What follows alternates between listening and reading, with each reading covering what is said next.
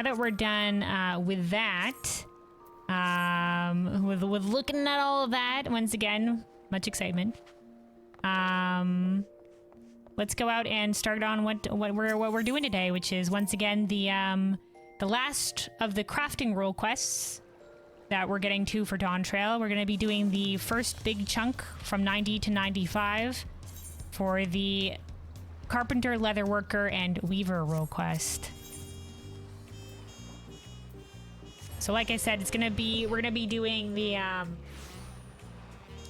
like the first 2 deliveries and then the like midway level 95 little quest. And then we'll still have the last delivery and the finale to do at a later period of time, because 7.1 is launching next week. It'll probably be the week after that. So next week, you know, main story. We're gonna have the main story. We're gonna have the Alliance raid. We're gonna have the I'm gonna do the Pandemonium quest, and the week after that, I'll do the Pelu Pelu rep stuff. We'll go unlock the story with that, and then I'll do we'll do the second half of this role quest here. We'll finish this role quest. So there's gonna be a little break in between finishing this role quest for 7.1 hype. But yeah, here we go. Here's this last. So we've done all the other role quests here. So we did Fisher, we did Botanist and Miner over there with the Bun Lads, we did the Metalworking role quest last time with these two, with Ralsoj and Papani, and we've done the Alchemist and Culinaria role quest. Right here with Zarulja and Halnaruk. And so next up is going to be Pameka. So let me take a sip of water here, and then we'll be starting on this, seeing where this story is going to go. Yeah, a little sip of water first. Stay hydrated, everybody.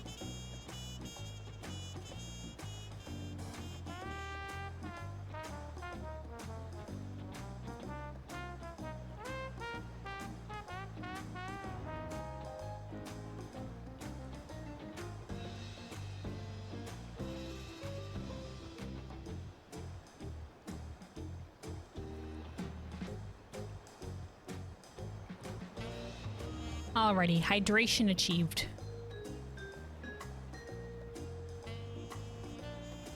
Also, Delia, you said, I can't remember if I've asked you before, would you ever end up finishing the solo dun thing?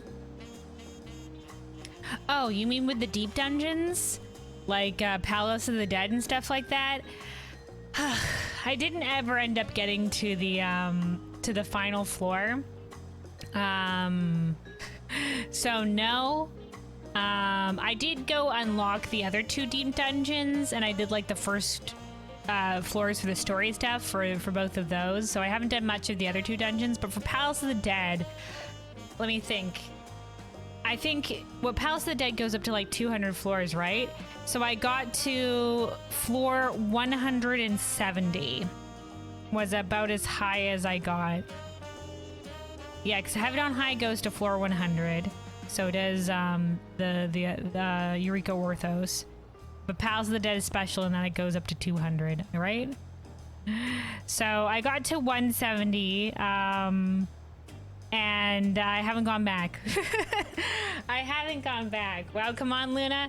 I think if I were to do it again, I'd probably end up trying on a class that's better suited for it. Because when I got to those later levels on Healer, it was just excruciatingly painful. Like, you can do it, but I imagine you probably have to get fairly lucky, because a lot of it is RNG in terms of like what upgrades you get with the Pomanders, what Pomanders you get, or like what other stuff you get. So like, I'm pretty happy with how far I got to in terms of the solo run, and if I were to do it again, I would probably end up trying to do it on a class that's better suited for it. Because like I said, it was just unnecessarily punishing and painful at the higher levels. Like, I understand now why it's such a feat to like, it's the hardest solo challenge in the game, because yeah, oh, man, those later levels. Oh, lordy. But maybe sometime in the future I'll try again. Just do it on Warrior Easy. The Warrior's been suggested before, but there's also like I think other classes that do well in Palace of the Dead as well. Not like Warrior's great because it's got like the self healing and stuff like that, but there's a lot of there's some other classes that people suggest too. So we'll have to see. We'll have to see. It might be something to try in the future, but for the time being.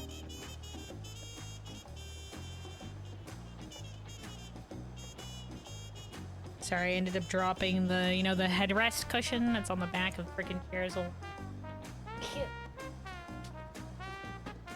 There we go, it's back in place. Yeah, for the time being... for the time being, I'm pretty deep dungeoned out. But, a later period of time, it might be fun to try to take up that challenge again. You vote you keep going as White Mage? Ah, man, my only problem with that is, like I said, it would probably just be bashing my head against the wall over and over and over again until I got the run. You know what I'm saying? Until I got, like, lucky. And it could happen. And certainly, like, lots of people do healer runs in in Palace of the Dead. Well, in any deep dungeon. People do healing runs.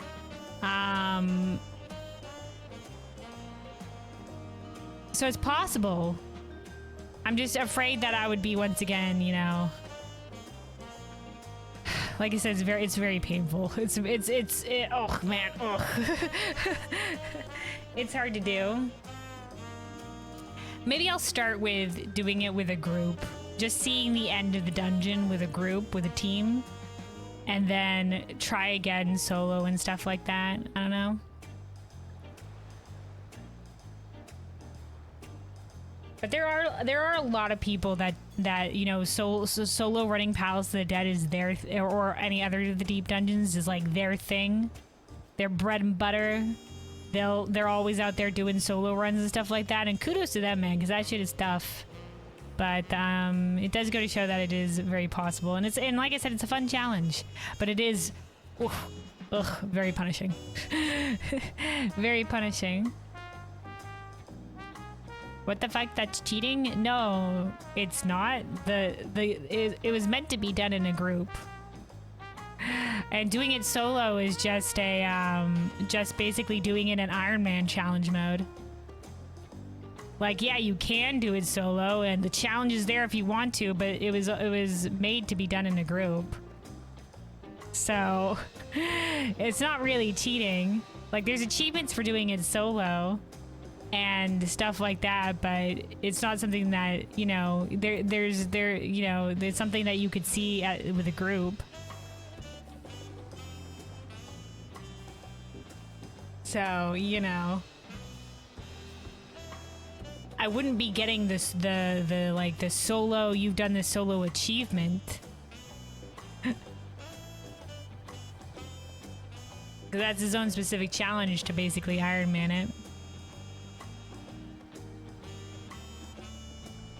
But yeah, basically, sometime maybe I'll pick up the deep dungeoning again, but for the time being, I'd probably focus on some other stuff. Maybe later down the line, I'll get the deep dungeon bug again. I think Heaven on High might be a little bit more doable. Eureka Orthos, from what we did of it, oh boy, man, they went hard in Eureka Orthos. That should be nutty butters. I think I'd maybe like to go back and at least grind out the weapon and armor levels and stuff for those places. I forget what it's called, but your permanent power, to grind that out to max. So that'd be something I'd like to do at the very least eventually.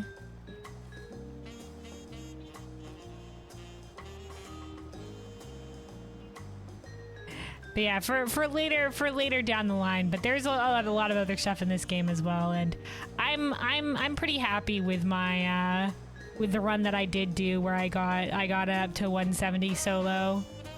I think for, you know, first time deep dungeoner, that's pretty good. That's pretty good. That's good enough for me. And I don't really, like I said, it's very punishing. It's very punishing. But at some point it might be fun to try again. Yeah, I don't think you'd be able to do it unless you grind it out the 90/99 of the permanent power buff or whatever have you to the weapon and stuff. It's kind of a prerequisite for even attempting a run like that. But it's fun watching you suffer. And it's, like I said, it's a fun challenge, but like I said, I was a little bit burdened down on it, so perhaps one day in the future we shall suffer in the deep dungeons again. But not anytime soon. I'll let everybody know when it's gonna happen, though. I'll let everybody know when it's gonna happen. Anyway, though. But yeah, for now. Here we are with the Dawntrail Leatherworker Weaver Carpenter Role Quest. So we're gonna be starting in on this one. When we had the intro to the Wachu Meki Meki quest, when we did the little intro to it, Ropley said that Pamika here is a what she mainly does in her story here is she does like official documentations and transcriptions for certain people writing letters and stuff like that, and she's looking for a skilled someone skilled in crafting materials that would help her with that. So probably like papers, books, bindings, treatments of leathers and other stuff like that. So that's why this is the Carpenter Leatherworker Weaver Role Quest. So that's the general vibe of what we're gonna be getting into here. So let me see. We have to think of a voice for her as well. We'll speak to her and get a better idea, but I also have to, considering that there is going to be the culmination quest line at some point where some of these characters might be interacting with one another, I've been trying to make sure to give them each different voices. I think we can just give her kind of maybe a kind of a straightforward voice. But yeah, let's talk to her. Make her voice sound like sandpaper? That would be probably terrible for both her and for me.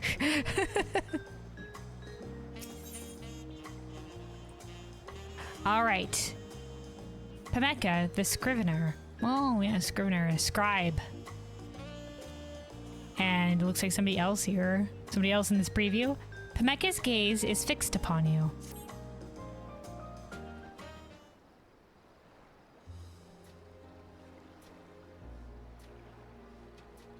A very warm welcome to you, artisan from afar. Kelwyn, was it? I think we can give her a voice like this. You stand before Epistles by Pameka, and I am Pameka herself. Charmed though I am by your interest in my shop, I would like to confirm one matter. Tell me, can you read? Yes. Yes, I can. Is there a problem with the literacy? Or I guess it would be depending on the script. How much are we getting into different languages here? And if they have different written languages. Because Eorzean, there's Eorzean, there's Proto-Eorzean, which is the ancient script.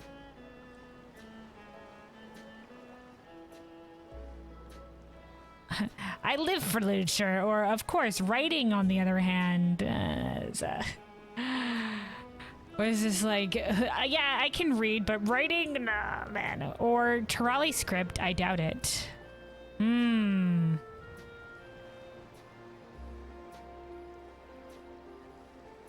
So they are bringing up that is specific Turali.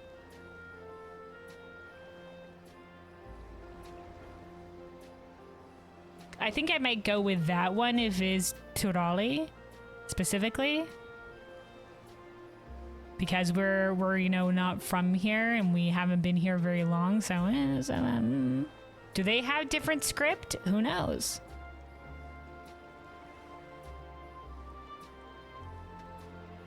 Also, Bizmaker said your Honkai Star Rail account is ready for your future arrival into Honkai Star Rail. I don't...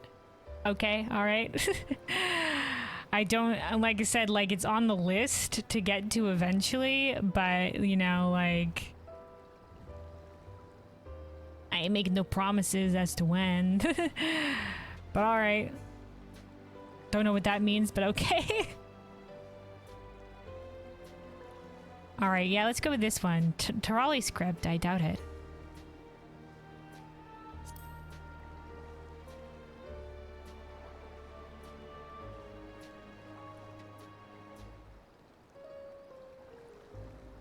Meaning you can read Eorzean script. Okay, yeah. We can read Eorzean script, yes. Then you should have little trouble here. Trolley borrows the Eorzean alphabet.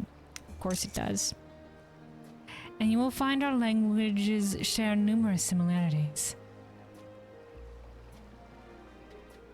Okay. Yeah, for us it's not an issue because in terms of language we have the echo, so we can understand the language if it's spoken to us. Specifically in the case of, you know, like a soul-to-soul communication. You know, we won't be able to understand something that doesn't have a soul, but as long as we're speaking with people, we're Gucci.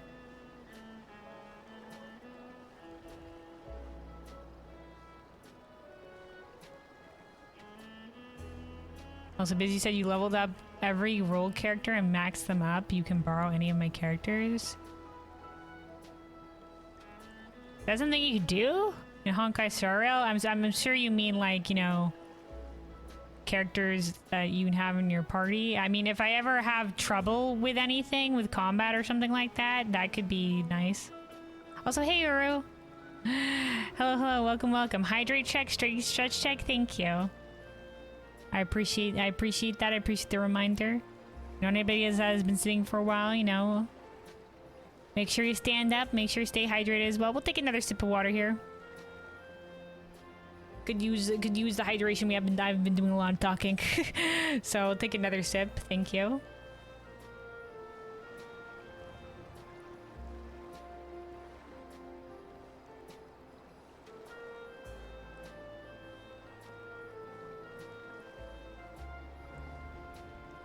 All right. Suffered through pentamelding your crafting sets. Oh man. Congratulations, are good for you. Now working on your gathering sets. Ah. Alright, well, best of luck. Godspeed. You know, by God's blessings. So I guess if it was... Byrgod's the god of crafting, but if it was gathering, it might be more Naldthal. If it was for mining. Probably Naldthal for mining. And, Nafika for botany. Anyway, so this is an interesting note about the Tarali language and script.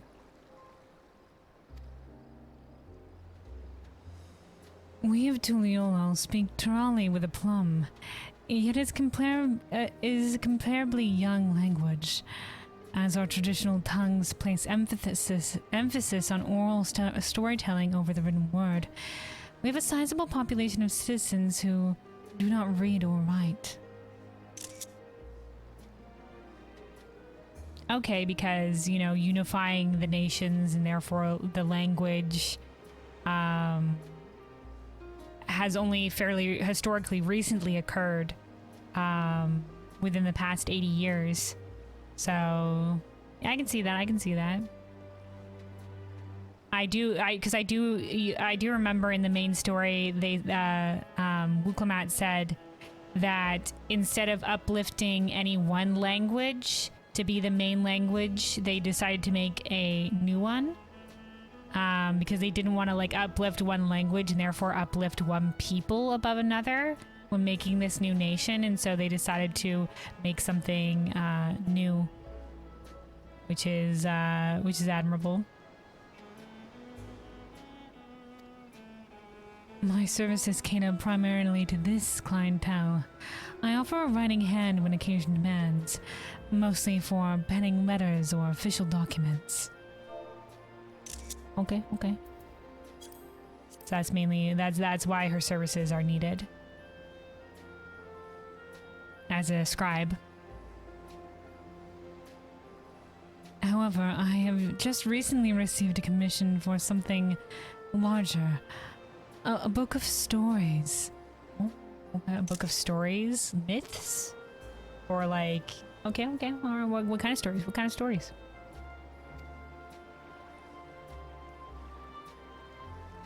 These are tales which have never been committed to text. A documentation of oral storytelling. Oh, hell yeah. Alright, okay, alright, hell yeah. Hell yeah. A most riveting prospect, is it not? Hell yeah, man, that'll be great for the future. Because oral storytelling is great and all, but sometimes there can be instances where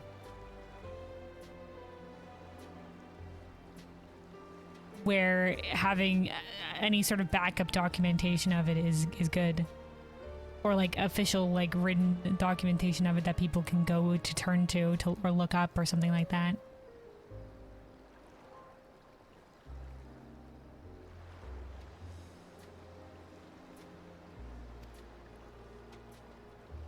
Smile and nod, smile and nod.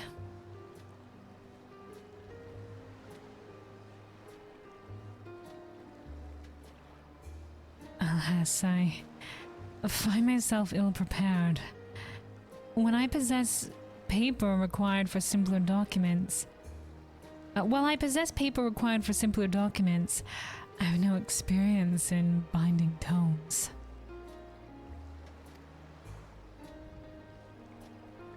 Yet, with the skill of an adept weaver at hand... Oh, right, because we're on Weaver right now. Weaver, Leatherworker, and Carpenter, I could accept this task with my head held high. Alright, we're here to help, so this is the main task that we're going to be helping with, compiling this, these storybooks for oral stories, the oral traditions. Alright, hell yeah.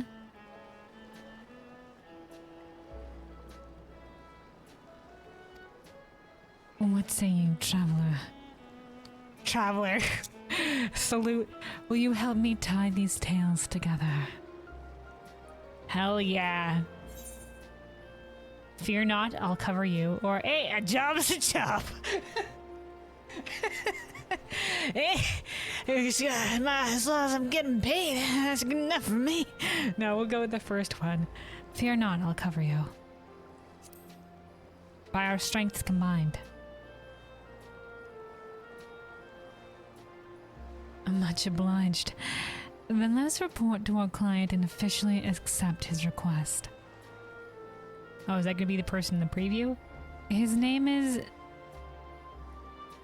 Zimawani. So I'm gonna choose to pronounce that. And he works at Chevalier Thier, the restaurant by the beach. I'll need a moment to close up shop, so would you go ahead and wait for me? Alright. I'm excited to see where this one goes. It seems like it's gonna be a fun one. Maybe some lore, We're gonna be learning about some oral traditions. You needn't wait for me. Go on ahead and introduce yourself to Zumawini at Chevalier Thier. Alright, we're going. Let me go over to the Ethernet shard here. Remember, the Ethernet shard is by the docks. A lot of the times I'll just start running and I'll be like, oh wait, shit, I forgot the Ethernet shard was back there.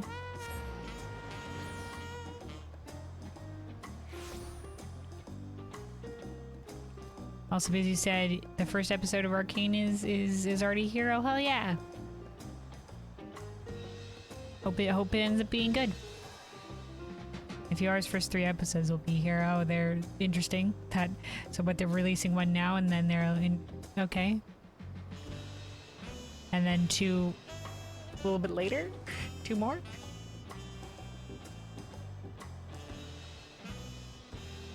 He says he went on Madness Road and decided to play every game by... Oh, yeah.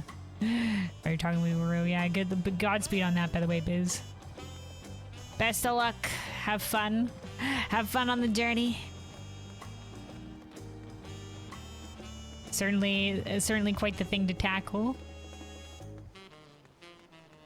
But something like that can be a lot of fun too. I think there's a streamer that I've watched recently, NDD20, ENDYD20. They've done like Final Fantasy content, stuff like that. They're a big lore nerd like me, so it's always and they're a real delight to watch.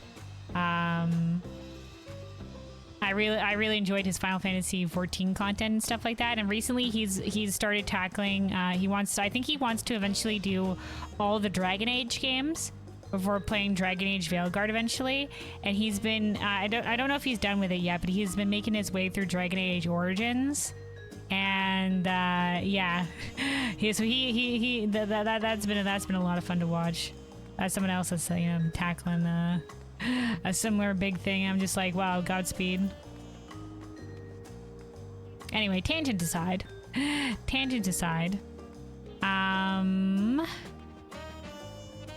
Right, yeah, we're going to the restaurant. All right, onward.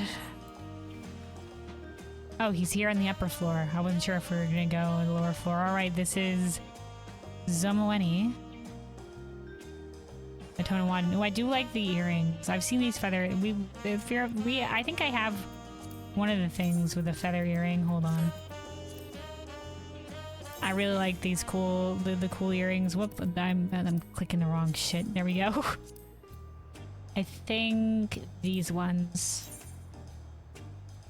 Yeah, so this one has the yellow feather. I think this is from yeah, the Zormor, the where we're climbing the mountain dungeon. I don't know where you might get the earrings with this specific color feathers, but I like them. They remind me of Valley Gramanda. All right, let's speak with them. I would prefer if we waited for Pamewa or whatever her name is to get here, because she's gonna be like, "Who the fuck are you?" So hopefully she arrives here soon.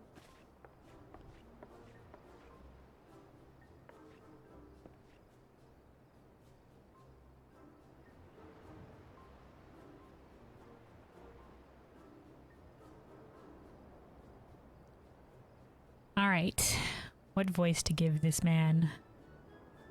Got like, oh, the like red hair into the purple. I didn't put it. I was too busy looking at his earrings. I didn't take note of the hair color.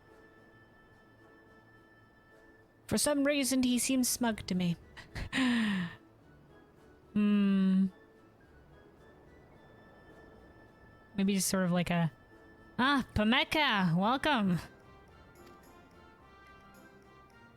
Good evening, Zomoweni.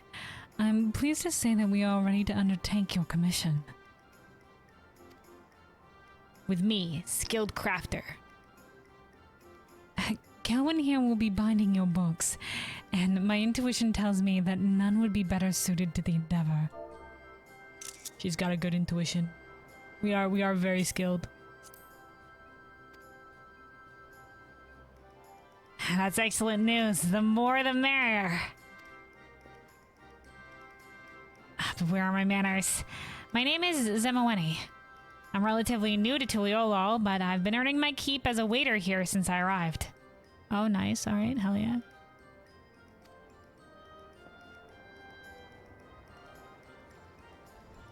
Shpalyev TA is a haven for travelers from every region. There's one thing I've learned in my short time here. It's that everyone's got a story to tell. Yeah, they do. Everyone got their own story. From myths and legends to folktales and anecdotes, our patrons share their nigh endless supply of unique and fascinating tales. Inevitably, one regular or another will badger me into retelling an old favorite, so I try to memorize as many stories as are told. Wow, impossible feat. But memory has its limits, and I'm afraid the details from so many different narratives might eventually become jumbled or forgotten. That's how stories get distorted over time. That's also how language changes as well. But that's, you know, how things may become distorted over time as retellings and retellings and retellings happen down the chain.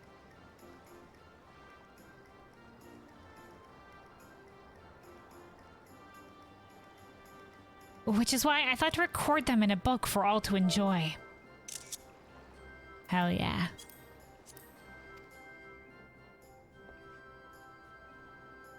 Of course, my people pass down our traditions via the spoken word, so I neither read nor write. Pemeka may be an exception among Tonawata in that respect. Oh, she's also Tonawatan?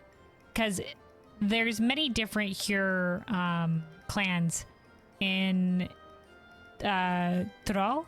Tonawata is just one of them. It's like the one that's, I think it's because it's the one that's closest. Most of the Hyurs we find are Tonawatan, but we, in the battle role quest, we have met others from different groups.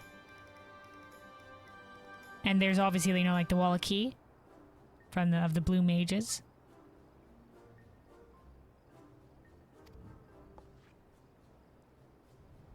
Zimawani will tell his stories, and I will transcribe his words. No different than the dictation of a letter, except perhaps a bit longer. All right. I also thought I might study my letters while you're both hard at work. I'd like to be able to read the books we make after all. Hell yeah, man, right on. You should join us during transcription if you'd like. Hearing each story might serve as inspiration for its binding. Yes! Yes, please, give me all the lore. Yeah, dude, we can make it, but depending on the story, we can make a fancy-ass cover for stuff like that. Yeah.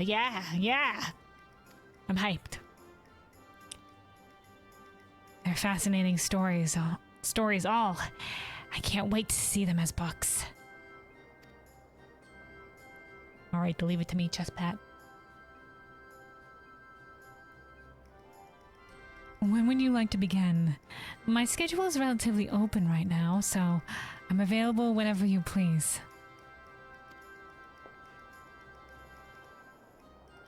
And I'll pay your stall a visit once I've finished my shift. It shouldn't be too long now.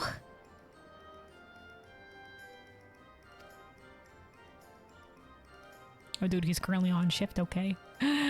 Alright, sorry for interrupting your work, man, alright.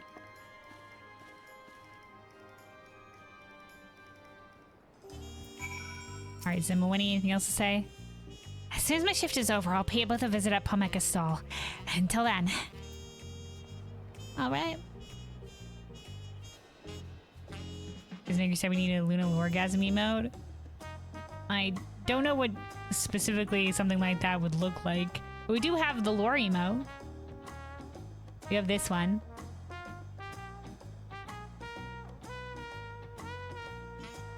So, you know... I try to capture in this lore emote, you know, the sparkly-eyed, the feeling of being like, oh my god, what cool new lore. It's specifically the kind of feeling that I tried to capture with the emote. Like, oh, new lore, hell yeah.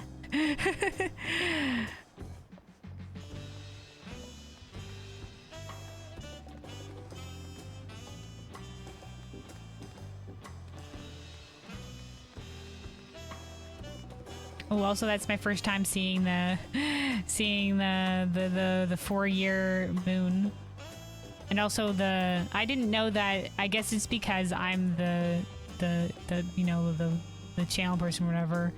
The 3 stars on the top right of the moon is they added an option where if you have a tier 2 or tier 3 sub, you can change the sub badges to have a little bit of extra flair to them, and the default is to have the stars in the top right.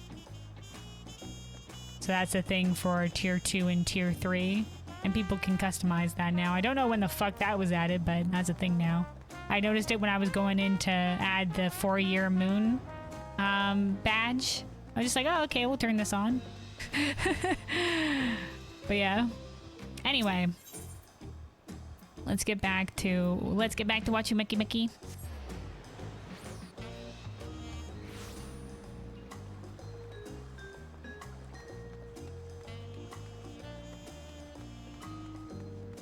All right, Pameka. We will have our transcription session here. I've already plenty of parchment and ink, so you needn't worry about that. However, there are still a few more preparations to be made before Zimaweni's arrival, and your own business may call you elsewhere in the meantime. Oh, we're good. Stop by again when you're ready to begin.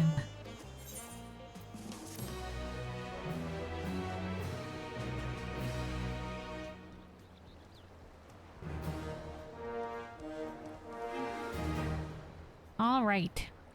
We now undertake deliveries for epistles of, I think it's called, is that how you pronounce that? Epistles? Epistles? By Pameka. Speak with Pameka to learn more. All right. So yeah, there's our first little introduction to this quest line. I like it. I like it so far. I'm very, this is a fun one. To learn more about maybe some tales that are passed down. Hopefully we do get to hear them. All right, Hanu opportunities. Oh, is this going to be a Hanu tale specifically? Okay, that'd be cool, because we do know that what we do know of the Hanu historically is that they're not originally from Thrall, and they came from over the seas and brought their traditions from over the seas with them, including the worship of the bird deity or whatever, Kishaiki, I think it is. So, very interesting, very interesting. So it seems like maybe the Hanu originally came from somewhere else across the ocean. Maybe it would be Mercidia, and they spread out to different locations, which includes eventually some of them ending up in the Sea of Clouds. What as the Vanu in this group, the Hanu would have originally been maybe from one population.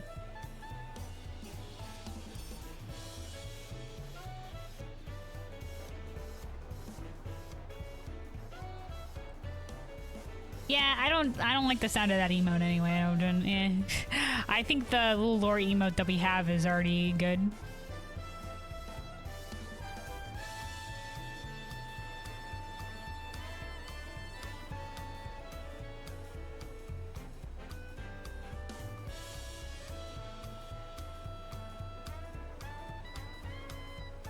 Anyway, Hanu opportunities. Pameka's quill is primed and ready. You seem eager to start, and I'll admit, so am I. Hell yeah, lass, let's go. According to my research, we'll require numerous components. Boards, covers, woven cords, the list goes on. Furthermore, a binding can be made of nearly anything. Wood, cloth, leather. Wood? I haven't really encountered something like that, but okay, yeah. The possibilities are endless. I'll leave the particulars to you and your artistic taste. Once you have enough materials prepared, we'll be ready to document Zimaweni's tales. Alright, this is gonna be our first delivery. Get some of the materials together for the book bindings. Alright, by delivering the requested items to Pameka and raising yourself in her esteem, you'll be able to bind new stories for Zimaweni. Okay. How goes the crafting, Kelwyn? Okay, so yeah, we're gonna be handcrafted cover components. Oh, also, I haven't realized I'm pretty high on the crafter scripts. I'm pretty high on the crafter scripts. Probably you'll have to go spend them real quick. We might have to pop out by the script vendor to go do that. But yeah, let's bring this up here. So crafting log. Last quest, watching Meki. All right, here we go. So we're gonna need Ophitorus leather. Oh right, they're gonna send us out for Endwalker stuff. Ugh, man, I didn't think of this. Yeah, this is all Endwalker goods. All right, so we only need one of each. So let me try to remember where each of this is from. Let's start with the lumber. integral logs do I have? I have 30 on me. Okay. So this should be enough. Just enough. Okay, good. Right, because I remember I went to go get extra. We needed integral lumber for one of the, I think for one of the steps in one of the other role quests, and I picked up some extra. So it's good that I hung on to this. Yeah, otherwise I'd have to go all the way out to Ultima Thule for that one. We might still have to go out to Ultima Thule, honestly. In which case we might as well pick up some extra while we're out there. Because I think the Weaver one also comes from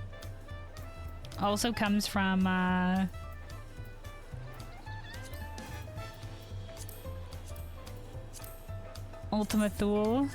Yeah. We're gonna have to go out there anyway. We're gonna have to go out there anyway. And then the Ophratoris leather. Right, I think I know. I think Ophratoris are in Elpis. I think I know exactly where it is. And more Eblin Alaman as well. With a lot of the early leatherworking stuff in Dawntrail needs this as well. But we have enough of this, so I think we're good. So I've been using it. We might have to go back out later, but we have a lot.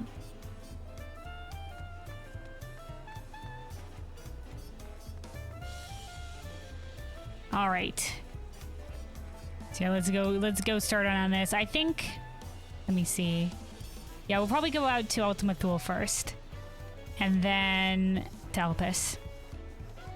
So we'll go out to Ultima Thule, gather the lumber and the stuff we need for the cloth.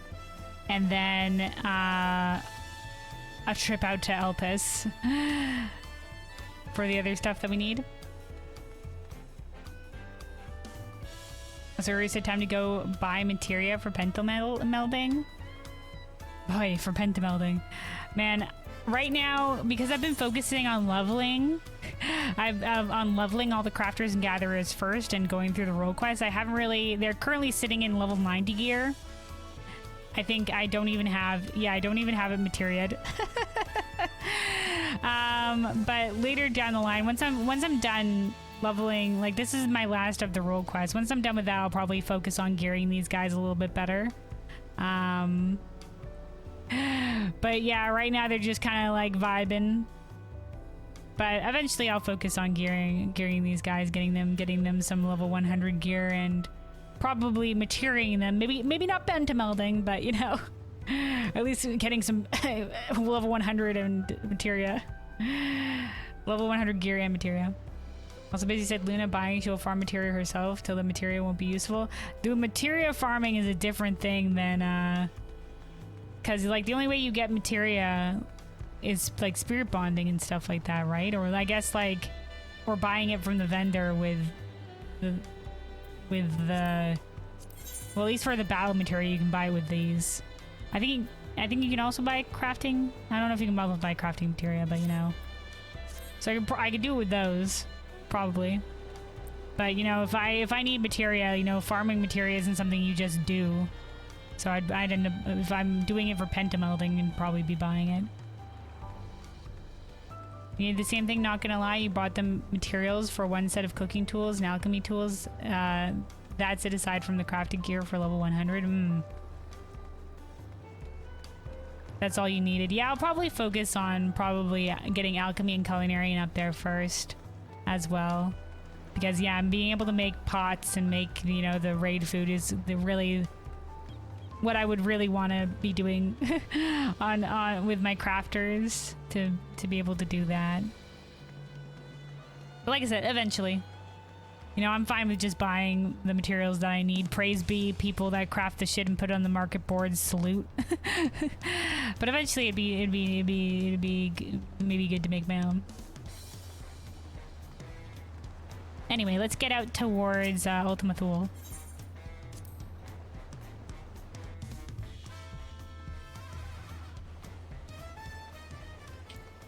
We got out to Labyrinthos and then just a hop, skip, and a jump to Ultima Thule from there.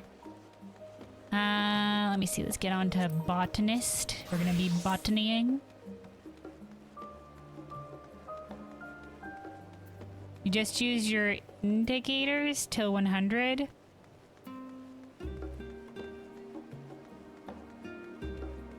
Indicators? I don't know what that is. What's an indicator?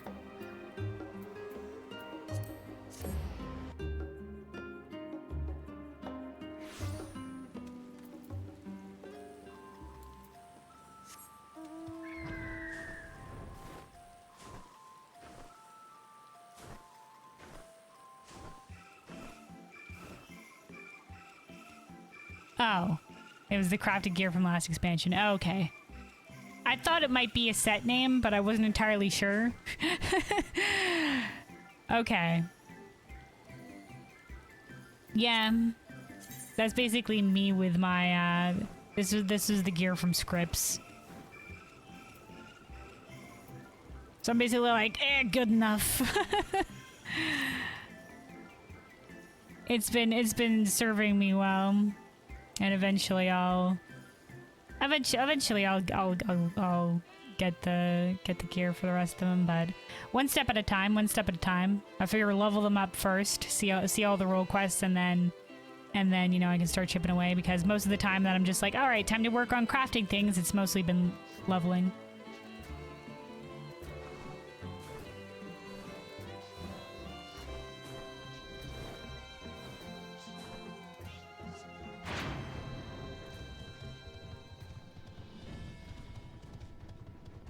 All right, here we are.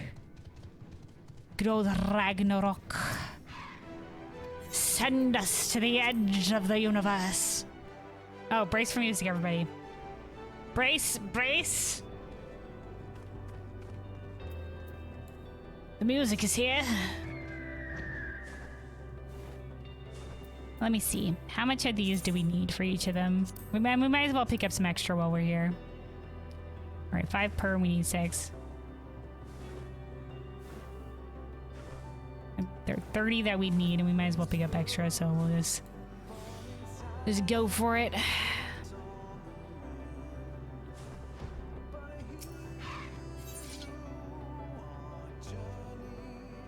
Script gear is nice budget set, but the level 100 script gear kind of sucks because it's job based and not overall. I see they don't have an overall set yet.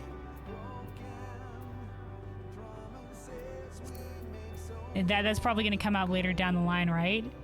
Because I know they do, like...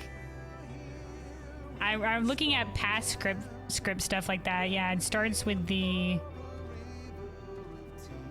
Right, so later down the line they'll have, like, the... Yeah, okay, yeah. Okay. This is my first time being, like... current in terms of the early patch cycle. And I guess, like, I've never leveled my crafters before, so I don't know what the cadence of release for that sort of gear is, but alright.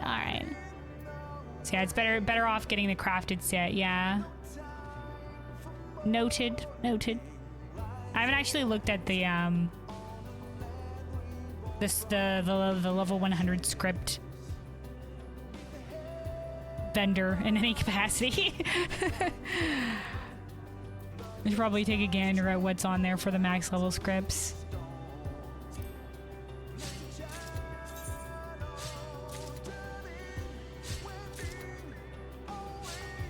Oh, which does remind me, we do have to go out and do... Ah, shit, I should have gone and done that. I gotta get to the script vendor. I gotta remember to get to the script vendor.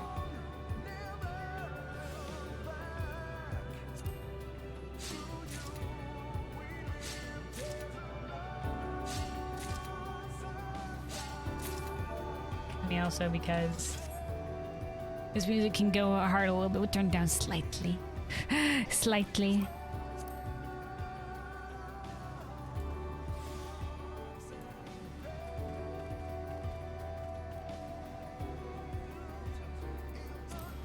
We drink a cordial as well.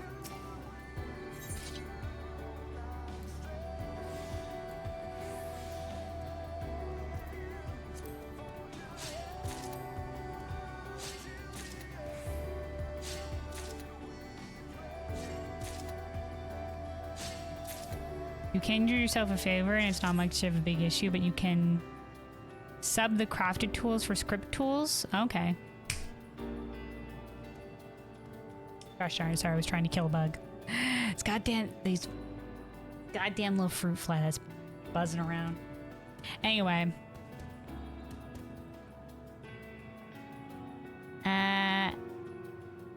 But script tools don't have materia slots. Okay. Did some research and it's not much of a loss. Okay. Well, maybe that'll be probably... God damn it. There it was again. Didn't get it.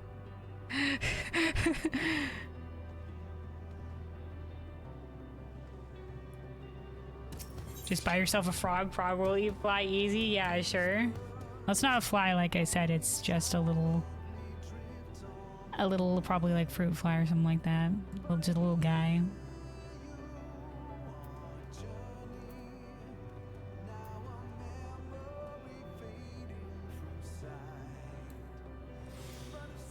Yeah, the frog, having a pet would be way more upkeep than, oh no, like one little bug is being annoying.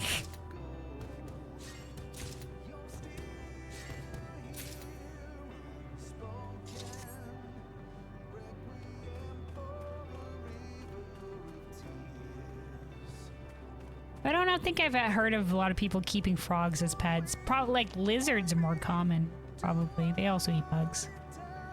A lizard. Alright, we'll get a little bit more of this cotton and then we'll grab some extra lumber.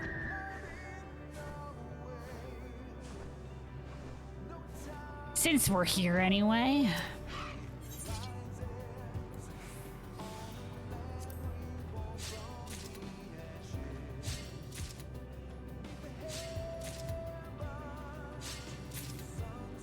Alright, there we go. That's all we need for that.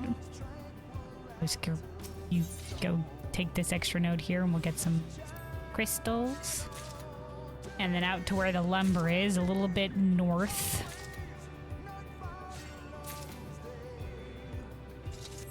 You don't care what flavor it is, fruit or vanilla is still a fly? Well, I mean, like, a big fly and like a little fruit fly are different entirely. It'd be like, you know, like a blue jay versus like a hummingbird. Like fruit flies are harmless. They're just annoying. There's usually sometimes a lot of them. But flies, big. But flies are big and usually unhygienic, and they like land on everything, and they're, you know, not good to have one in the house. We kill those. We kill those, but yeah. I'm thankful it's not a big fly. I don't think this season there's a lot of the big flies. I think mostly they're not here, but we still got some fruit flies buzzing around. I think they enjoy the compost, that's why. That's why. Luckily, like, mosquitoes haven't been too much of a problem. Usually mosquitoes bane of my existence. But in recent years hasn't been too much of a problem, as long as you're not going outside after a rainfall, because that's when they get you. That's when they get you. Otherwise, we've been pretty lucky to not have them many inside the house. And not many get in.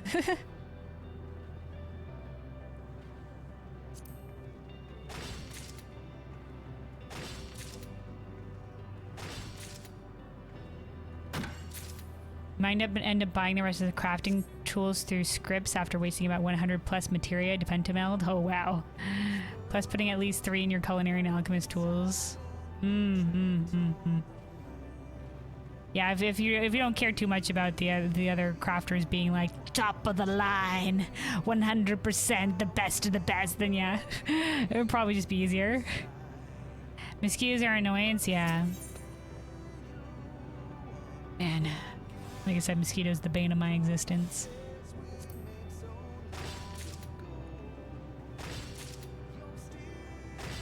That's why sometimes, you know,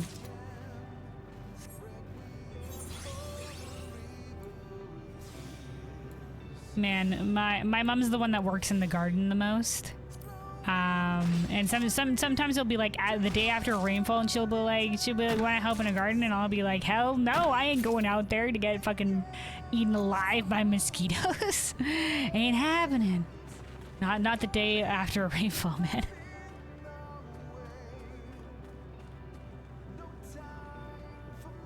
I still remember, like, my aunt, one of my aunts is really big into, like,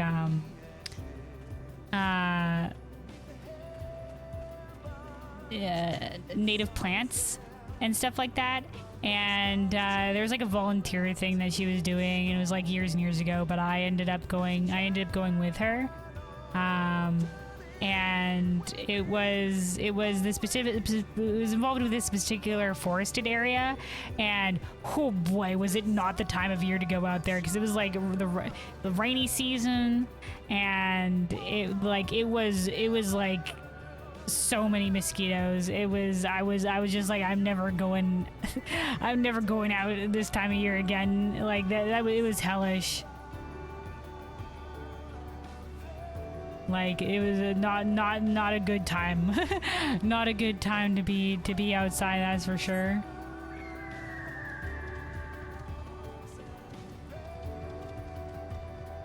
I'm just like, all right, you outdoorsy types, I salute you, but I'm staying inside, you know, thank you. At least specifically those times of year, man.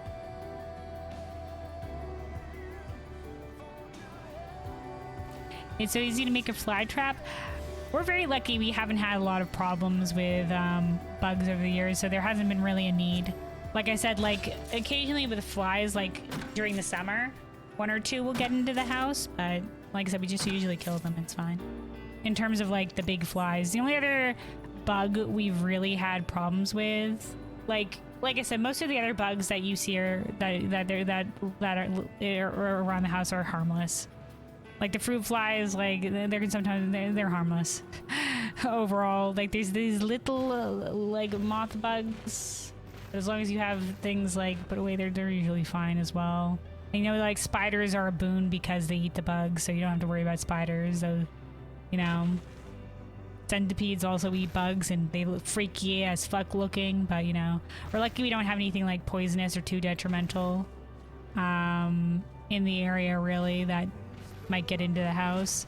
Ants can sometimes be a problem. We've had to set out some ant traps in the past, but you know.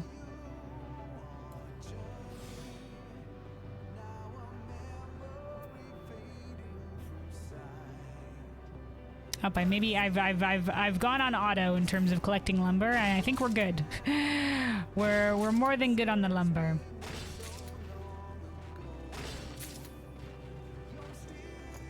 So I guess since I've gone on autopilot, we might as well collect a little more. Why not? I can sell this later.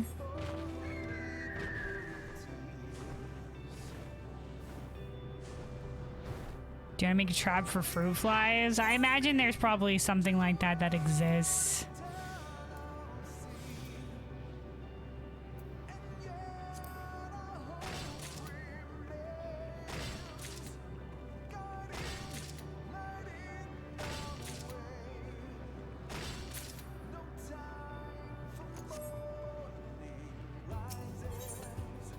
Like I said, it's not like there's a lot of them inside the house at the very least, so it's usually not too much of a problem. And like I said, they're mostly harmless, but there was just like one that's just flying around.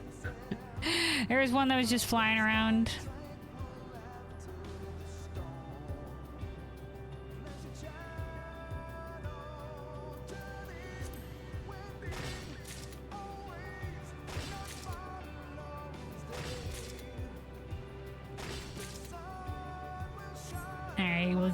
Oh, well, there we go. Oh, okay, well, there we go. Perfect. All right, and then we'll just get some water crystals, and then we'll leave. We have more than enough. Kind of went on autopilot there for a little bit. All right. Let us... All right, here's what we'll do. Let's return to Tuliolo. We'll go spend our scripts real quick, because I kind of forgot to do that. And then we'll use... We'll head out towards Elpis. for the other stuff that we need. So let's see. Let's go to solution 9. Take plastic bottle, cut bottleneck, put piece of apple inside, put bottleneck upside down.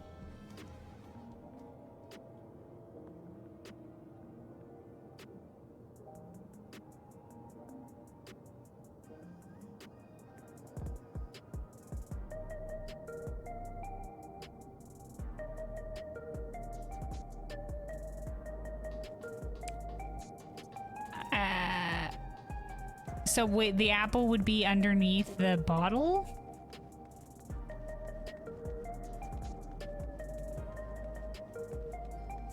And how exactly does that work?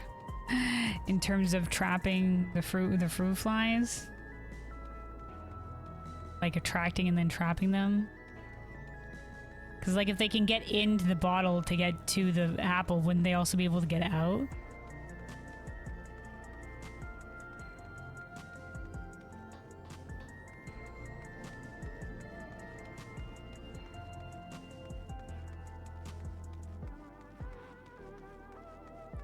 All right, let's see. Here is the script vendor.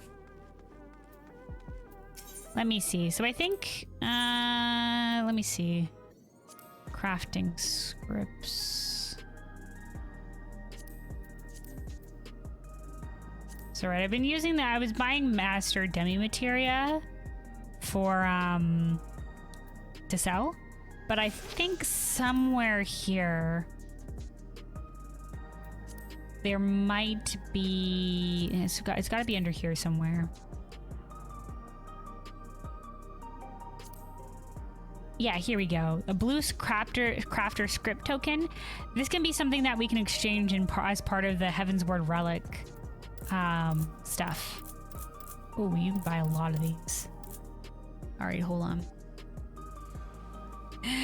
This is something that you can exchange for one of the steps in the Heavensward anima relics. So I might as well use it for this, but I don't know how many I think I need a fair amount. So I think there's like something where you can exchange stuff for sand, part of the quest. And it's 150 per relic. How many of these can I buy? 10 per. So if I were to get 90. Okay. What if I were to get 50? Okay. There we go. There we go. And then another 50. Perfect. There we go. Crafting scripts expended. And do I have room in my chocobo saddlebag? I don't. I have too much shit in here. I have too much shit in here. What can I possibly get rid of? A lot of these are things that I've brought together for a reason. I think I can probably get rid of some of these. Some of these fishing stuff I don't actually need. Where's our ether pool fragment? What the fuck did I get this? Forgot I had these. You know what? I should probably take these and put these in my inventory. You know, that's probably good. Reminder that these exist. Increase the meal effect duration. I might as well use those. And this. This might actually be something I should probably just use. And then yeah, put this up here. Maybe move some things around a little bit.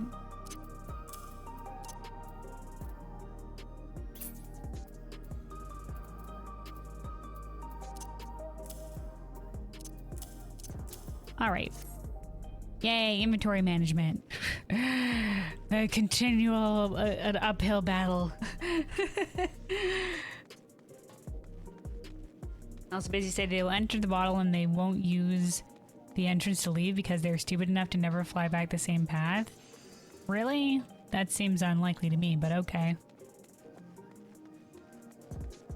Like I said, it's fine. All right. So yeah, let's use Twin Adder Aetheryte, take it here. And let's go out to Elpis.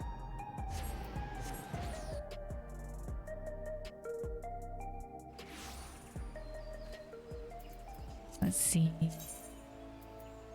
Starting with going to Mordona, and then we'll just zone transition. Just Google photo of bottle traps for flies. Okay.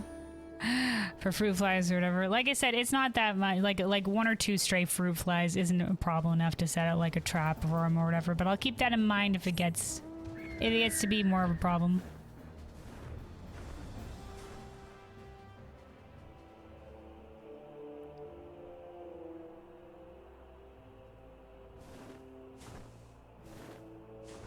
So let's see. We are picking up the Ophitoros hide.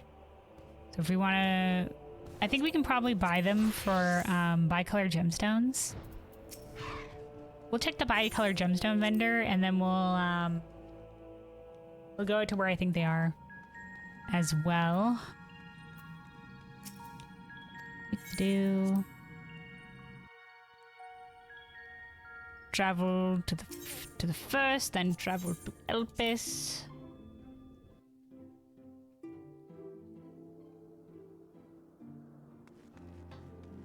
Using food in real life, and they were filled with bugs. Oh boy. Okay, like I said, I'll keep in mind.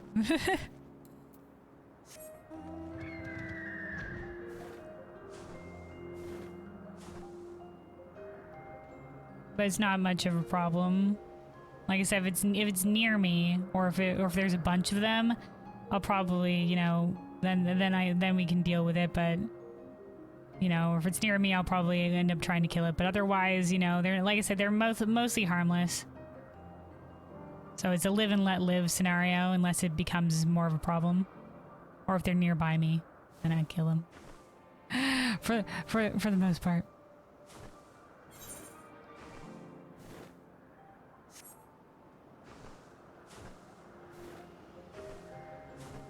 All right, we're gonna go check the bicolor gemstone vendor first.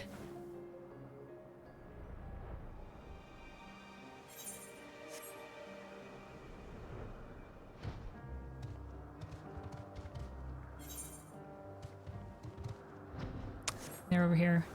It's like, are they by the vendors? No, they put this person special lot on their own. Okay, so yeah, we can buy Ophitoros hide for the bicolor gemstones, but let's try killing them first, and this will be our backup. If we do need 6 Ophitoros leather, okay, it's 4 leather per.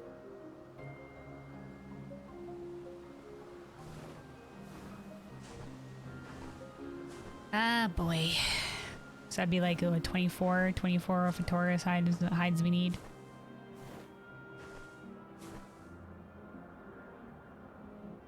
Oh, right. You know what? I also forgot. Hold on. It'd be 24 Ophitoros hides we need. I think the Ophitoros are outside where the raid instance is up here. But I was going to say, I also forgot, I recently got Dragoon to level 100.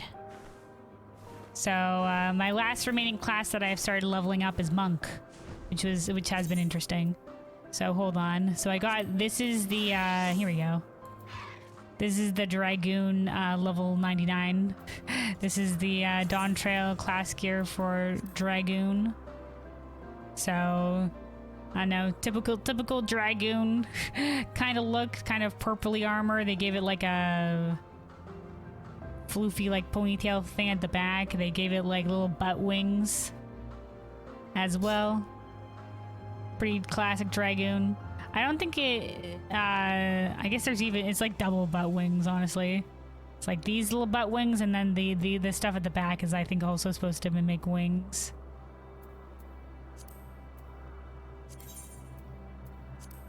And it's got like 2 separate parts of the armor that can die like 2 parts differently. I don't know why you would in terms of wanting it to have different dyes, but yeah, there we go.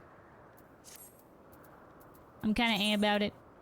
Let's get the other gear that we have on here. There we go. Oh, right. I remember I have the Sky Ruin lance. That's good. That's good enough. The Sky Ruin, the Valley Armanda lance is pretty cool.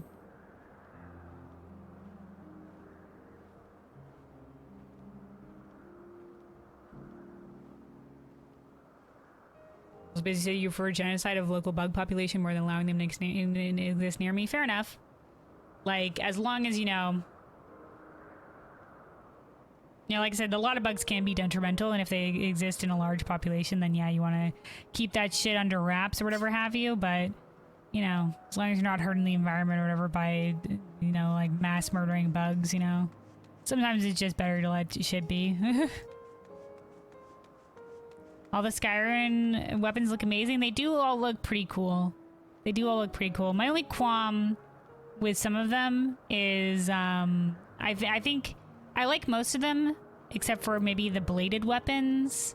Some of the bladed weapons, it looks, cause I don't know, it just looks like very crude, like dulled, like a crude stone, which I guess is a vibe on its own. But I prefer my stuff looking like sharp.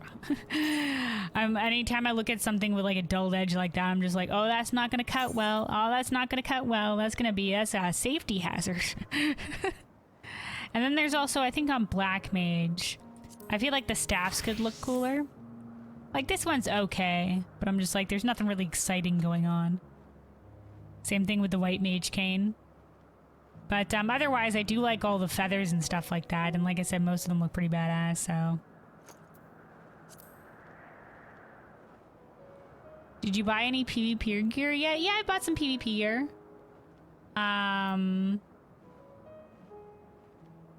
I don't think I have any glamored on just yet, but I have gotten some, like the masks that you can put to the side of your head that have like the, you know, like the Japanese style masks. I bought a couple of those ones. Those were pretty cool.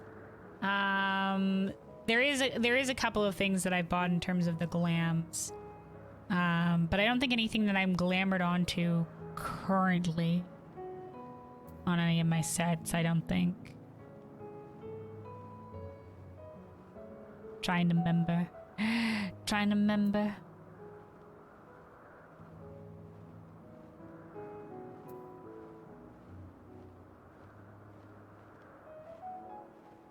I don't think anything currently. I've glammed this from the PvP stuff, but I have gone and bought some stuff with my PvP from doing all the PvP that we've been doing. No, that's for scripts. That's for other stuff. Is it just under battle? There. Oh yeah. Here we go. This is the trophy crystals. Oh shit. I'm capped on wolf marks. I should go spend the wolf marks at some point. I haven't been back out to the PvP area in a hot second. I'll end up going to spend my wolf marks. But yeah, I haven't been doing a lot of the frontline stuff lately. I mean, the PvP season is ending. I haven't technically, because I started late in the season, I haven't gotten the mount yet, but I don't really care for this mount at all, so it's no loss to me. It's no loss to me. I ain't grinding the PvP for it, but I did get the minions and stuff like that, and this is my first season doing the PvP, so it'll be nice to, you know, not miss out on these rewards going forward, because I think Yoshi P has said that he said at some point that they might be considering ways to bring back the PvP season rewards at some point, but we haven't heard anything about it since he said that, so who knows. Right now it's all the PvP seasons are FOMO, so you get it or you don't. And considering I've missed every single PvP season up to this point, you know, it doesn't bother me that I'm missing in this one this time around. And it's not, to be honest, for me personally, I don't particularly care for it. But, you know, so I don't mind missing out on the mount. I'm not grinding extra for it. But there have been mounts in the past that I thought were cool that I didn't end up getting. Like, there was a red dragon from a couple ones back, because I didn't PvP. I was just like, no. Anyway, here's the Ophiatoros. Oh, you know what? Maybe we'll go over, hold on. Let me go over on Monk. Because, yeah, Monk has had some changes. As the most recent class I'm... Oh, shit. Of course I get into combat. Monk has had some changes. Mostly, like, shit lights up now. That's been one of the major changes. Also, they upgraded at level 92, I think they upgraded your basic combo. So we have Leaping Oppo, Rising Raptor, and Pouncing Curl as our main combo now that was upgraded. That gets upgraded at, like, I think it's level 92. I think I just got it upgraded. So that has the new animations or whatever. Like when you do the Pouncing Curl strike, it'll like be a curl, like a magical curl head that you punch forward with and stuff like that. The Rising Raptor is a little like Fury Raptor punch. Whatever. Hold on, we'll do it over here. There's the scratches for the Oppo Oppo. Boom, Fury Raptor punch, and then boom, the curl head. So they're pretty cool. And yeah, the major change is that shit lights up now. So it'll light up with what order you need to do things in, which makes it a little bit easier to follow along in terms of your combos on Monk. There's basically like two combos that you alternate between because some... There's that bug. Darn it, it's gone. Anyway, because some abilities will empower other ones. So for example, Dragon Kick will empower your next Oppo Oppo. So it'll light up in terms of optimizing that. Or like,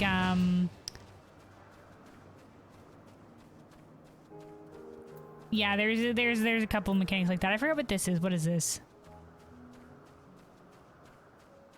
Okay. I haven't looked up the more current. I've been trying to remember how to play Monk and look up the current changes and things. The other thing is that now your max chakra abilities have been tied onto your gain chakra buttons. So before they were separate buttons, and now they've constellated them into one button. So like when you're outside of combat, pressing the gain chakra ability will max your chakra, but when you're in combat, it'll only do one chakra circle at a time for like when there's downtime.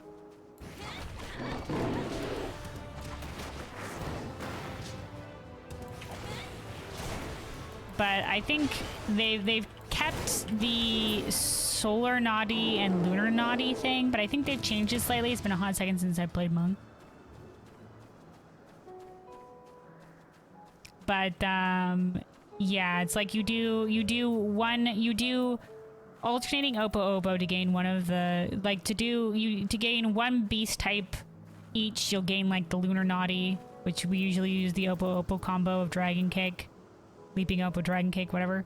And then the other one is from having 3 different casts. So you do like a regular combo, and then that'll get you the solar naughty or something like that, and then that'll unlock the. Then you'll be able to use both naughty for your spender or whatever. It's still fairly complex, but having the buttons light up now in whatever order you need to do them in has made it a lot simpler in terms of following along in the combo. Honestly, I was listening to people talk about Monk. And like, oh my god, the Monk changes. I don't even know how to do my basic melee combo anymore. And I was like, oh man, they must have really changed things to Monk. And it is a fair amount of changes, but it's also they just made it simpler. So I don't know why all the things that I saw, I was like spooked. I was like, oh no, I'm not gonna understand Monk at all now. But no, they made it easier.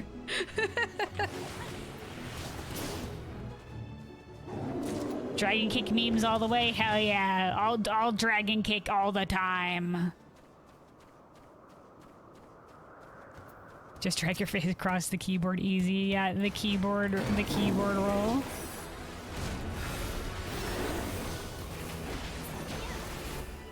Oh, okay, alright, that thing died. Only way to play DPS in this game.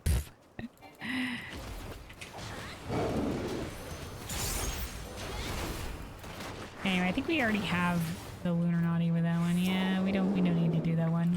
Whee!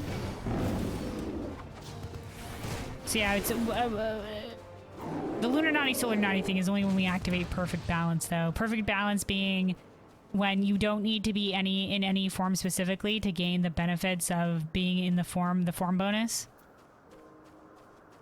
Because this shit lights up because you're in the right form, and the forms will transition based on your combo. So it'll go from Oppo into Raptor form into Curl form.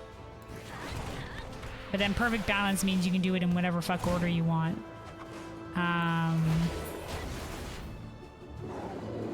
And I'm sure there's like an optimal way. Like I said, I still need to look up the specific guide for what's the most optimal way to do things in the order with perfect balance.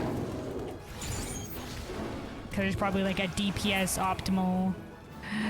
optimal thing to do with it.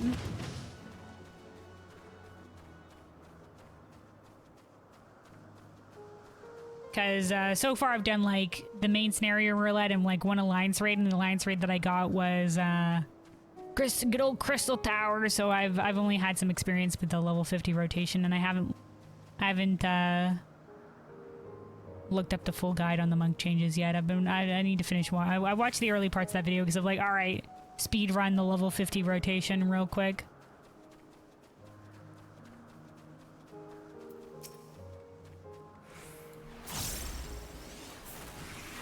But yeah, in terms of the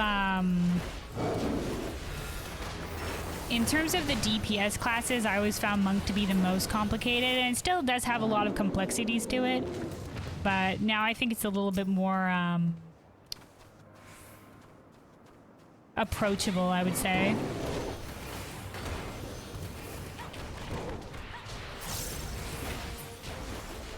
Because I remember on like Monk was the hardest for me to learn. And Monk was the hardest for me to learn. I think Ninja is also fairly complicated in terms of learning the Mudra combos, specifically.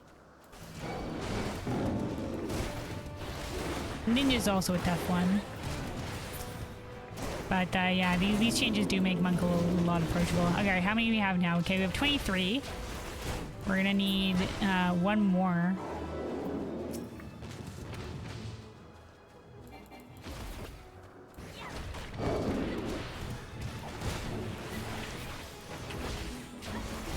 Yeah, I like Monk though. I think Monk is a lot of fun, and aesthetically, hell yeah, hell yeah, dude. Monk is so cool looking.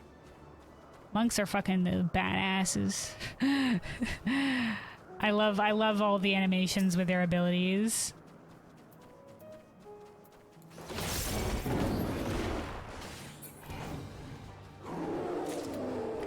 All right, there we go. There we go. All right, we'll kill some couple more of these on the way out, see if we get any extra hides, and then we'll start crafting all this, putting this shit together into what we need. I'm not gonna get extra Ophiutorus hides because once again, the friggin' leatherworking shit is a pain in the ass. Because you either kill mobs for it or you buy with bicolor gemstones, and I'm just like, nah. What if I don't?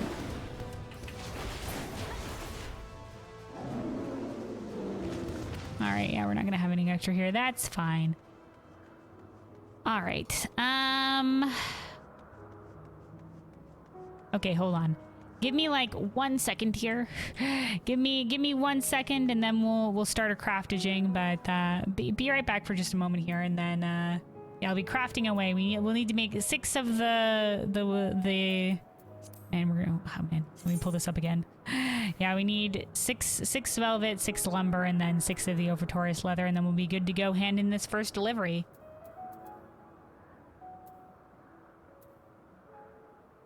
Oh, also Busy said, remember what you said a few days ago about Chinese VTuber? No, I don't remember. Was that that wasn't the like killer whale VTuber, was it? But anyway, no, I forgot what you said. I forget what you said, so remind me, but yeah, hold on, I'm gonna be right back a moment as well, so. Be right back, and then we'll get to crafting here.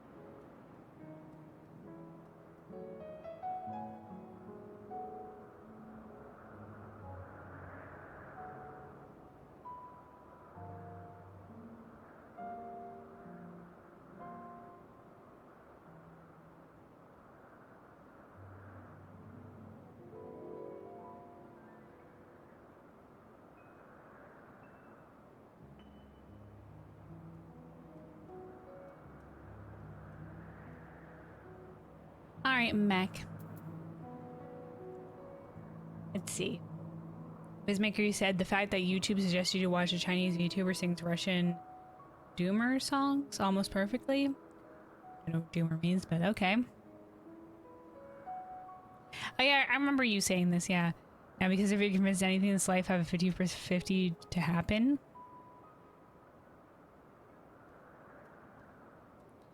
Oh, you mean like like in the kind of sentiment of you know, like, wow, this shit's wild. You know, like, now I'm convinced anything can happen kind of thing. Or like, you know.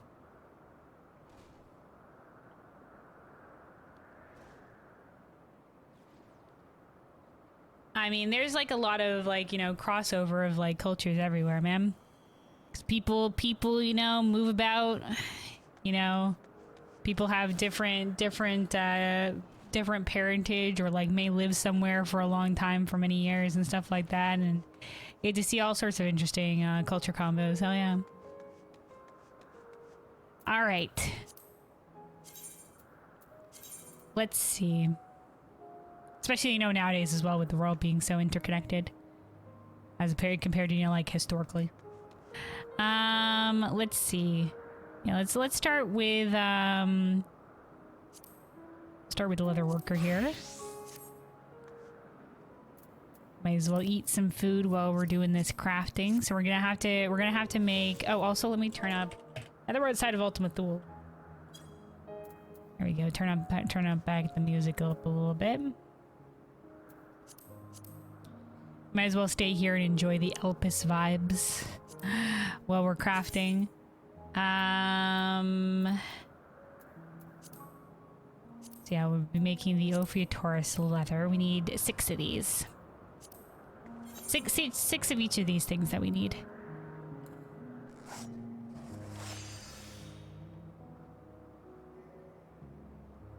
Do really like, you know what, whatever this rainbowy like opalescent crystal is, they use a lot in the Elpis architecture of the different things.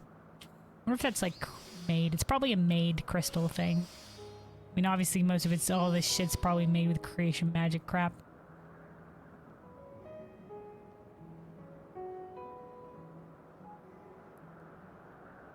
Anything can happen, even stuff you think never happen will happen eventually. Yeah, man, sometimes, you know, you keep an open mind, man. You gotta keep an open mind.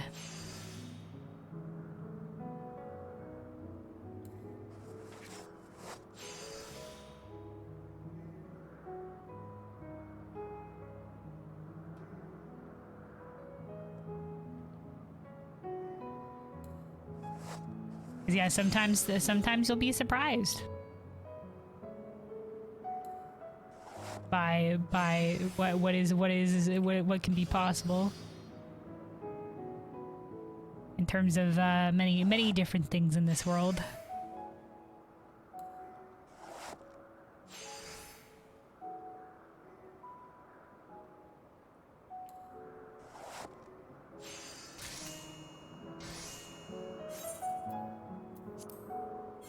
Unfortunately, this isn't a 10 levels below us recipe, or else we'd be able to use train dye here, but that's alright.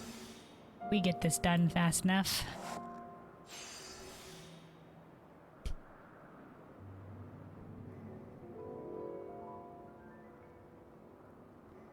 God, that one little bug is a master at evading. That's like the 4th time he's just been sort of flying by and I've been like, shoo, scat, get out of here.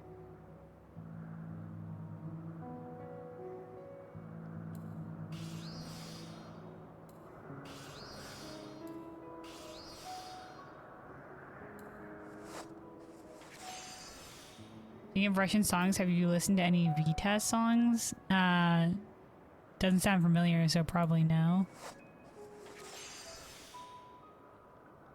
It's like in a different language. I rarely listen to songs in different languages.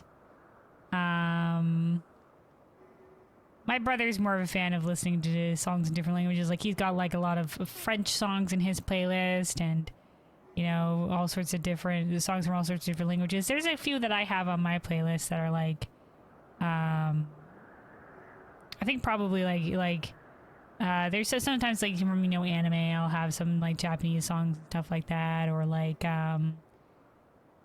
there's a couple of songs I have from some niche languages here and there, but for the most part I don't listen to a lot of songs in other languages. So it's usually outside of my particular wheelhouse. There are a lot of great songs out there.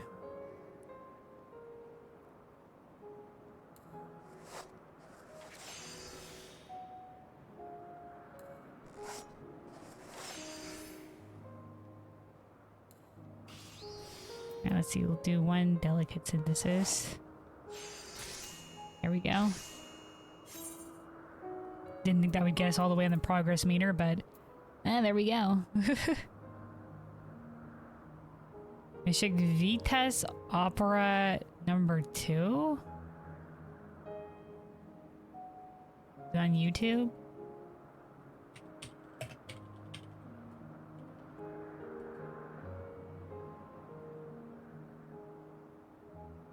Okay. Vitas Opera number 2. What is this even? Hold on.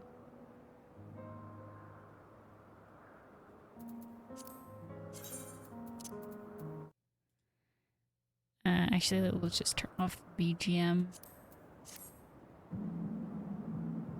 There's also like a music video. Okay, yeah, hold on. I was gonna say get the music.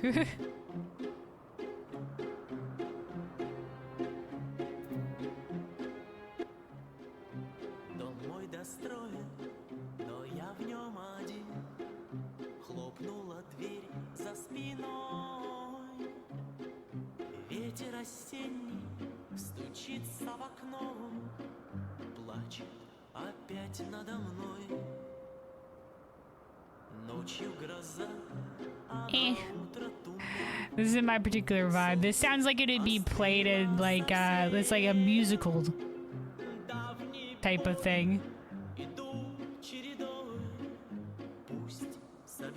I say there's a lot of good musical songs. Oh, okay. All right. Okay. All right, that's basically yelling at this point. I'm also very confused as to what's happening in this musical video.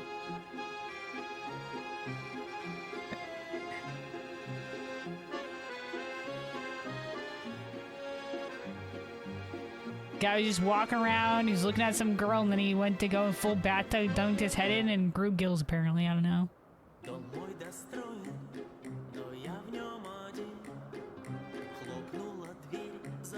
I was certainly kudos to the vocalist, because that's difficult shit to pull off.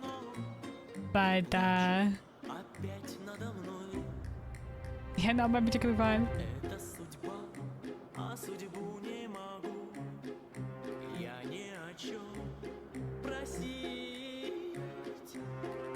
Also seen?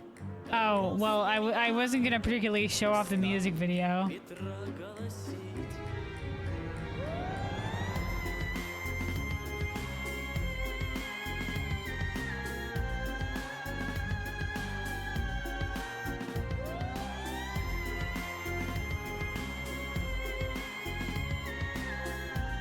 I thought we were just listening. I thought we were also watching the video. I was just commenting that it was a weird one. There's a lot of music videos that I'm just like, wow, this is a really poppin' jam. We'll see what the music video is in. And it's just like, nah, man, it's weird.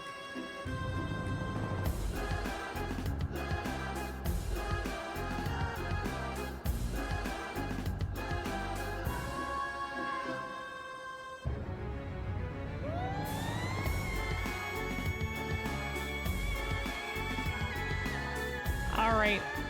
Well.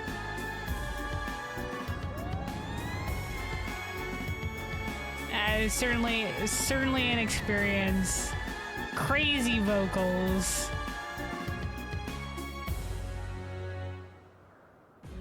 Weirdest heck music video. All right.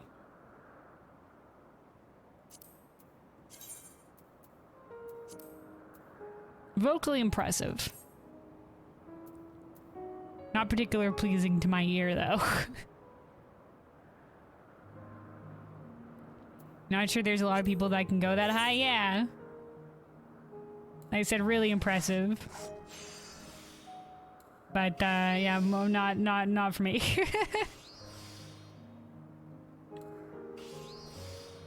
I think I might have seen that before, though. I feel like I might have seen that one at some point. Can't remember, but it does seem vaguely familiar to me.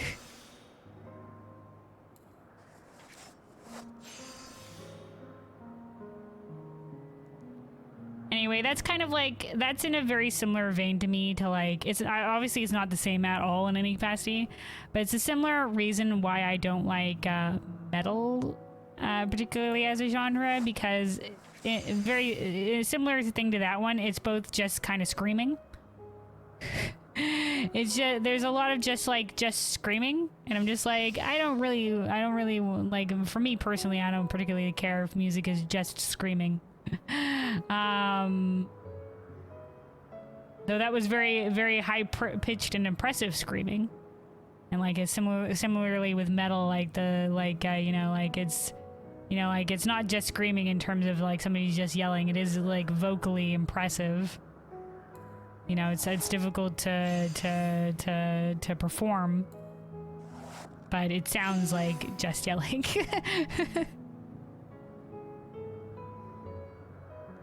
And that's not like I said, not something I particularly care for, but once again, to each their own.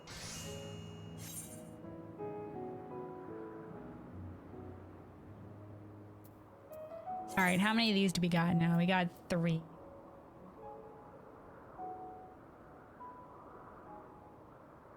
We need 3 more.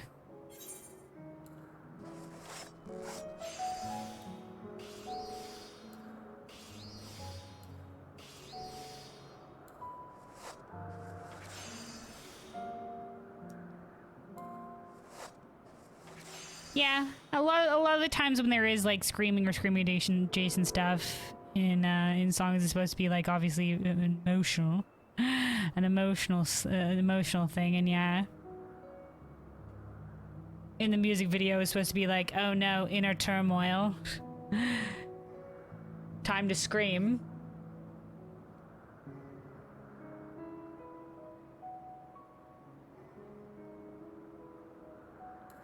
I guess that also fits into the vibe of, like I said, the music, the way the music cadence was. It reminded me a lot of like a musical kind of thing as well.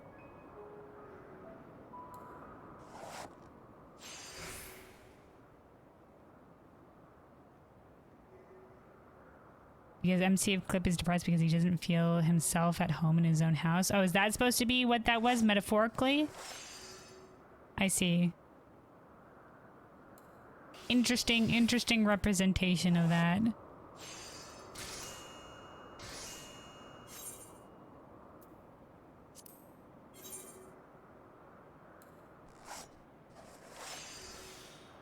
Once again, there's a very it's like there's a lot of ways that people express themselves, and god damn it. Anyway, a lot of the times, like, I'll look at like a music video and like I said, wow, this is kind of weird, but then you'll look at the explanation for it and you'll be like, okay, that makes a little bit more sense to me. Or like, you know what, I see what they were going for, kind of thing. And obviously people greatly relate to different things.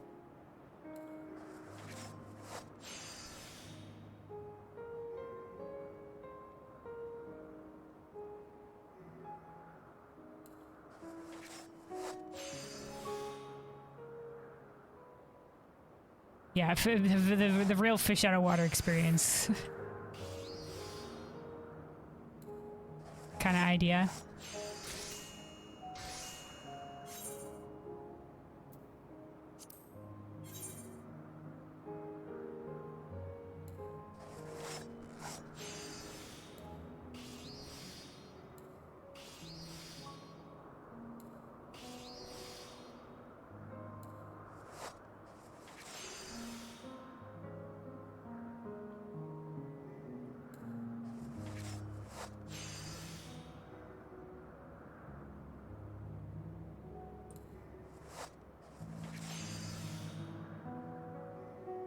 Now, is that also the intention of why there was the high-pitched screaming? Sure. Though I don't think... I don't know. I don't know a lot about different myths of terms of mermaids and stuff like that, but... You know, I don't think like super high pitched voice is a consistent quality that's associated with mermaids.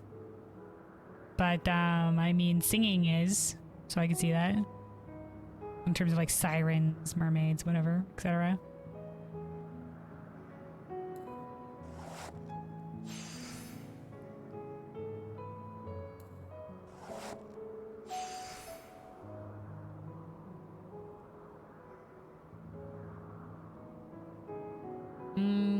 Yeah, one more, right. And there we go. Six of the Ophitorus leather, so that's what we needed for that one.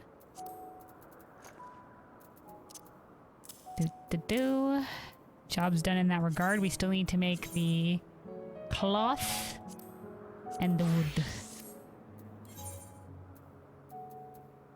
See, cloth here next. So once again, we need 6 of these ones.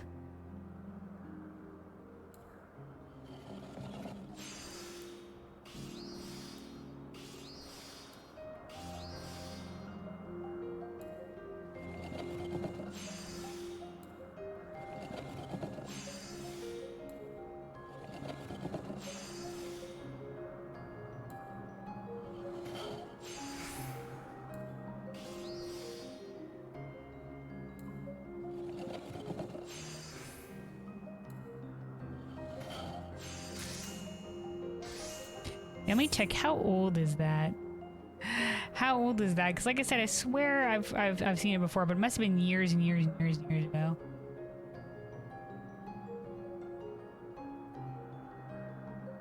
Was this put out?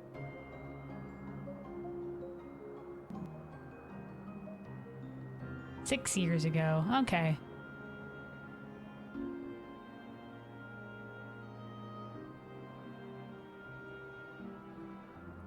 Oh man, when somebody says the 2018, I'm just like, oh man, yeah, that wasn't long ago. And then it's just like 6 years ago. I'm like, oh, dish. Oh no, the passage of time. Oh man. How time doth fly, man.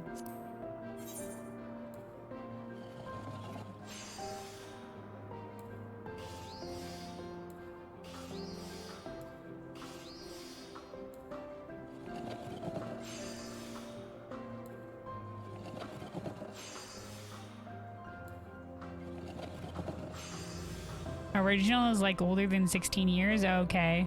Well, that was posted to an official, like, I looked at, well, that was, but when it was posted there was 6 years ago, but if it's 16 years for the original song, okay, then maybe I saw it somewhere else previously. Years and years ago. Even more years ago.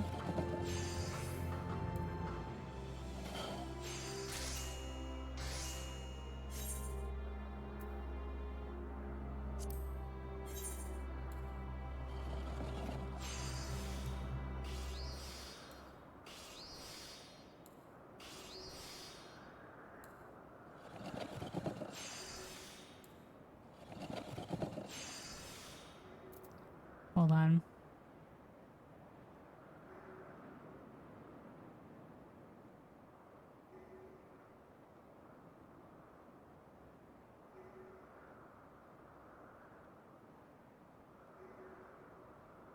Oh yeah.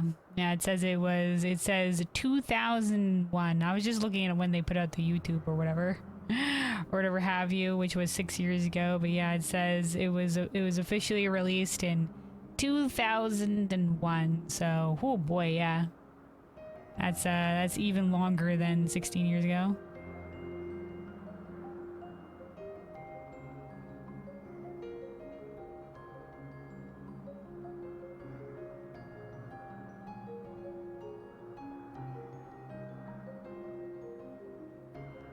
+20 plus. at this point. That was probably an ancient memory. Somebody on the internet licked that song probably at some point.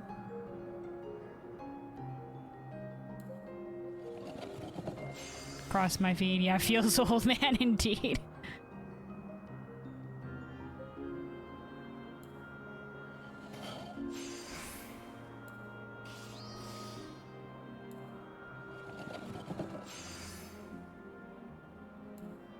And like I said, just hearing that, you know, like 2018 was 6 years ago. I'm just like, oof, man. Yeah. Sometimes you're just like I'll look up when something released and I'll be like, man, yeah, that was just like, that feels like it was so short ago. And it'll be like, no, it's been several years. And I'll be like, wow, shit. You know?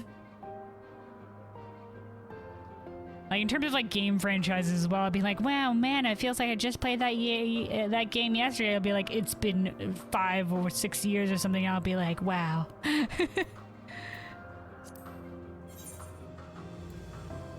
You know, like when Dragon Age Veilguard was coming out, obviously it's been quite a while since, I knew it's been a hot minute since Dragon Age Inquisition came out, but I'm like, oh, well, like how long has it been? And it's like Dragon Age Inquisition. Let me get the exact day. Yeah, Dragon Age Inquisition released in 2014, so it's been 10 years. I'm like, 10 years. Once again, that's been a game that I've been like, I'll you know what, I'll get back to it eventually. Like, I have the DLC, I haven't played it yet. I bought it on like when it was like super cheap on super sale. And I'm just like, man, I'll probably get to it eventually. Oh man, didn't get to it. Maybe, you know, didn't get to it.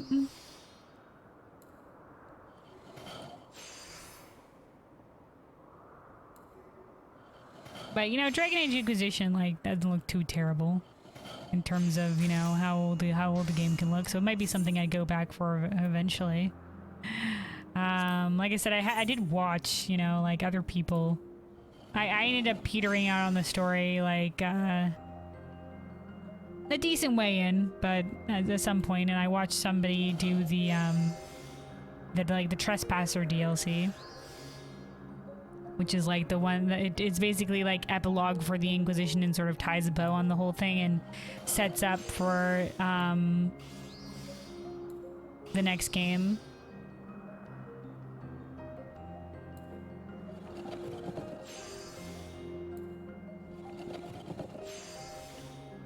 Yeah, I know I've said this before, but I had, you know, occasionally there's been some times where I've not been that great on making it all the way through games, and sometimes that just happens with, you know, longer games. I'm sure, you know, everybody's been there. You know, you end up getting busy with other things or doing something else, and then, you know, you don't end up getting back to it. But I'm trying to be a bit better about that.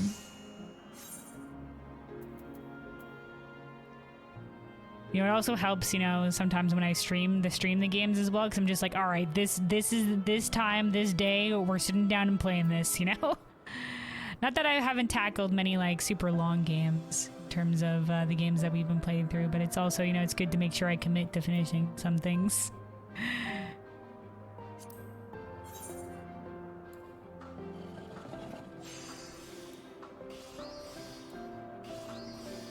Alright, this is the last of the cloth we need, and then we'll only have the lumber to make, and we'll be good to go on this delivery.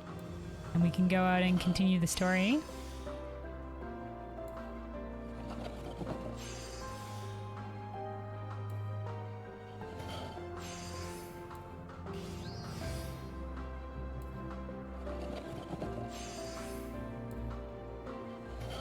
Alright.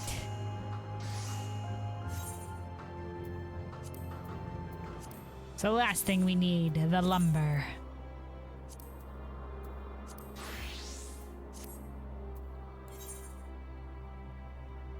Yeah, we also need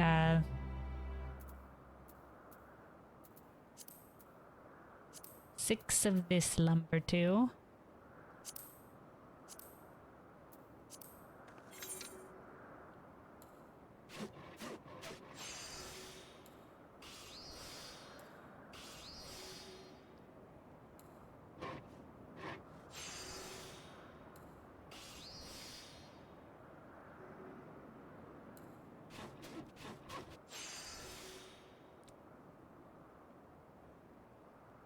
Yeah, I've been, you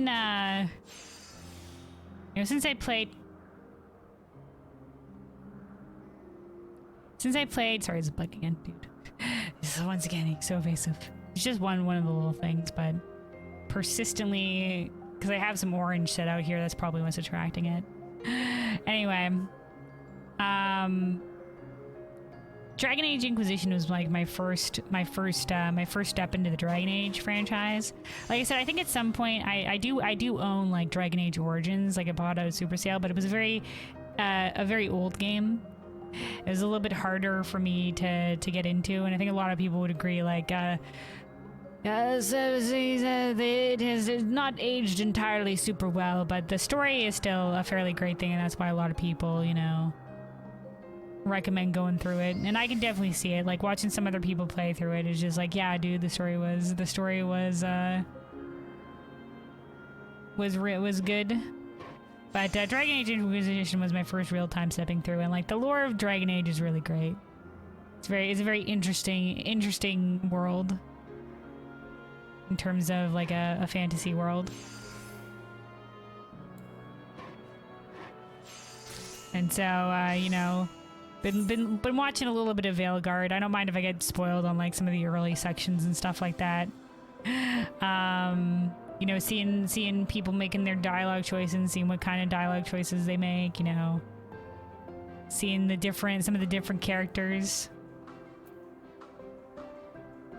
And it's been pretty cool. There's a lot of lore, a lot of new lore and stuff we're getting. I was about to say, okay, so I get why you were playing Overwatch during winter.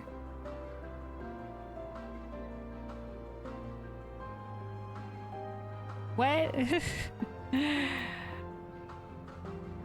I'm not entirely sure. I mean, I get a rage, fire, heat.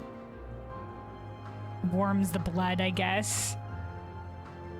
If that's the kind of vibe you're going for.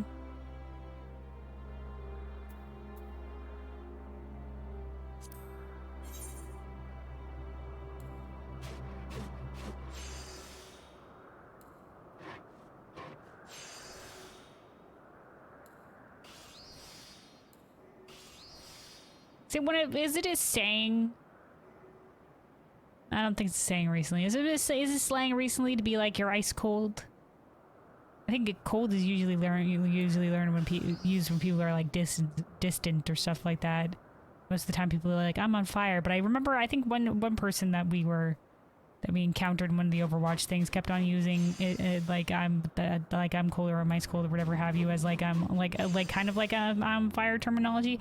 Man, I do not keep up with the lingo of the young kids.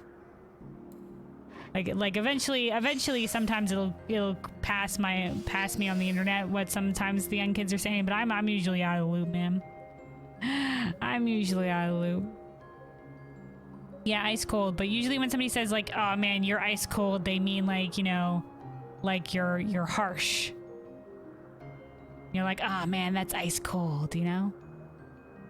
As in like, wow, that was a harsh thing to say or a harsh thing to do, or like that was or like detached or something like that. Or sometimes just like straightforward.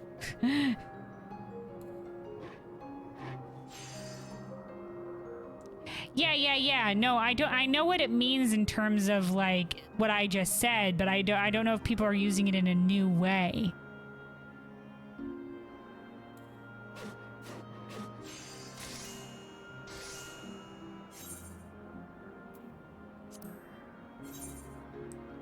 Because you know a lot of lingo can be up. There's somebody flying in on the ape mount. There they go. There's a lot of languages sometimes just like a lot of like new lingo is just, you know, saying something old but in a different way with a different meaning.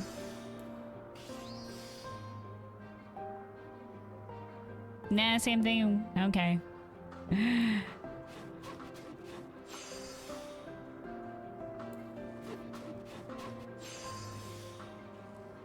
Well, it just wasn't how that guy that we encountered, like the one person that I encountered using that language wasn't using it in that way. So it was just like, huh, I wonder if that's a new thing. Could be. Like I said, like people are innovating on language all the time, and there's all sort of like different like corners of the internet where the new lingo is emerging. Where I'm probably super out of the loop in. But that will eventually sometimes make their way either mainstream or not.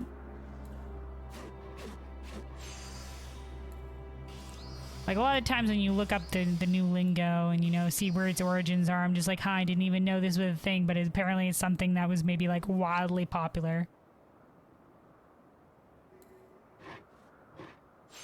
And just like sort of spread from there, like the skibbity thing or whatever, I think was from a particular video series or something.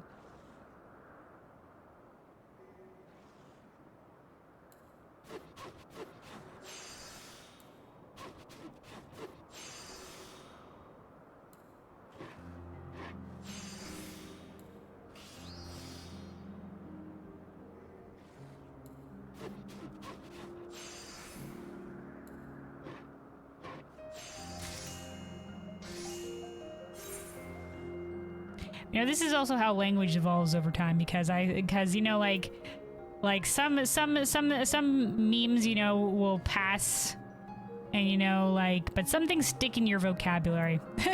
Some things stick in your vocabulary, like that, like yeet is from that one Vine, you know, back when Vine was a thing, existed, you know, ages ago, it feels like this point, but you know, that's where I picked up saying that from.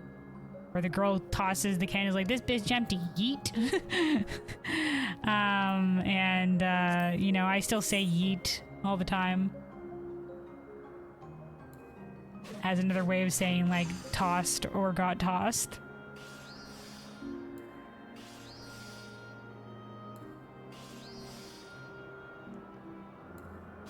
You know, sometimes you just keep on saying things.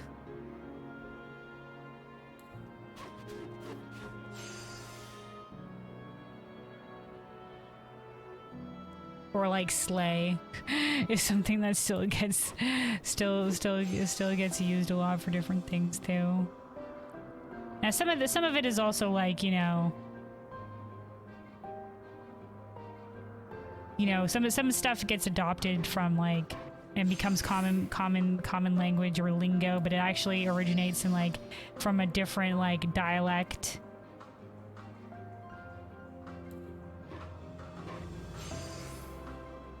And it's used very commonly in that dialect, and then it got brought over into like mainstream language, and it seems like lingo, but it's just from a different dialect and whatnot. Happens a lot too. Just YouTube brain rot that went out of control.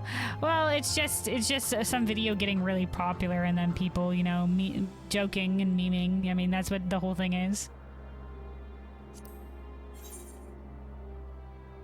I don't know if I would necessarily call it brain rot, but eh. I mean, it's to each their own.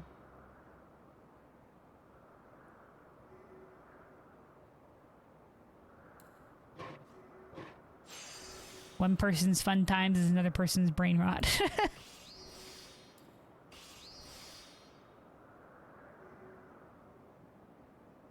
I'm so surprised how you dodge gachi. Oh, you mean gacha culture despite being Canadian? I don't see the connection.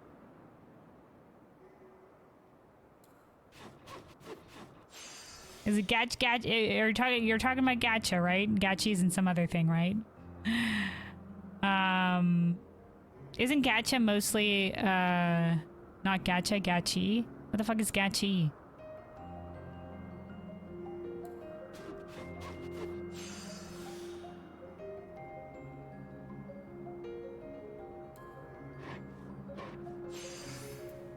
I'll look this up, hold on.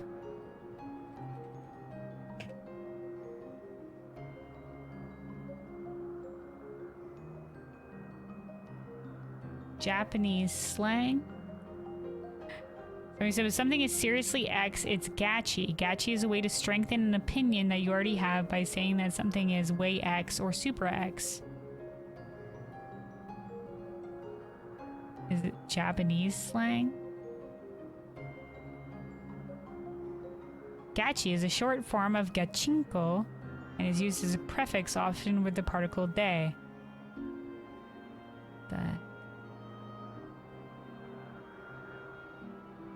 Gachi Muchi?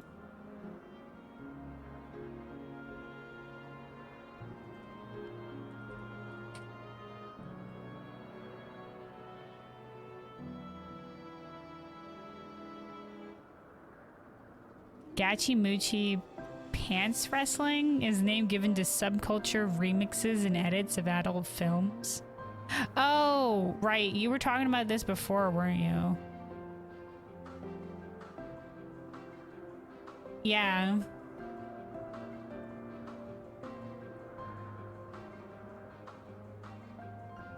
Once again, I don't see the correlation of Canadian, but I also like, you know, like I said before, I'm ace, so it's also probably why I dodged it, because it's not something I'm looking up. not really typically my wheelhouse, so.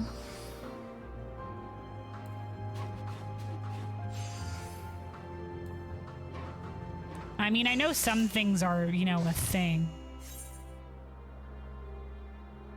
But, yeah, it's usually not something I'm actively looking at, but obviously, you know, there's a lot of different corners of the internet. A lot of stuff that is out there. But yeah, I don't know what's popular in terms of, you know, of any country, really. Besides, like, you know, sometimes, you know, like, unless the media is very prevalent. Like in, like, Japan and, you know, some animes, I'm just like, oh yeah, this is clearly a very, you know, a Japanese thing. You know, you don't see it much in other media, but you see it sometimes in anime. Sometimes there's stuff like that where I'm just like, yeah, okay.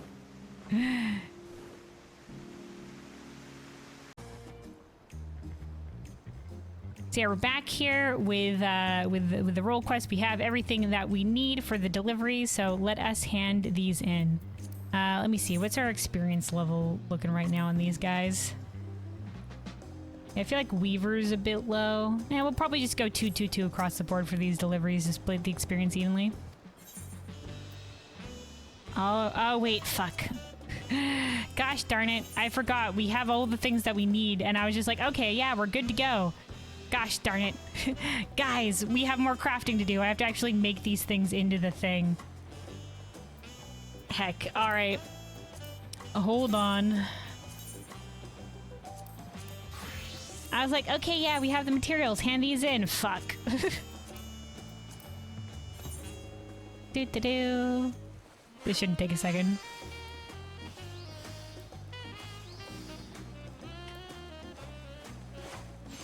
Gosh, man. Another stopping point for continuing this story. I was like, all right, we're ready to continue. Wait, shit, fuck.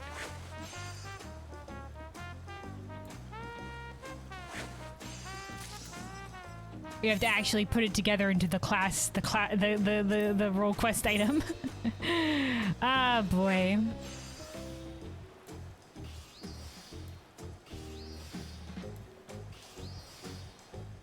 Speaking of materials, for 4 characters full of loot, you need to find a vendor. 4 characters in terms of... Oh, are you still doing... Are you still Divinity Original Sin, too?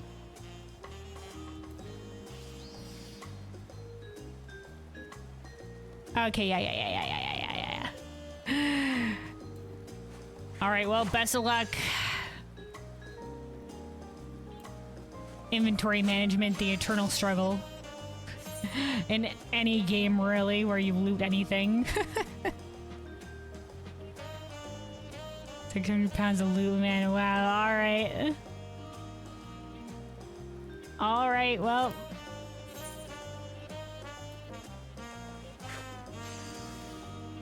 Man, that's always the bane for me in whatever game that allows you to loot a whole bunch of things. Is just like, you know, sometimes you're just like, oh, but I can loot it. I have to pick it up. And that's where they get me. That's where they get me.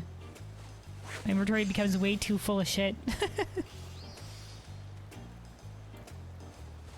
And then I'll end up hoarding stuff. I'll be like, but maybe I'll need this eventually. I've had to start learning to let go, man. Sometimes I'm just like, nah, I'm never going to use this. Get it out of here. Get it out of here. That's also why my glamour dresser is full in this game.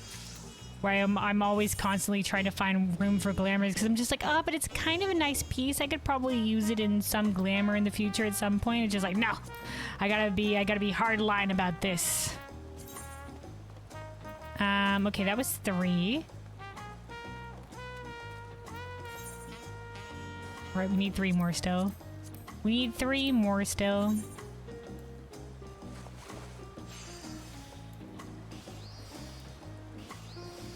Just move down here because I don't want to be bothered to people that are doing the role quest and be like, here, listen to the sounds of me crafting.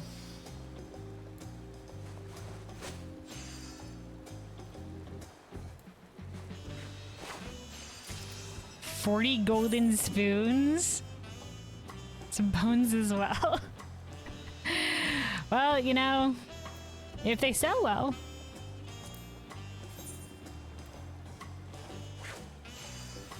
Then, you know, it's worth it in the end to carry around all that loot if you're getting gold to buy something specifically.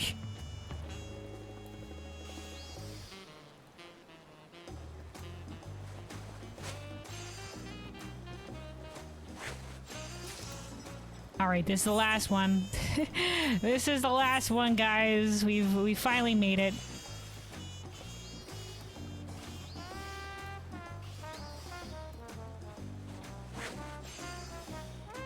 The funniest thing in Original Sin is the cost of paintings.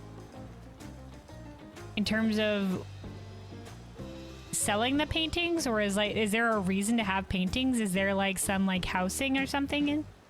Some things you can decorate, like a place you can decorate in the game? Oh no, it's what the paintings sell for. By stealing every painting in town, you can afford buying gear for adventure. Oh, okay. Well, I mean, paintings can be pretty expensive in terms of like if it's famous or stuff like that. I mean, in the real world, if it's a famous painting, yeah, it can cost a lot. So I can see it. I can see paintings being expensive.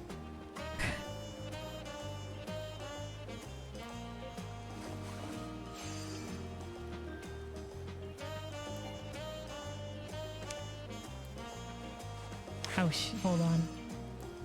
Should probably been using veneration with that one. Epic gear costs 190 plus gold at low levels. Paintings is 360. Wow. Nice.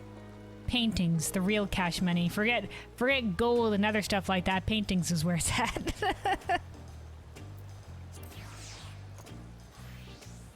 All right. Okay. Okay. So yeah, here we are finally. For God to craft the things into their actual class item. I had everything all right. I was like, all right, we're good. And I'm like, shit, wait, I gotta put them together in the class item. Okay, now that we've done that, we can continue here. So we're gonna hand these in 2 per crafter here to get the experience even. All right, Pameka says, my word, I knew you were an accomplished weaver, but your craftsmanship has surpassed every expectation. The finished product will be a sight to behold. Hell yeah, man. In making your first successful delivery, you've begun to earn Pameka's trust. Deliver the items Pameka needs, and deliver them often to bind Zemawani's tales into captivating tomes. Alright, so that was some experience onto Weaver. Let's get some onto Leatherworker. Once again, I'm very glad I cleared out the scripts. We have room for more scripts now.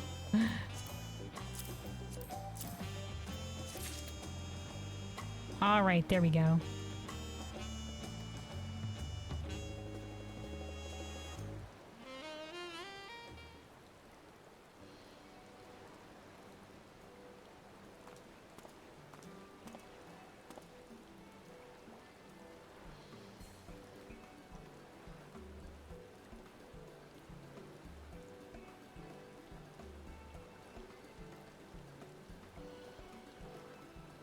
And now then, whenever you're ready, Zimmerwani, we may begin.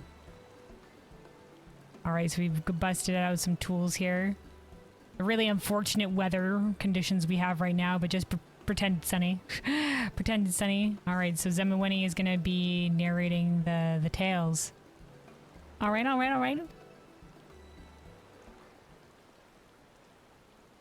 I think I'll start with a famous tale that has been passed down across generations of Hanu. All right, we're listening. The lore. It's a tale of their benevolent god and of the crop that would enrich their very way of life. The reeds. So yeah, the benevolent god being Kishaihi.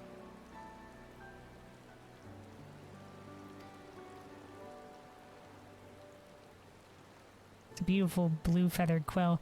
Wait, that's all we get? Oh no, okay, thank God we're getting the actual tail. Okay, good. I was like, and that was the tail. I thought that they were gonna do that. Alright. Long ago, the Hanu resided in a land beyond the clouds. Oh.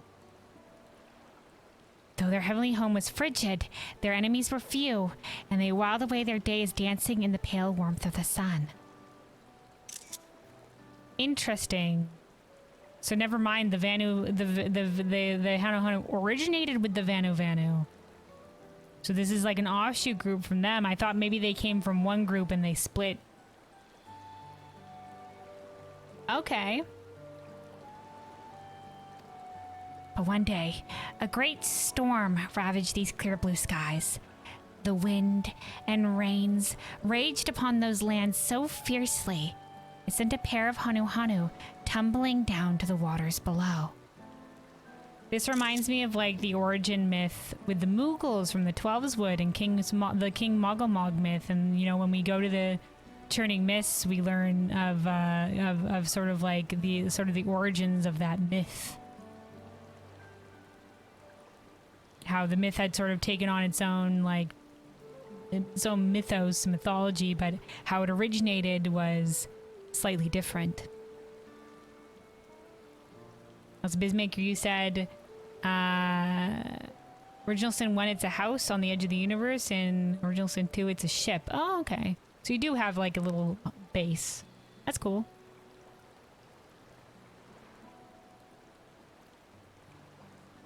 And another funny shit is one of the dialogues in Original Sin 2, since they are fixed cost of paintings, Original Sin 2 is they added dialogue that says quality of paintings went down and almost every trader have a few of them. I see. Overabundance of paintings.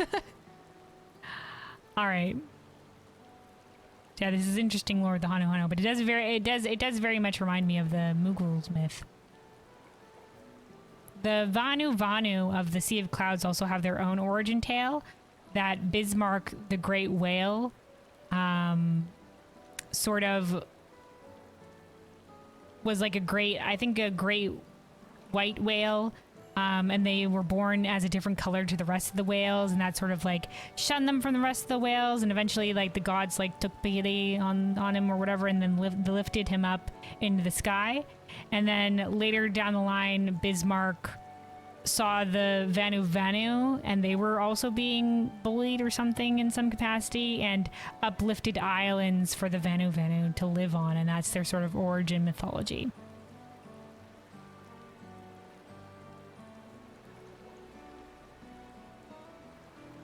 Vaguely, something along those lines, from my memory. All right, Zimmerwani. Yet what should appear but a giant bird as big as an island. It flew up and caught the Hanu upon its back. Oh, okay. A bird. Kishaihi?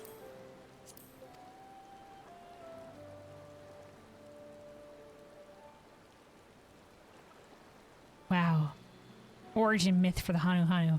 The kindly bird sailed upon the winds over the great blue ocean until finally it came to land. It came to a land kissed by dawn. The land we call Thrall. Okay. All right, yeah. Actually, maybe we'll take this without the text box.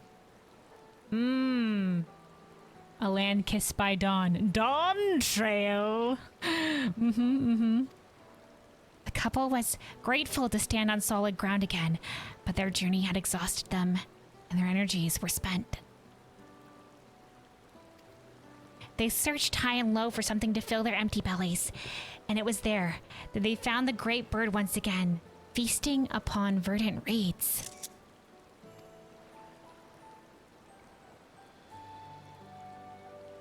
Okay, so the bird taught them to eat the reeds. The Hanu Hanu followed suit. One taste of the sweet reeds filled them with vigor, and their feathers began to glisten with every color of the rainbow. Well, yeah, okay. A lot of the times, like, you know, food can sometimes lead to coloration changes. I mean, like in flamingos. Like, little baby flamingo has white plumage, and then, you know, through their diet is how they gain the pink feathering. The pink colors. And for many animals, like, a lot of red coloring is based on is based on certain foods within their diet.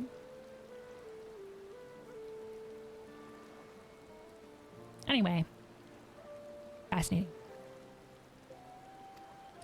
It was then that the couple knew this great bird to be the god, Kishaihi. They tended the reeds in its honor, and their brood would grow and prosper, becoming the Hanu Hanu we know today. Cool. Probably not exactly. Once again, this reminds me of the Mughals myth, and that's probably not exactly what happened. But could be something very similar. What do you think so far, Kelwyn? Have you any inspiration for a suitable cover? Oh, hell yeah, man. Some Hanu Hanu theme shit. Maybe Kishaihi on the cover. Let's go. Yeah. Stands up. Fuck yeah, I do. I got that inspiration. Splendid. I suspect Zemaweni will have a few more Hanu Hanu stories to tell before we conclude here. We ought to construct our cover in the meantime. Oh, hell yeah. Where it's going to be a whole book on stories of the Hanu Hanu. Yes. We only get that one, though. We only get to hear that one. I appreciate the lore, though. But I hope at the end of this, maybe they'll put the actual books that we make somewhere here so that we can read through it on our own time. But that might be too much. That might be too much to expect. Up. Okay, we just sort of kneeled down on the ground, and I guess that's us being like, I'm crafting it right here, right now. We're inspired. All right.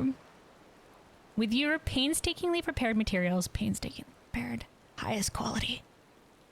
Went out to go get the materials fresh ourselves. You produce a cover befitting Zimaweni's first batch of tales. You carefully bind Himeka's pages into the fold, and the tome is complete. As simple as shit.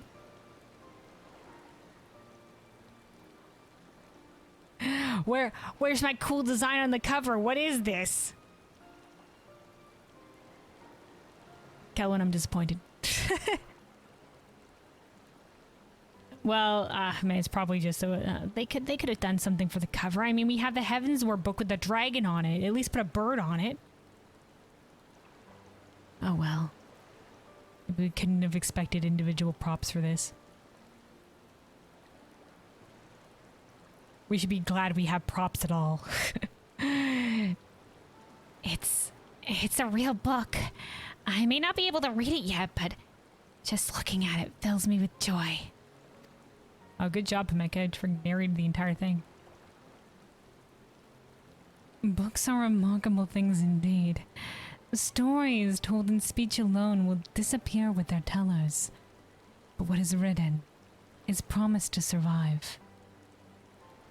At least for a longer period of time, yeah. I mean, books will also age and stuff like that, but as long as there are those willing to repen them, the books survive, hell yeah. As long as there are those willing to keep them preserved. But that's my own romanticism showing through. More importantly, I greatly enjoyed your storytelling, Zimawani. About the Hanu Hanu who once lived above the clouds, or I'm glad I could learn more about the Hanu Hanu mythology.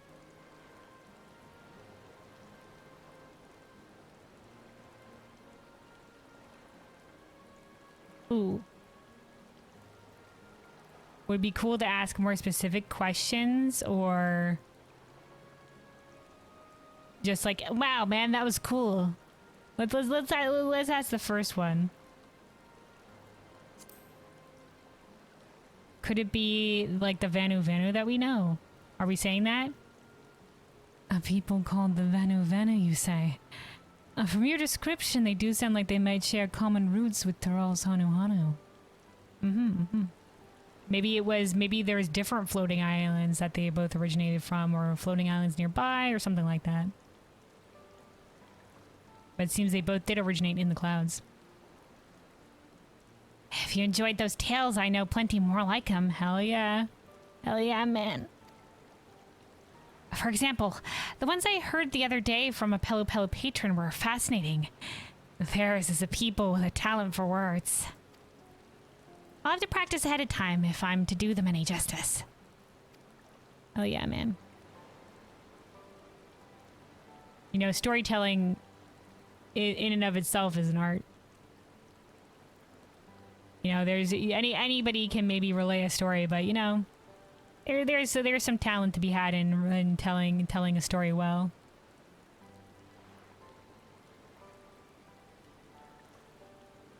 I mean, with anything. Same thing with a written story as it is with an oral story.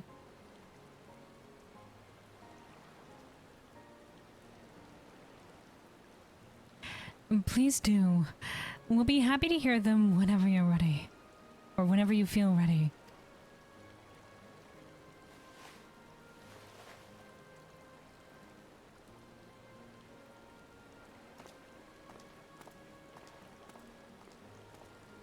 And so ends our first job. You were a pleasure to work with, Kelwyn. And I have a feeling you'll continue to impress. Hell yeah, man. Highest quality.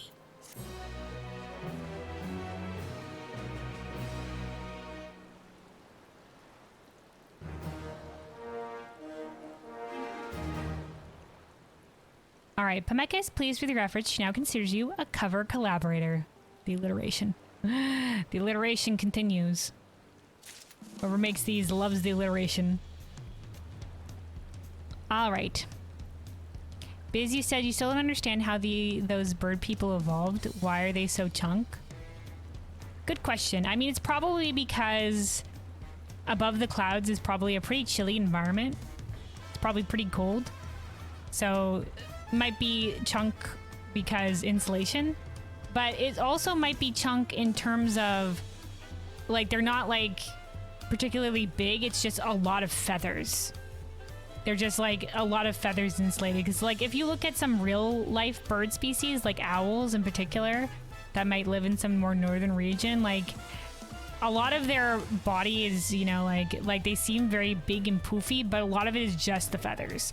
And if you, like, you know, like toss them in water or whatever, like they're pretty tiny, but they're just a lot of poof, you know.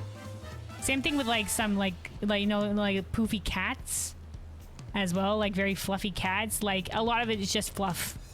You know, the cat itself is small, but it looks bigger because of all the poof, all the fluff. Similar thing, could be similar thing. But that's probably why, in terms of, if we're talking about like possible evolutionary things. Let me see.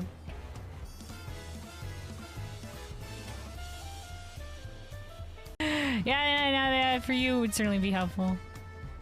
Anyway, though. So yeah, crash aside. Crash aside, welcome back. The VOD is now going to be split in two for the role quest, but here we are. So yeah, we've done our first delivery here. Let's continue with Pameka here and the Leatherworker Weaver Carpenter Role Quest. So yeah, level 93, this little Pelu. Okay. Is this supposed to be like, kind of like this little piggy? Kind of like in the rhyme? Or the children's verse. All right, Pemeka is prepared for a Pelu Pelu yarn.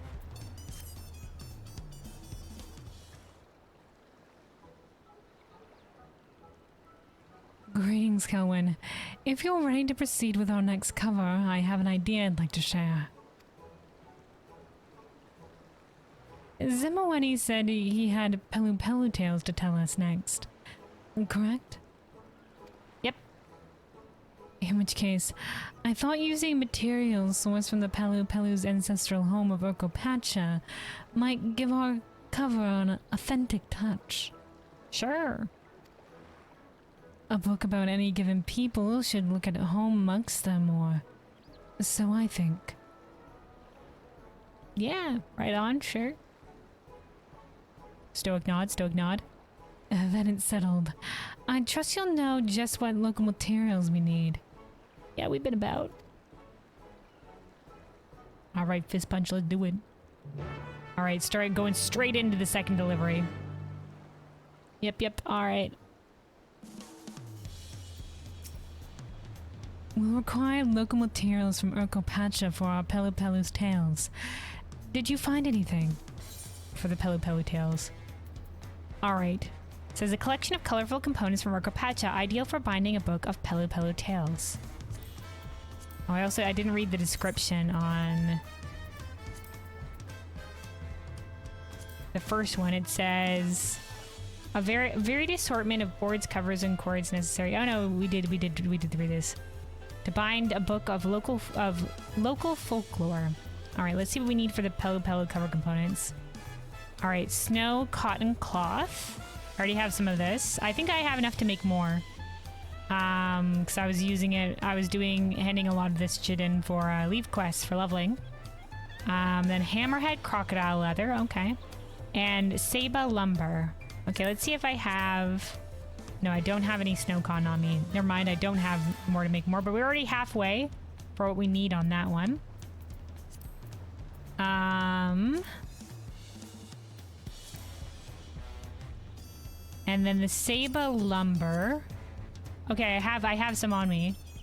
So this is just from right outside here in Cosmoka. It says it's sourced from Urkopacha, but that one you get from Cosmoka, so... all right. And then the hammerhead crocodile leather is also from Cosmoka. So they're just like, yeah, sourced from Urkopacha. Lies. Lies. But all right. I think, wait, where do I get this from? The snow cotton. I think the snow cotton is the only thing from, yeah, this is the only thing from Urkopacha. We do need to go get some of these. So...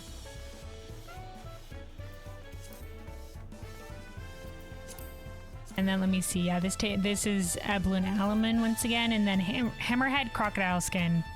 So we need to go slay some crocodiles for that, or buy them with the bicolor gemstones. But we'll probably just go out and kill some. So yeah, let us get to it. So we have enough lumber. We should be good on that front. In fact, I think we have more than enough lumber, but. We are going to be going out to Cosmoke anyway, so maybe we'll just collect some more while we're out there. Since we're going to Cosmoke anyway. If we weren't, I would be like, we're good enough, but since we're going anyway.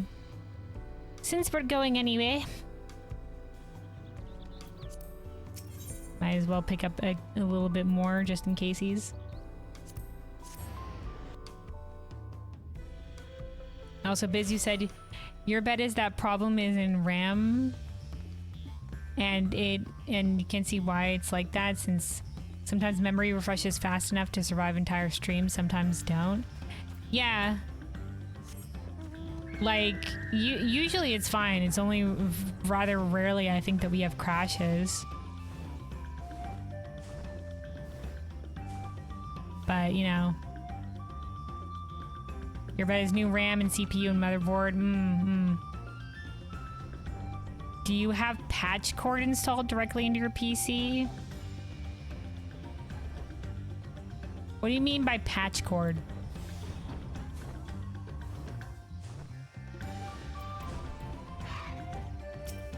I'll be honest, I probably don't have this answer off the top of my head. I'd probably have to look into how to get that answer for you, because listen, I probably don't know.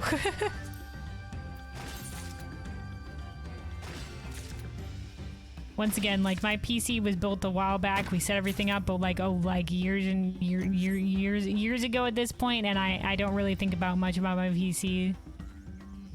Beyond that, I'm just like, yep, it runs. We're good. Yellow or blue cable from your Wi-Fi router. Oh, I'm not running on like Wi-Fi. We are like hooked directly into the internet. If that's what you mean.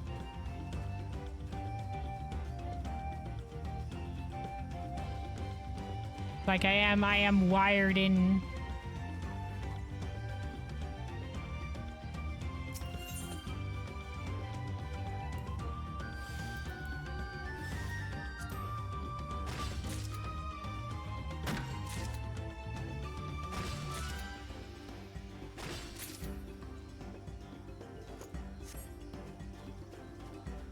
I don't know if you're talking about any specifics beyond that.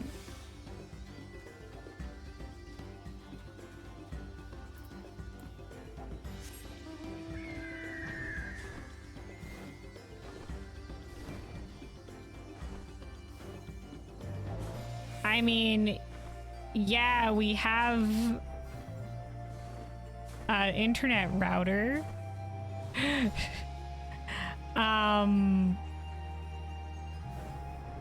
And Wi-Fi.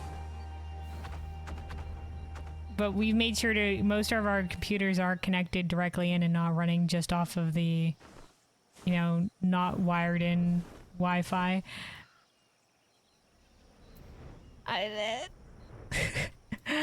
I'm not too familiar with technical stuff, guys. This is the most you can ask of me. Yeah, there's a cable from the router to the PC. So we're like directly connected into the internet. So like I don't have like internet troubles. Like I don't have to worry about, Wi-Fi, blipping in and out because we're wired directly in.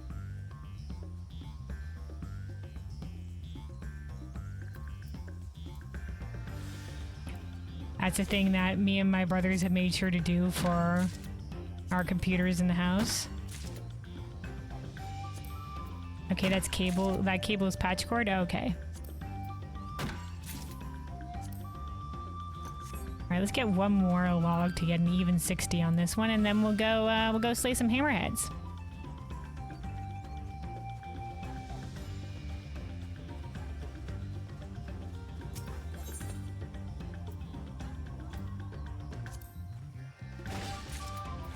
Alright, good enough. Lightning crystals.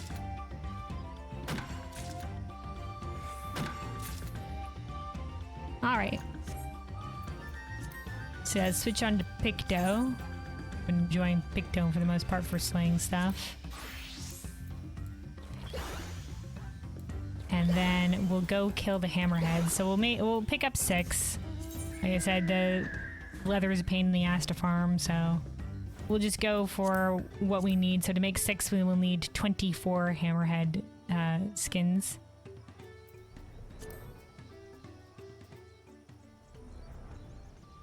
So the hammerheads are like out here.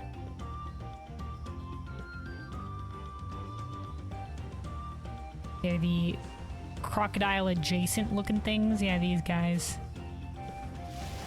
I feel like crocodile adjacent because it's a pretty interesting design for a creature, because normally like in terms of the crocodile's eyes would be here, but they've put the eyes where the nostrils will be. In terms of the head of a crocodile's design. Certainly interesting. They look very goofy, in my opinion. Murdered.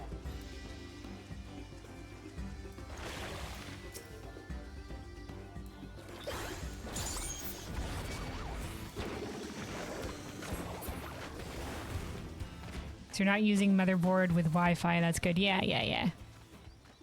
CPU, motherboard, and RAM, and power source is your first upgrade. Okay. I think we've spoken about some of the stuff I need to upgrade before. I'm pretty sure those were on the list. I think. I've written it down. I have to pull it up to double check, but yeah. GPU only when you decide to play Veilguard and other AA game, modern AA games. Well, yeah, if I'm gonna upgrade it, I'm probably gonna want to upgrade it so that I can run Veilguard. And, you know, stream it and not have to worry about, like, my computer fucking dying. That'd be nice. But I mean, like, it's probably, like, for the most part, I'm playing, like, Final Fantasy and Overwatch out here.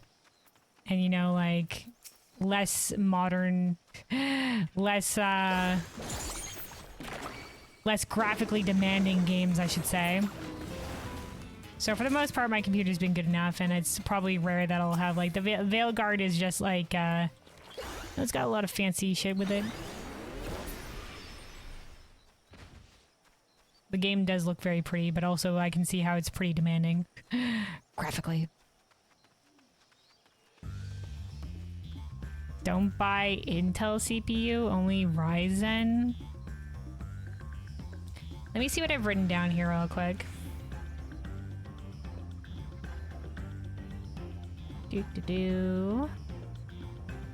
I have written down some of the things you guys have suggested before. Computer upgrades, here we go. Yeah, new motherboard was on it. There's RAM's on it.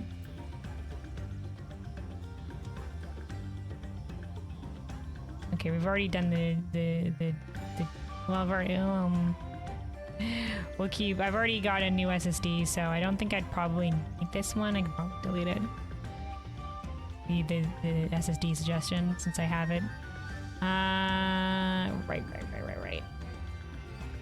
Okay, so I haven't specifically, I'll put down...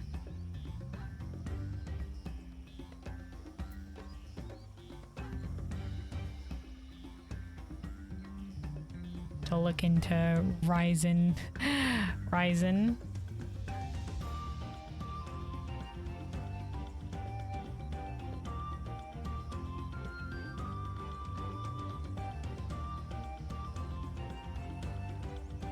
Okay. Once again, I appreciate, you know, like, tech advice. Tech advice and suggestions, because I am not very tech literate myself. My brother, my younger brother specifically, is a bit better.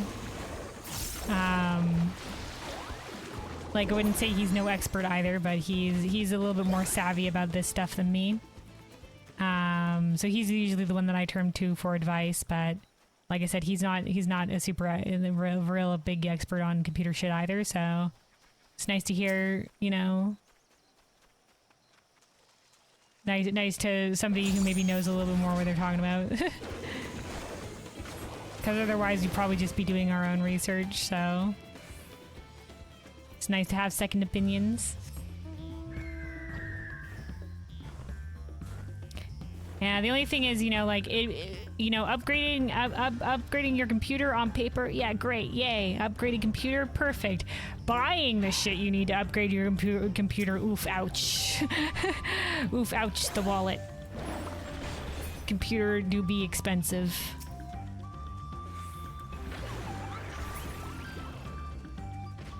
And that's really been my only, you know, qualm. And why I've maybe not been putting off upgrading is because, you know, yeah.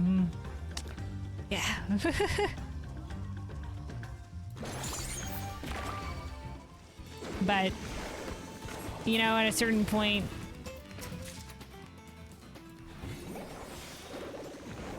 it would be nice to. It would be nice to.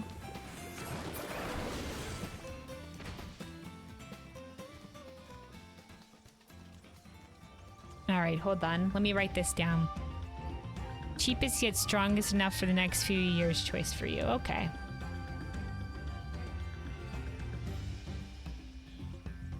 I'll write that down.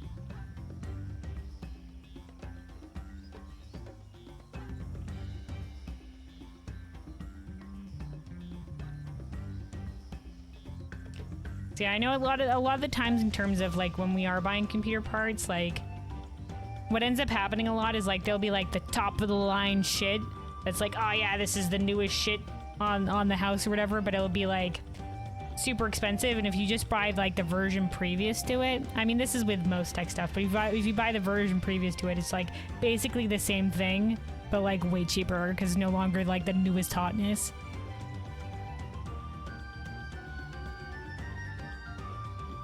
AMD, okay, Ryzen 7 is overkill. Yeah, it's the same situation. It's one of the best choices for streaming games, monitoring games right now. Okay.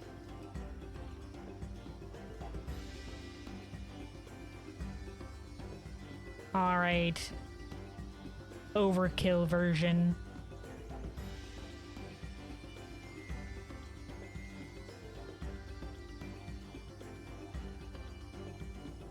But yeah, I'll be honest, I'll probably end up going with the cheaper one. Like I said, and it's gonna be, I'm probably not gonna, you know, be usually doing any graphically demanding stuff. Like I said, probably Veilguard is gonna be like the most graphically demanding thing I'd probably end up playing. Though I do have to look up like the requirements for Veilguard. Like, my brother was also concerned about my PC being able to run it. I'm like, it should be fine. My brother was just like... So, you know, I was just like, she can handle it. He was a little bit more uncertain. So, and I know we've been talking about it before and you're not entirely convinced my computer would be probably good for either. Probably, I think running it would be fine. Streaming it would be another thing entirely.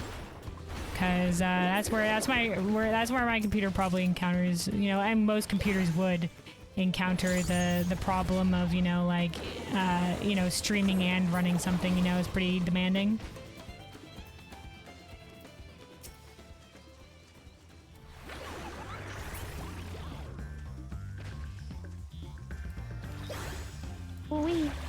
Alright, so we need 24 of these, the skins in total, so we're just gonna be slaying these guys.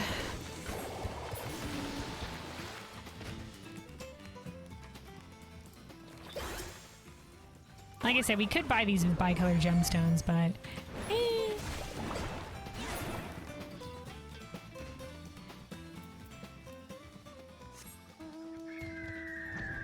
the only problem with farming these is just like the RNG, because not every mod pack drops like a leather.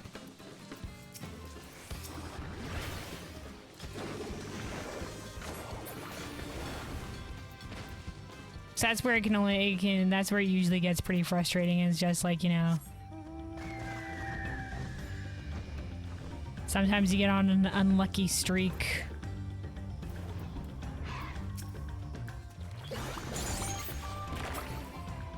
Okay, fucking annihilated. Annihilated.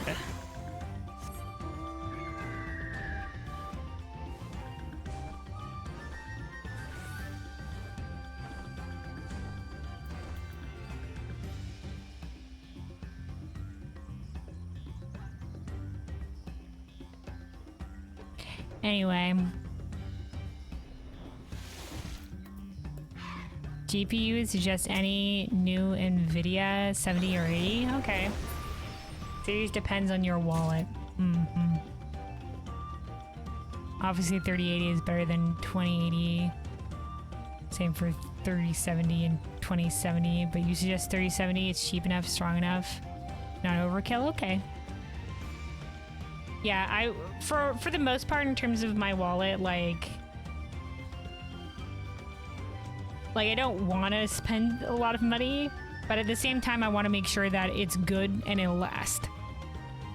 Like, I want to make sure that, you know, like I ain't looking to have like, you know, like I said, I don't want overkill, but I do want something that will last me going forward, and you know, is going to be higher end. Is kind of where I end up arriving at.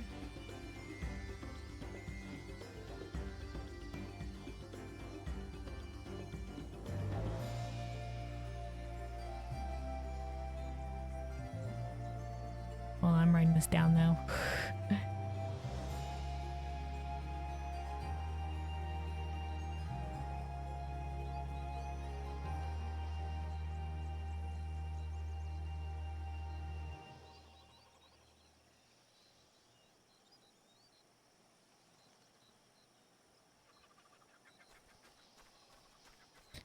All right.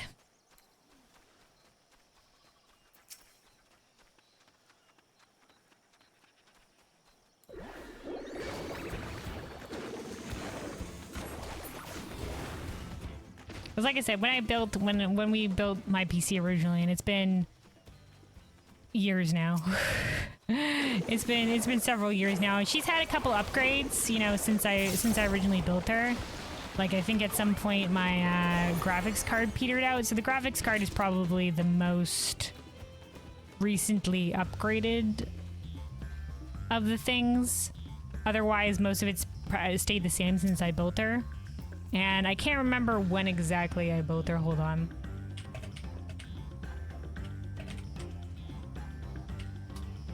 But I think... yeah, it's probably been at least 10 years or something. Because my family used to be 10 probably 10 plus. Anyway, my family used to be for a long time, you know, my mom was just like, you know, we have Mac computers, and you know, when we were young, despite some of us being like, oh, maybe we should have a PC for like games and stuff like that, you know, we were young and my mom was like, no.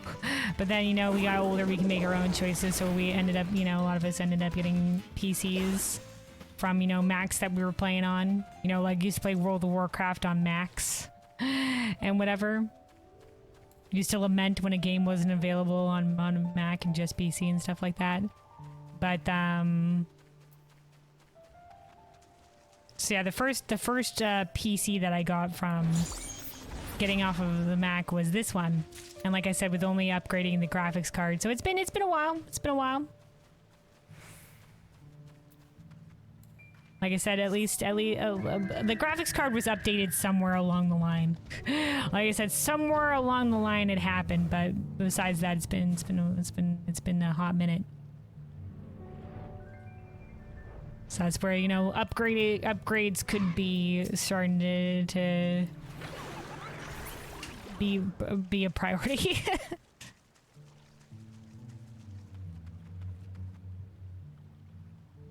So the best possible GPU for streaming is 4080 Ti right now, if you want to stream on YouTube, because there's a lot of things specifically for streamers that works perfectly, but not on Twitch. At least until they upgrade their code. Well, for the time being, I don't have any plans on streaming on YouTube. But oh, hey, we have enough skins. We're good. Just on autopilot there. But yeah, I don't need anything like particularly forced. Like, I don't know. It'd all be determined on the price. Because I don't need anything specifically for streaming. I don't know. On the one hand, it'd be nice to, you know, not have to worry about like the stream having any problems, stream running smoothly and everything like that. But on the other hand, like, I'm just doing this for fun. So, you know, and like I greatly appreciate those of you that do, you know, the continual support, because that is very helpful. But you know, otherwise, you know, is doing it for fun, you know. So I don't want to invest too much money. So it's like I said, computer upgrades are already oof ouchies.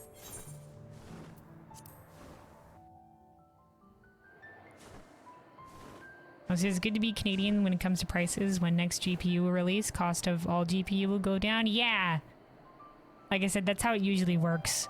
Like, usually the newest hotness is the highest expensive shit, and then the price for the previous version will go down a little bit. I mean, that's with most things, honestly. It won't work for you, though? Oh, why not?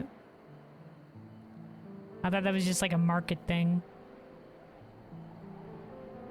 Do they still sell it at full price? Is this I know sometimes, like, man, when something's getting sold overseas can be a problem. Obviously, we've talked before about, you know, like, some, like, video game stuff specifically being, like, overpriced in, like, Australia or, like, I think South America also has problems with that. Oh, okay, yeah, it's the no one wants to work with Russia issue, yeah. The unfortunate,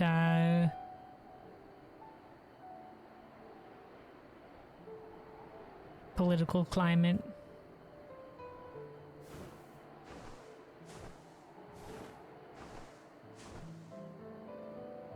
And all that shit going down.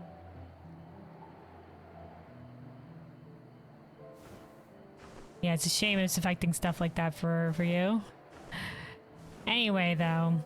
Righto. What are we looking for here? I think we're... Right. I think this is where we're, botanying the stuff for the extra cloth that we need. We don't actually need a lot, because like I said, we already collected some of the cloth. But I mean, while we're here, as per usual, while we're here, we might as well pick up a little bit more. Let's see. So yeah, we have the stuff we need for the leather. We have the lumber. We just need the cloth.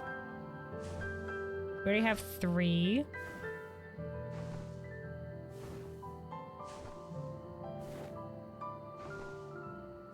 Yeah, so we'll pick up a little bit extra. I think they're around here that we get the snow cotton cloth. Mm-hmm. Yeah, here we go.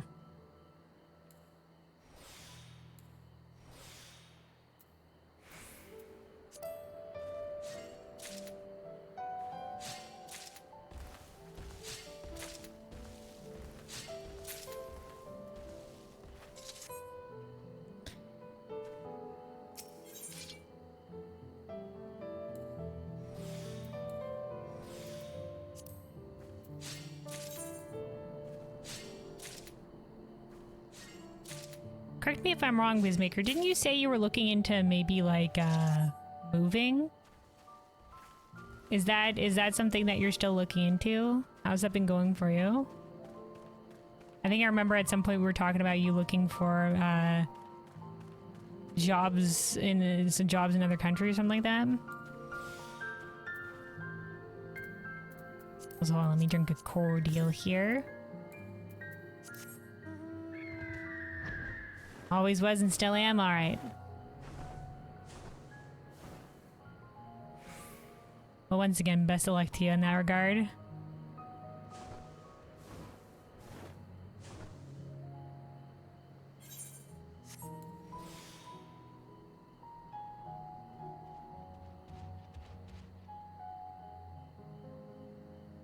I was remembering, and I was just like, wait, I think we've had a conversation about something like this before. Glad to know my memory isn't completely faulty. All right. I said, while we're here, we'll gather a little bit extra.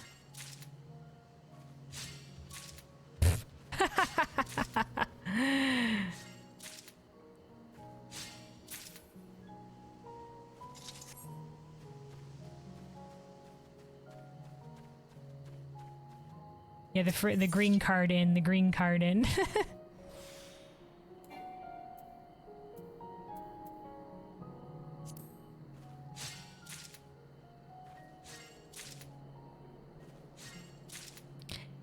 Yeah, man, that may be the problem sometimes. Why a lot of people, you know, like for example, you know, like well, amongst other things, you know, like a lot of people in you know, especially with shit going south in it seems like in the United States all the time, as just like an example. You know, a lot of people are just like, well, if you don't like it, just leave. It's just like, well, you know, dude, it can be tough to leave, man. It can be tough to leave. Like, not only is it expensive, but it's just like also like, you know, where you go, you know, is there a job that you can get there, whatever have you, etc., etc.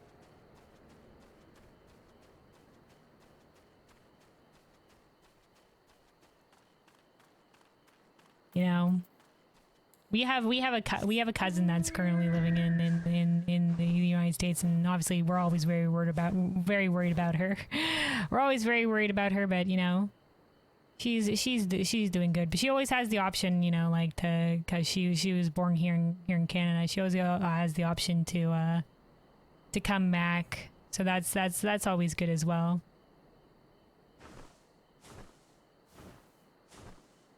It's nice sometimes to have options like that available.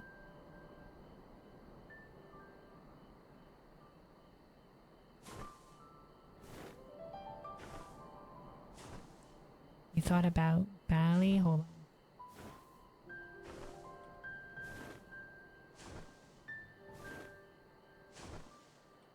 Oh, in Indonesia. I can remember off the top of my head exactly where Bali was. Yeah,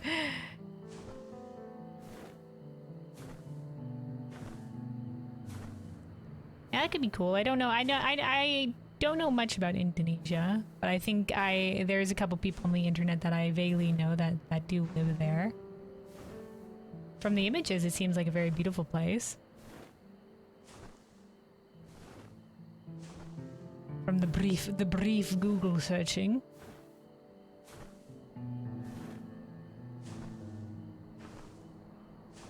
Hell yeah, that could be cool. I like, on the one hand, in terms of like tropical climates or living anywhere tropical, on the one hand, I'm just like, wow, you know, like nice, like warm weather and stuff like that. Like that's always good. But on the other hand, you know, warm weather climates have their own problems in terms of a great many things. Like they have their own like weather condition problems, you know, like storms, you know, to the like hurricanes, typhoons sometimes too. You know, like rainy, wet conditions depending on if they're close to the water, like that can lead to problems with like bugs or like mosquitoes and other stuff like that. That's why I appreciate living somewhere where it gets cold. Is because at least during the winter, a lot of bugs get killed off. We don't have like too much big bug issues or pest issues here. Obviously, well, out there's going to be pest issues with anything, but like a lot of like some of the more detrimental kinds of bugs don't often make their way up north now. You know, as long as it hits below freezing. So I'm just like, yeah, I'll handle a cold winter and, you know, obviously cold winter problems, but, you know, if it means, you know, there's gonna be less bugs. But I can see why people, like a lot of people gravitate towards, you know, living in tropical places. You need tropical for your nose, need wet air to be able to breathe. Ah, yeah, fair enough. Yeah, especially if you have, like, a condition of any kind, yeah. Definitely a dry air environment would not be helping. Mm-hmm. All right, I think we have enough. I've been on autopilot. We have enough of the snow cotton now. So let us. Well, actually, you know what? It's nighttime here in Urkopacha. Let's enjoy the Urkopacha nighttime theme. Urkopacha nighttime theme, my beloved. And let's craft all this into what we need. We'll start with the Leatherworker.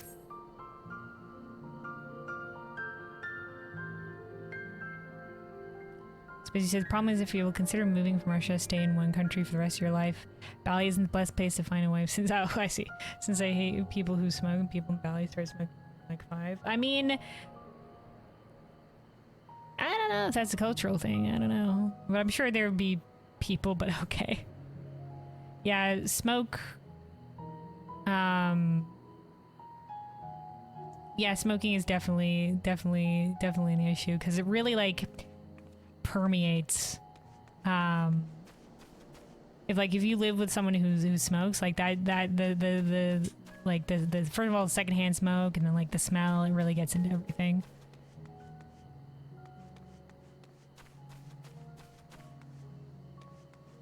Not to like besides the obvious, like, you know, detrimental health stuff. Philippines is also a good country. But you still need a job and a lot of money anyway. Yeah. Yeah. Well, best of luck to you, man. Best of luck. Hope wherever you end up, you'll find happiness.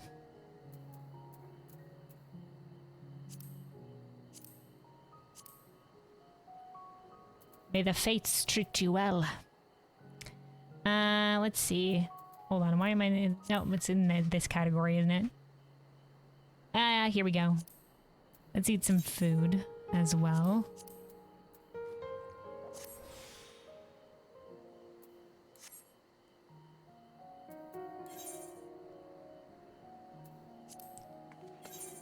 One human can create enough smoke noise in the house to the point that everything smells like smoke. I should entire country of those people. Well, so probably not the entire. You know what? I wouldn't really know, but yeah, if it's culturally more accepted, or in the past have been more accepted in maybe perhaps the older generation. Smokes could be a thing. I mean, I think we've passed over the generation, you know, but in North America, but you know, like smoking cigarettes used to be like way more common. But you know, nowadays, everybody realizing the health concerns and stuff like that. Hopefully numbers have gone down. At least I don't know that many people who smoke. There is like a family friend that we have that does smoke. And unfortunately her children do as well. And I think it's probably has something to do with living with a smoker or having a parent who was a smoker and stuff like that. But yeah, those are the only people that I know who smokes. Otherwise, most people stay well and good away from that shit.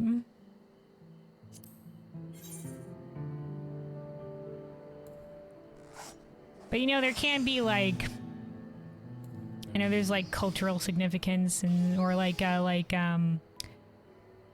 religious ceremony stuff that involves stuff like that. That's a little bit of that's a different wheelhouse kind of thing.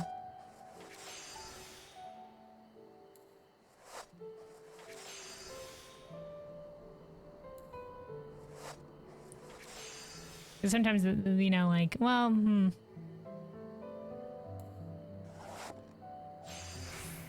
talking about just like cigarette smoking, and then yeah.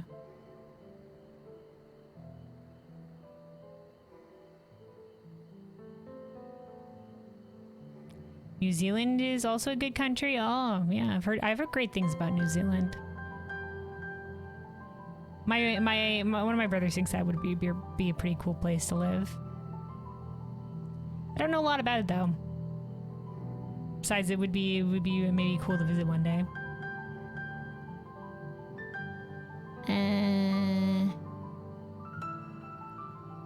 I feel like, man, what do I do here? We'll do another word preparatory touch.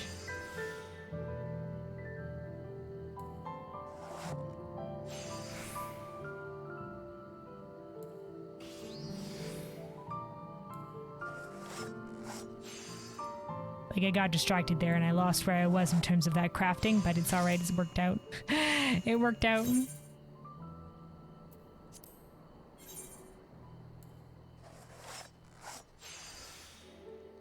Anyway, sorry, the rest of your sentence. But it's in the middle of nowhere, basically. Yeah, New Zealand do be in the middle of the ocean. Which is, you know, I guess some would say to its benefit. But obviously to its detriment as well. Plus is between two lithospheric plates. Oh, does that, like, I guess if it's between plates and stuff like that, does it get, like, earthquakes? Or are we talking about, because yeah, it's in the Pacific. There's a lot of like, you know, also volcanic activity out there, but live long enough in the middle of the plate so you're not sure how scared you'll be living close to the end of the plate or between plates. Yep. Oh, in terms of like earthquakes and stuff, yeah. Yeah, I'm very lucky to live in somewhere that, you know, like we don't get a lot of this, like the worst we have to worry about in Toronto is, you know, like ice storms. You know, that's been the most detrimental weather condition is, you know, when it hits just the shittiest amount of weather combinations where you get freezing rain and a lot of ice and stuff like that. That's the biggest problems. You know, or like, you know, like big blizzards, but haven't been too much of a problem. And you know, our shit's built for, you know, we make sure we're ready for snow, so like a heavy snowfall, like unless it's like unusually heavy, it's just fine. Obviously still gonna cause problems, but you know, nothing too detrimental. But yeah, we don't get like earthquakes. You know, the hurricanes don't come up this far. You know, we don't historically there has been like a couple instances of tornadoes, but it's like usually like it's not a thing. I think there was like in recent memory there was like an earthquake once, but it was like super small. Like I didn't feel it. Like some like later down the line we heard like, yeah, there was a little bit of an earthquake, but you know, you couldn't fucking tell. It was a tiny ass little tremor. Tiniest of tiny tremors. My brother though, he was in like a 2-story building at the time that it happened, and he said he definitely felt it because he was on like the second story of a building, probably like different like things with that one. But we didn't do anything, but he was just like, oh yeah, okay, yeah, that was definitely a little bit of a tremor, a little bit of an earthquake, but like I said, tiny. And that was like years ago at this point. But yeah, very, always very thankful to live in a place where we don't have to worry about extreme weather conditions. And luckily also because we live close to water. And I've said this before, but like water has a mitigating effect on temperatures. So like because water cools and warms slower than ambient air, it retains temperature much better, especially in large bodies of water specifically. And it takes a while for the temperature of the body of water to change. So, for example, in early winter, the water will still be warmed up from the summer, and it'll take a while for it to cool down. And because it's warmed up from the summer, weather passing over there the air will become warmer as well, which will lead to milder early winters. And then eventually later in winter, the water will become cold, and that's when things might get a little bit more harsher, but the early winters will be more mild. Same thing, opposite way with early summer. And so a lot of the times we won't get extremes in terms of temperatures in summer or winter, except for maybe near the end of the season. So we usually don't have to worry about too much extremes as well, which is the benefit of living by somewhere near water. We have the Great Lakes, obviously we're not a coastal area. Also, hey Ganuro, you made a Mario paint glam? Mario paint? Color of the hat is wrong because you were too lazy and cheap to buy dye for it.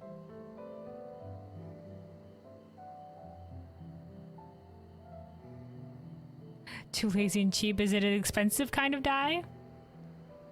I'll see. I'm not sure what Mario paint is. Hold on. I know Mario. I know paint, but put those two words together and I'm not sure. Was there? Hold on. There was a Mario paint video game? Oh, I see. Okay. I'm looking this up now. This one looks very old school. Is this like a little painting Mario game? This is just like Mario Type. You know, the Mario game where it was like basically one of the typing games that teaches you to type, but it's Mario themed. I see.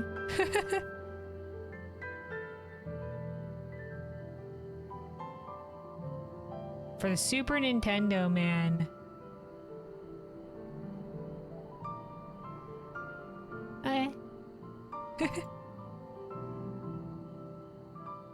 Oh, for Picto. I see. That would be fitting. That would be fitting.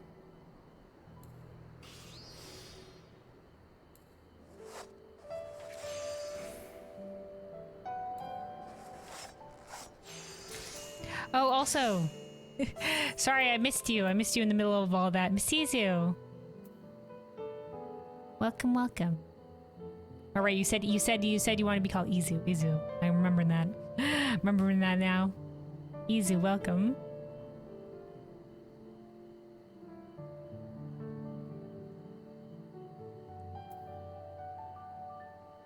Also, Biz, you said you sent it to you map of plates in Discord if you're interested. Oh, in terms of the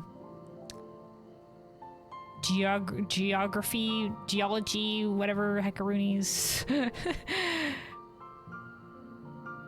me take a look at it. I know where certain places, like I think California or something like that, is on some like fault line or something like that. That's why they get a lot of earthquakes.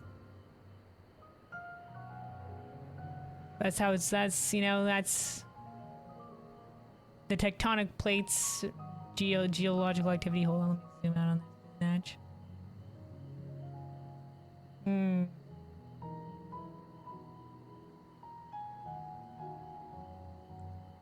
Yeah, so like New Zealand is close to the line between the Australian plate and the Pacific plate.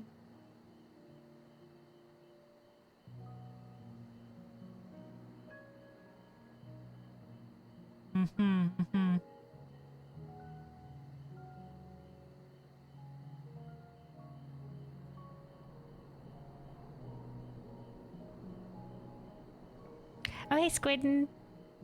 Shall move down to Australia. Man, Australia seems nice, but also, you know, I hear a lot of the times from Australia out there, I hear about the wildlife, and I'm just like concerned, concern.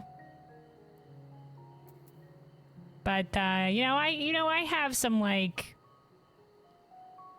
distant, like I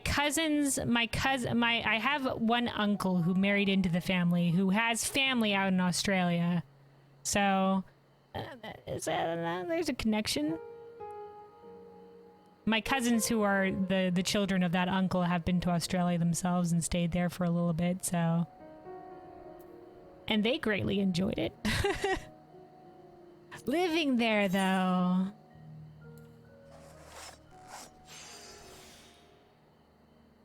There are more bugs in the world than there are humans. This is true. It's very true. You've been here for the last 6 years, you're still alive? Congratulations. You see no spiders pretty much? Really? Oh, that's good to hear at least. You know, maybe we just hear the particularly crazy tales of the wildlife, but you know.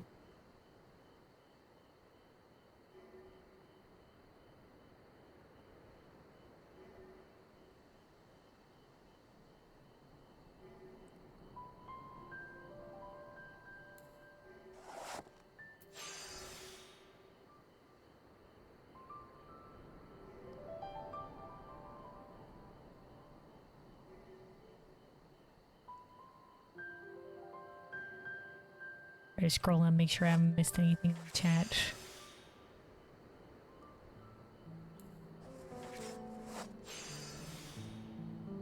The scariest thing you can find here is humans, and don't forget the magpies. Okay, noted. And also the magpies.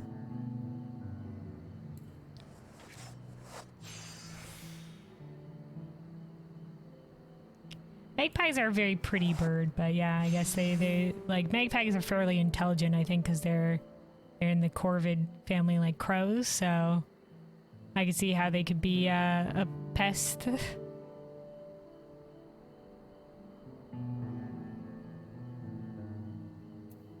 Discord DM, check it out and share with the class. Okay, hold on. I think I closed Discord. Let me open again. Let me open it up again.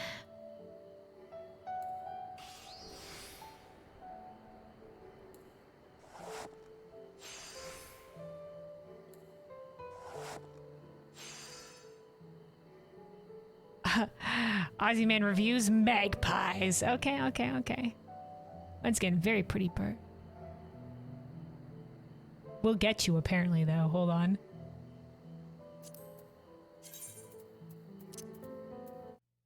Rightio, so a few... Okay, okay, hold on.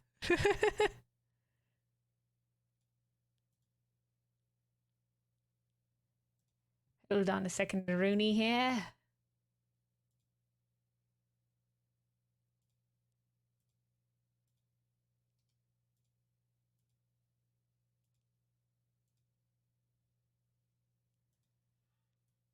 All right.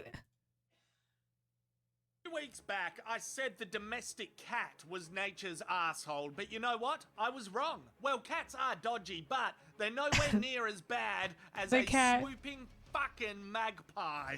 I'm not even joking. Look at this bird, ready to consume your mortal soul, looking for eyeballs to poke out like Ready Toby to Green consume from your mortal soul. GWS. They sit up on power Wait, hold to on. poke out like Toby Green from GWS. They sit up on power lines, acquiring targets, and bam, flying out of trees, taking on entire families. We're struggling to reduce carbon emissions because none of us want to ride bloody bikes down here. The Evening News puts out apocalyptic maps. Magpie It's like being in apocalyptic Command and Conquer maps. Red Alert 2. Oh, this wombat testicle I ripped out is tasty. A bit salty, but tasty. It's in the eyes. You can just tell this guy is a shithead. He hears a human and off he goes. I'm gonna get you once. I'm gonna get you twice. And just when you think I'm done, I'm gonna get you a third time. Well, it's probably Like their 'cause they're cat cousins. territorial. They don't discriminate. How you going, dog? Fuck you. Oddly placed pelican. Screw you. Oddly Much placed scarier pelican. looking bird, no worries, piss off, and piss off, double swoop. The postman, fuck you. Why are you delivering junk mail? You're meant to bring legitimate mail. Actually, could you check if you have my Amazon package under the name Maggie Smith? It should be a vial of worm-flavoured vaping juice. Oh, and I also ordered a jar of Belle Delphine's bath water. Using a fast mode of transport doesn't save you. These little two-toned bastards can still catch up to you. Let's look at me split screen. Swift, relentless, strikes to the head. At least he's wearing a helmet, unlike this galah going in without protection. Oh, fuck off, you fucking slut! Oh, you fucking... Okay, well, listen to Look, that I'm thing gonna blame caw the too. victim. He just shouldn't be outside in spring. I stay inside for 2 to 3 months every spring. I develop mental health issues, but a personality disorder Just is stay better inside, than a lol. magpie attack.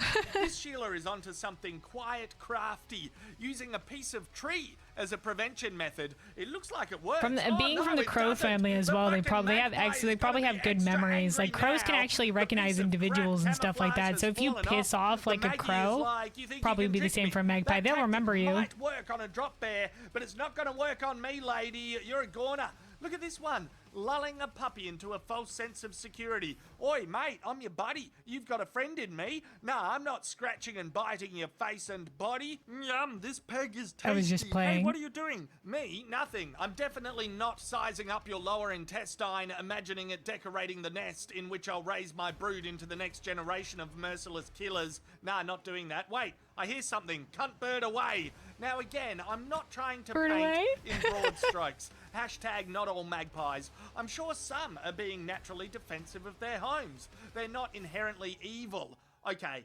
this magpie is flying away with puppy intestines in its beak. So, yeah, this one is evil. Confirmed asshole. All right, that has been the asshole report of magpies. Aussie Man reviews are fun, I see. Maybe we'll look more of his videos later. What kind of videos does he? Hold on, we'll look at the channel.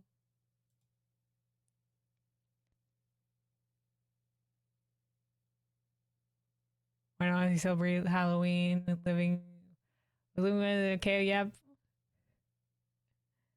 Okay. Yeah, maybe we should get some more of his videos later.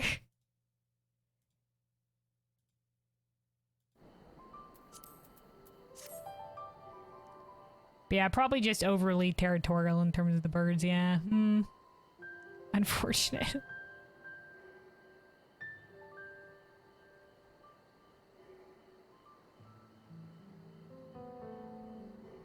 Yeah, very smart birds. I hope you enjoyed. Yeah. Didn't realize they were that much of a problem. The dive bombing birds.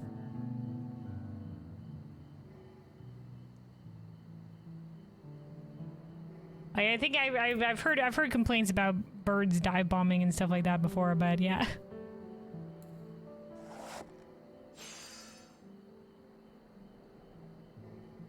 You usually see people use those plastic zip blockers to make spikes in the helmet.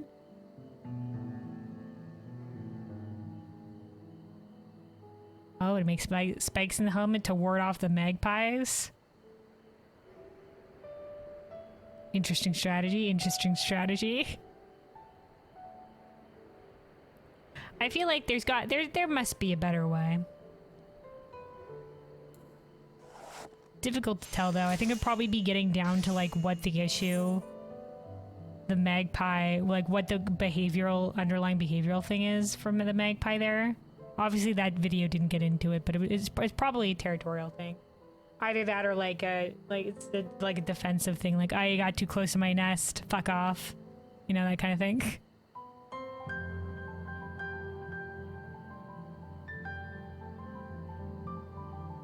Looks hilarious, but it works.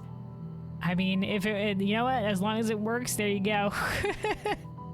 People will understand. You're like, why are you wearing that silly thing? The magpies. Understood. Understood, champion.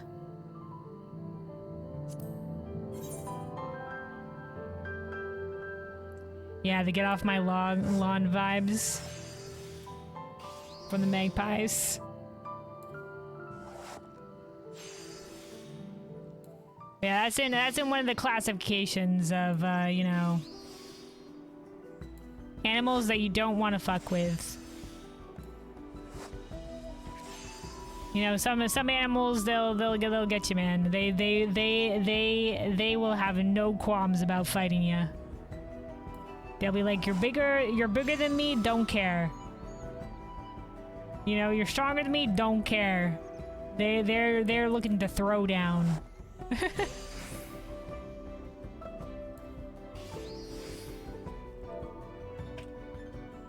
So I turned down music a little bit. Listen to the Urko Patch of nighttime theme, but alas, daytime theme is here. Daytime theme is here.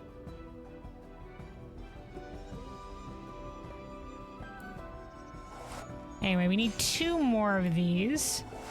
And then we'll have to craft a little bit of cloth and lumber.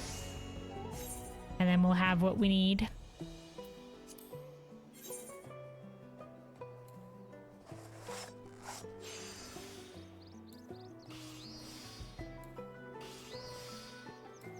But yeah, I've always thought as magpies as being like, huh, what a pretty looking bird, but now I know.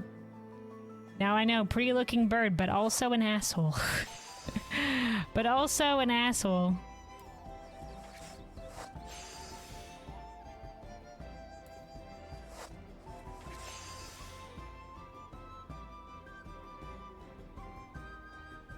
I think that's how it is with like a fair amount of species. Like from a distance, somebody that lives outside the country or whatever would be like, "Oh man, what a beautiful animal! Such majestic looking wildlife." And then somebody who actually lives there will be like, "Yeah, that's asshole Dave, causing problems for me on the daily. Yeah, that piece of shit."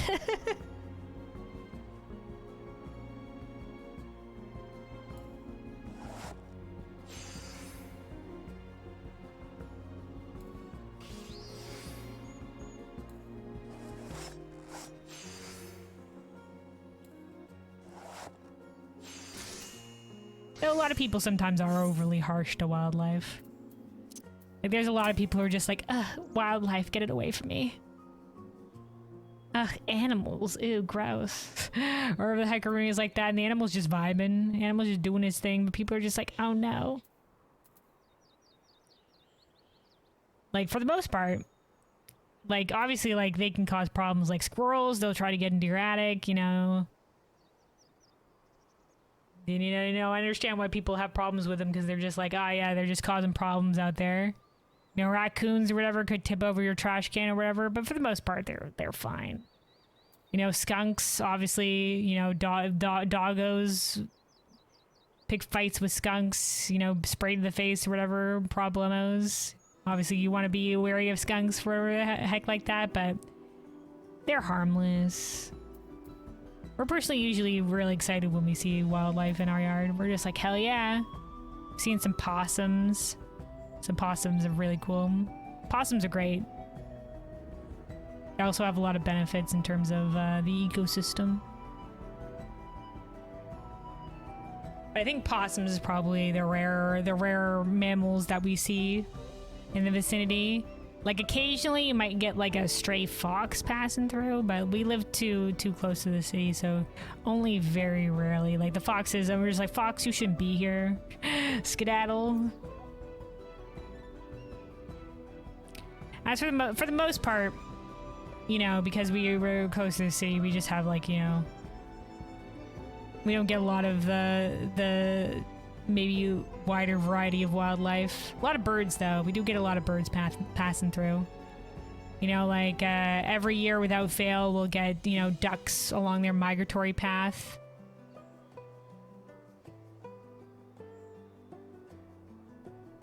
And usually a whole bunch of different birds. Sometimes some hawks. Also, Busy said birds are scary in general, even small ones that look cute because they survived long enough to evolve. I mean, well, that's all of us. We've all survived long enough to evolve, which means they either killed everyone else who tried to eat them, or was fast or good at hiding that no one found them, which means they can be anywhere and you wouldn't know that they're watching you. That could be true for a lot of species. You'll argue that the Australian possum is cuter than the American possum? Oh, well, now I have to look up Australian possum.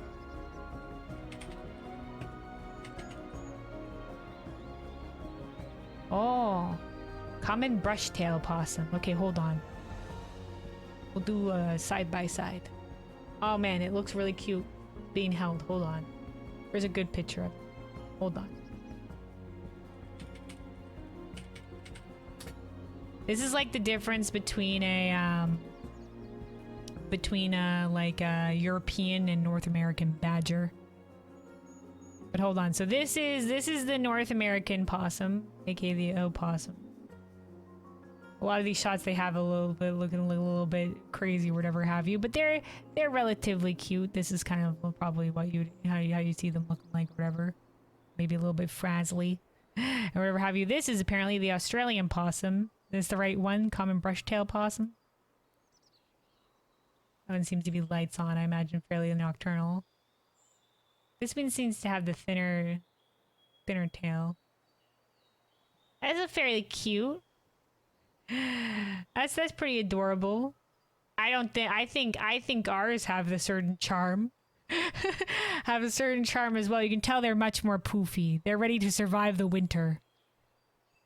They're ready to survive the winter. Much poof. These guys less poof. But yeah, they're pretty cute. I like their tails. The big ears. Very adorable. Very adorable. Yeah, it reminds me of the difference between... Hold on, let me see. This is the American badger, and then let's look up the European badger.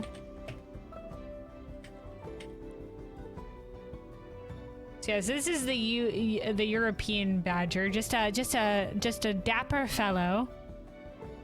What a chap. And then this is the American badger, which more low to the ground, a little more squat. Big floofy back. I think more overall ready to fight you.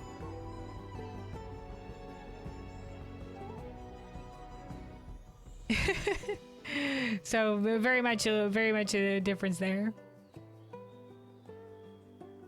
Very poofy though, very poofy. European badger's cute, but God, is it scary? They can scream. Oh, can they? Oh, maybe they're both ready to fight. Maybe they're both ready to fight.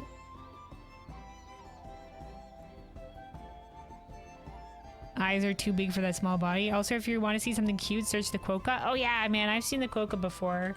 It's got the little like :3 face. Yeah, these little guys look like they're smiling. Look at this. Look at this, what a trucker. Very adorable. He's just a little guy. Just a little friend. Once again, these are I don't know much about the quokka, but these are the kind of type of animals where somebody would be like, oh my god, they're adorable, and then somebody else will say, yeah, those little buggers. They look adorable, but you know, secret side of quokkas, who knows? Who squished the America one? Why so squished? Who knows? Who knows evolutionary wise? Cutest bird you've seen is the kiwi. Oh man, it's been a while since I've said kiwi bird specific. It is pretty cute. That is pretty cute. I feel like, man, there we go. You know what? You gotta be so careful freaking nowadays, because some of these are probably definitely AI. You gotta watch out. You gotta watch out. The AI images will get you. Like, look at this shit, for example. Like, if you Google peacock chick,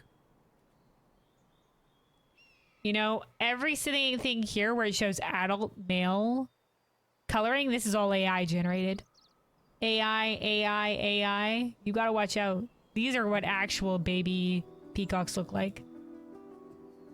Or these little guys over here. They don't have their adult coloring yet. Yet here we are with the fucking AI over here. You gotta watch out, man. You gotta watch out. The internet is full of lies now.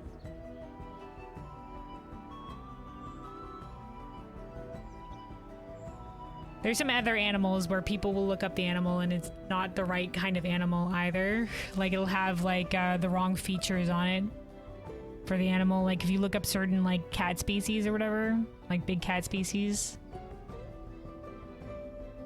like sometimes they'll have tufted ears and they'll be like, no, this species doesn't have tufted ears. What is this image? It's AI.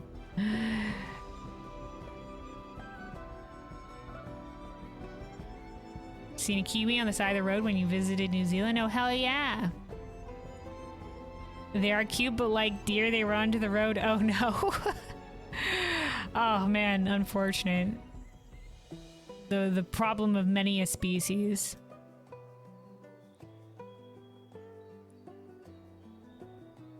All right, hold on though. We are done with the leather. The leather working. Let's move on to weaver here. So we only need 3 of these because I had 3 in my inventory already. So we'll just need 3 more. We'll also eat some food again.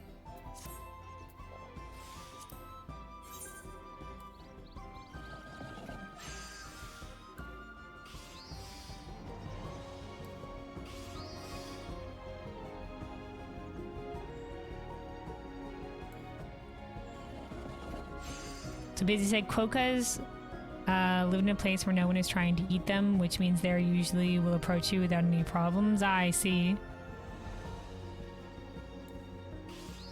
Hold on. Where are quokkas endemic to?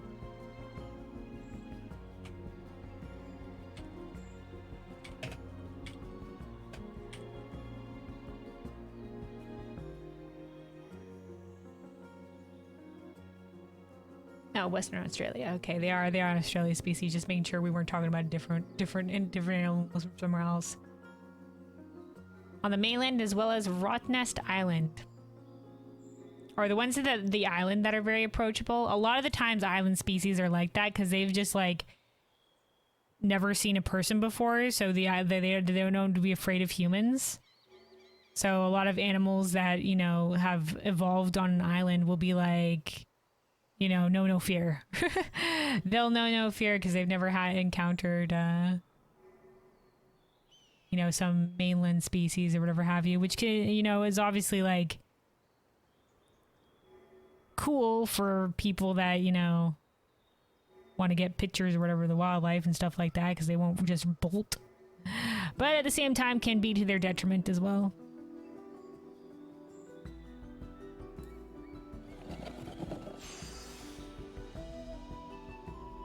Remember correctly, that entire island is devoid of predators? Oh.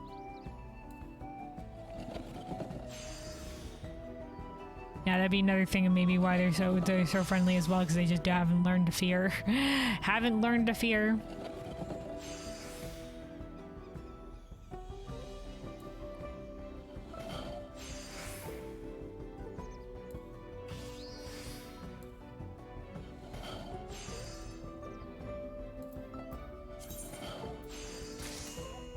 Alright.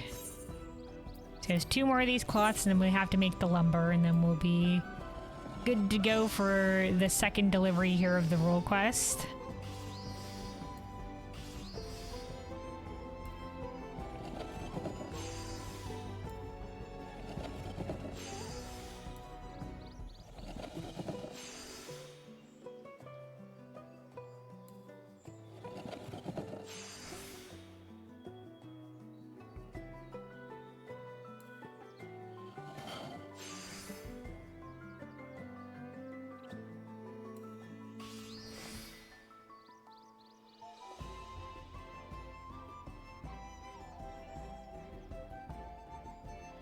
They also will throw their baby and run when they feel attacked. Not the best moms. Is that a defensive strategy?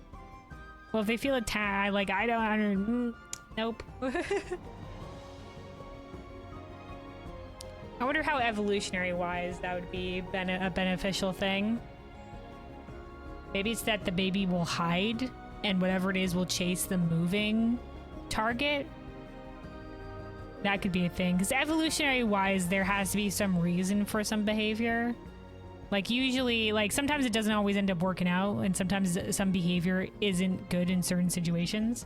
But there's usually a reason.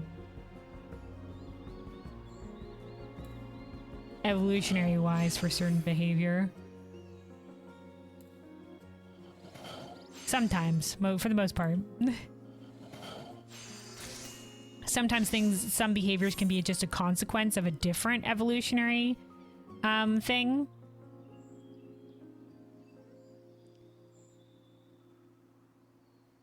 So it'd be like a creature evolved to be this certain way or have this certain feature, and because of that, it has led to a certain behavior. Sometimes there's adjacent like evolutionary stuff involved in that. So there's a reason for the initial feature or behavior or something like that, but then there's like an additional tag along, like a consequence.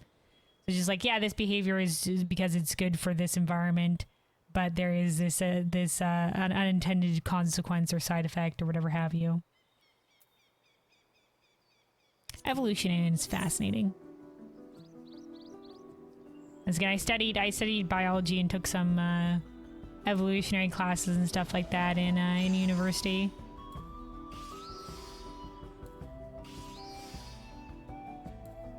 Definitely some of my favorite topics. You have no answer for that? I'm not a biologist, so I'm just well, yeah, I wouldn't expect it. It's hard to know. It's hard to know for sure. We're just speculating, but there probably is like an answer, like a reason.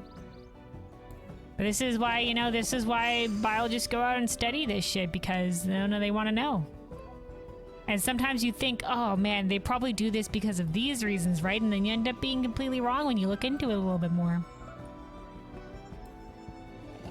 And that's the cool thing about nature, man, is that sometimes it'll surprise you. And sometimes nature, does get pretty weird. Sometimes animals do get very specific in terms of their evolution as well.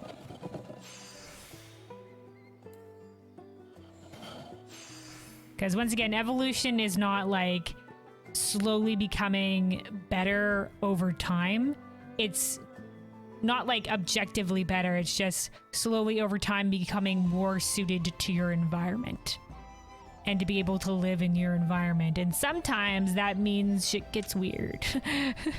Sometimes animals have weird adaptations, but damn, does it make it good at living in whatever environment they live in. Like, for example, like the big ears on fennec foxes. Not the weirdest shit, but like an example of how things can get extreme or specific. Because fennec foxes have the big ears because of to help with temperature regulation and dispersing heat.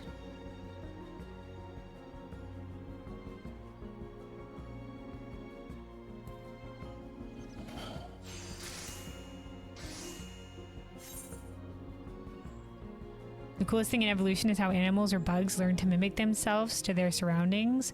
Ah, yes, like camouflage, yeah. Yeah, it's less learned. It's just more like, you know, over time, animals that were could closer blend into their environments survived and had more kids. That's how it devoted evolutionary, but yeah. But yeah. Camouflaging in nature shits gets pretty crazy, like stick bugs, or like I said, any animal with camouflage. There's also lots of animals that over time evolved to look like other species, to like mimic other species. Like for example, there's some butterfly species that are like completely different species, but one butterfly species evolved to look like the other because the other one species was poisonous. And so if this other butterfly species looked like the other species, like they can't interbreed or anything like that, but they look like the other species because one evolved to look like the other species because the other species was poisonous. And so if other animals thought that, hey, this butterfly is poisonous, they'd be less likely to eat them. If they learned like, those types of butterflies that look like that, no good to eat. You know? Yeah, the bug looks like a stick. Or chameleons. Dude, chameleons are a special case, man. Chameleons are very cool. The ability to the color change and stuff like that. Kind of like, well, like squids, man. Like octopus, and they're crazy. Or I should say like octopus. I don't know if squids. Anyway, and their ability to change their color and stuff like that. All right. That is all the cloth that we need. Let's go into Carpenter for the last of what we need, the lumber. The lumber.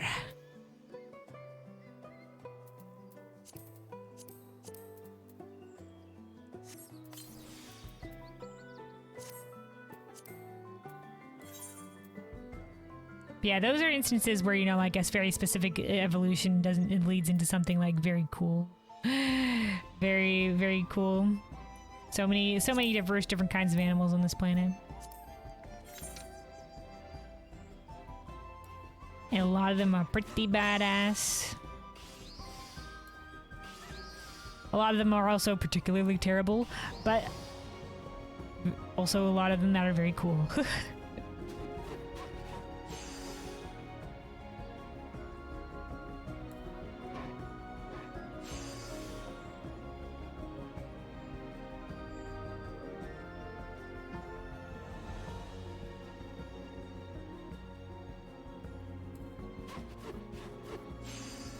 Yeah, there's a lot of instances of camouflage. Another instance is like what I always find particularly interesting is when like a juvenile's coloring is different from the adults. A lot of the time a juvenile animal's coloring that they'll eventually grow out of is built for like specific kind of camouflage. Like white-tailed deer, like baby fawns or whatever have you, that have the dappled coloring is to specifically blend into like a dappled sunlight forest. And in for example, in some seal species, not all seal species, but their coloring will change over time as well. And some of it, like for example, I think carp seals, when they're baboos, they start out pure white because they're meant to blend into the snow. And then when they get older, they'll gain their like I think it's more of a gray coloring. Let me look at carp seals. Yeah, gray coloring and they get older. Hold on. Did I end up closing the window? I did, didn't I?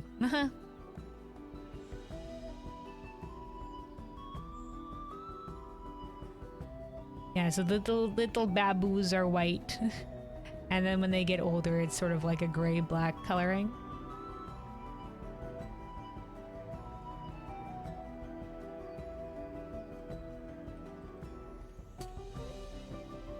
And here's like the example of the fawn and the dappled coat.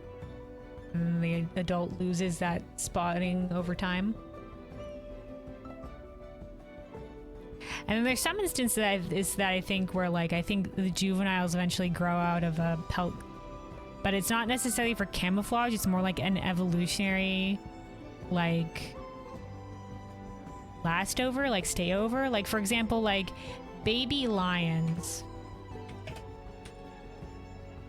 I don't know if it's for a particularly like evolutionary reason, but they have like a little bit more like, I don't know if you can see it. I guess you can kind of see it on this one. But they have a little bit more spotting to them.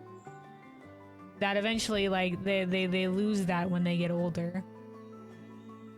And it's just like, you know, like, you know, it ties evolutionary to like, you know, some of the other big cats or whatever have you.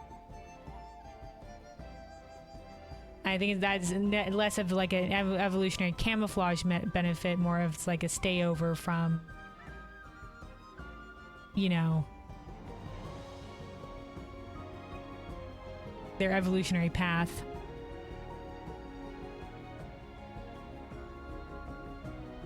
Seal shape reminds you of body pillows. Yeah, a little bit. Look so comfy and squishy. Yeah, they do look very squishy, man. Seals are adorable.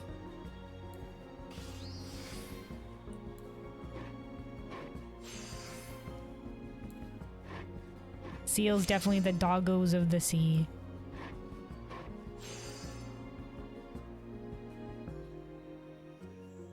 Let's see, we could probably do this. There we go. So we're gonna need 6 of these in total, and then that'll be everything we need, and we'll be able to put it all together for our delivery here. For the role quest, we'll be able to continue on to the next step. Though I think once I'm done handing this in and seeing the next little part of the story, I haven't had my break yet.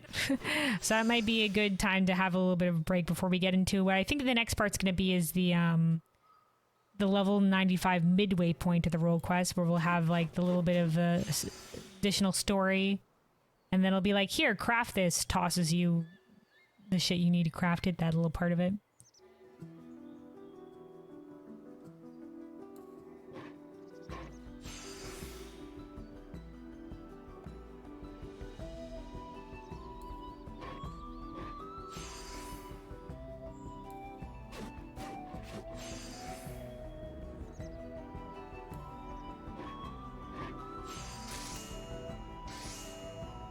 The coolest cats is African wildcats.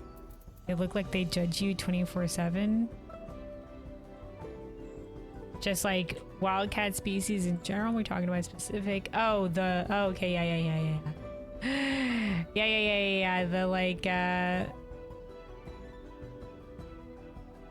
the specific like they look like house cats.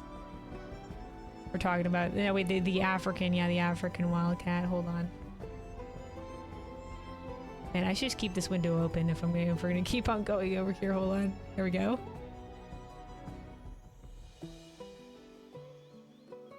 Very long leggy.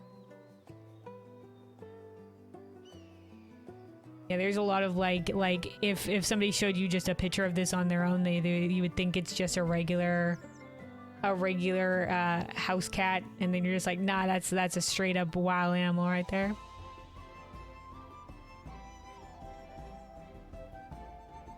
Cat, look at his face, he's judging you. Maybe that's just cats in general though. Particularly judgy looking.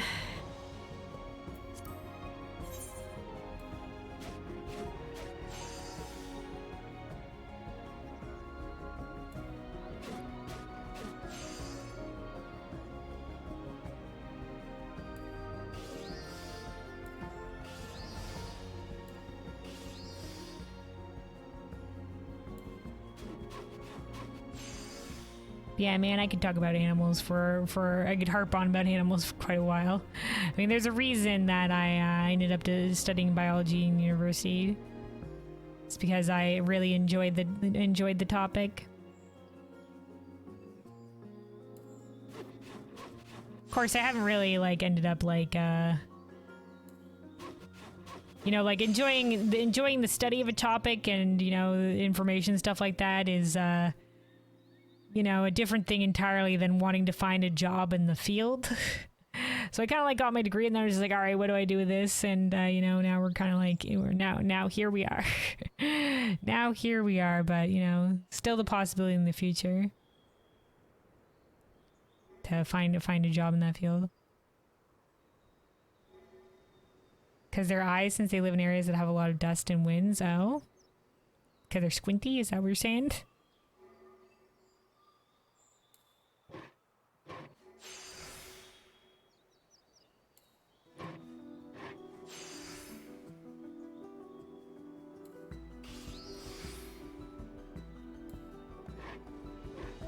Yep, okay.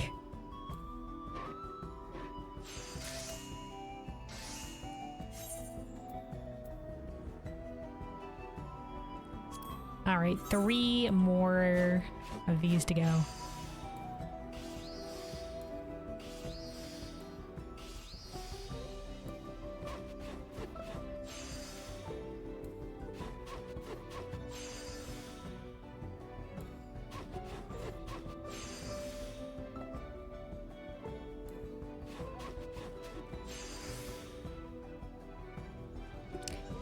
Yeah, in terms of like, once again, like studying animals is great, and there's definitely a lot of cool animals out there. But in terms of like, once again, because I'm not much of an outdoorsy type though, and that's where a lot of you know, like biology, and like if you're really getting into like studying biology and stuff like that, obviously most of it is outdoorsy work or lab work, which is, you know, like which is probably the things that I dislike the most.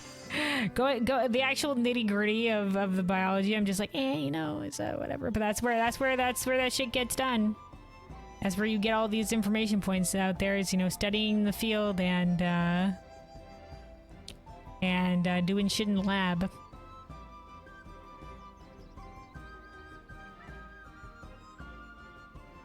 I just like discussing cool animals. I'm just like, wow, this is what a cool topic.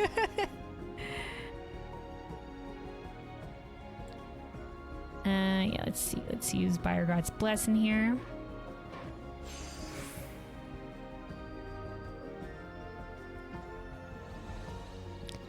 But yeah, also living in the city, you know, there's not, like I said, we have a very rather limited scope of what wildlife we see out here anyway. I think probably like I said, like a fox. And one time we saw a wild turkey. You don't get a lot of those often. That was an interesting visitor that we got at one point in time. Those are probably the rarest ones that we've seen. Like I said, possums are probably fairly rare as well. Started seeing some more often though. Also, as you said, for example, birds don't have wings. They mostly live in human houses, which makes their eyes more open.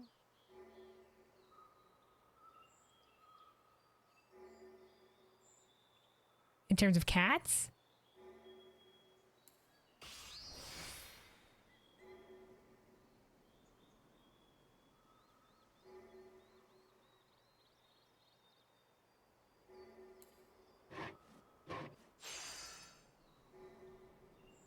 Huh. You know, I haven't really looked at cat species and how they differ in different areas. Hold on. Oh, not the bug again. Gosh darn it.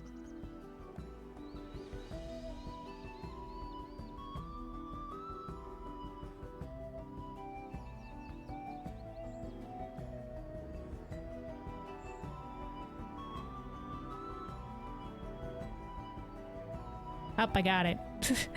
I finally got it. Success.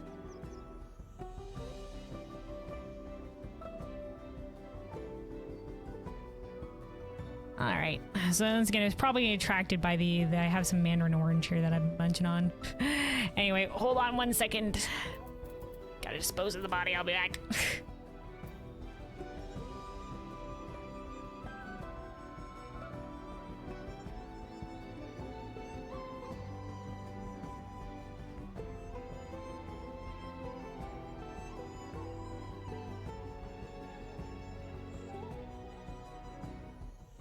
All right. Anyway, now I don't have to worry about that little it was just a little fruit fly or whatever is buzzing around.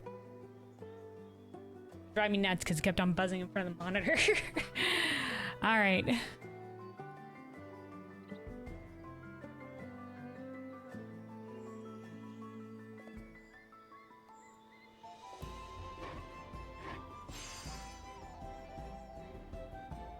Yeah, it'd be interesting to compare different cats across different geographic areas, because there's a lot of species that span like a wide range. Like we were talking about foxes earlier. Foxes have a wide range too, and there's a lot of like I did a paper on this once for university, but there's a lot of like difference that occurs with foxes across their range. Like the ones that live further north will be more floofy, whereas the ones further south will be, you know, a little bit more. They'll have they usually have less floof, and sometimes different coloring as well, like a more brown in coloring as opposed to red. And it's just like, fascinating. It's like these are the kind of changes that would eventually lead to something like evolution if their populations got split up over time.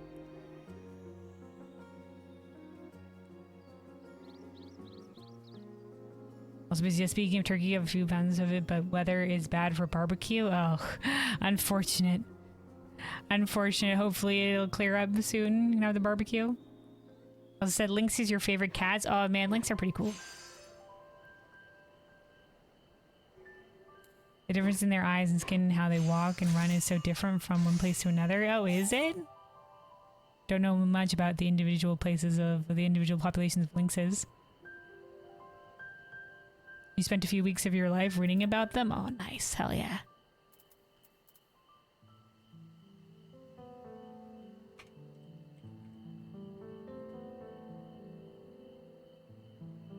Yeah, sometimes you definitely get into a topic and you're just like, or you watch a video on something and you're like, wow, man, this is such a cool topic. And then you go look more into it.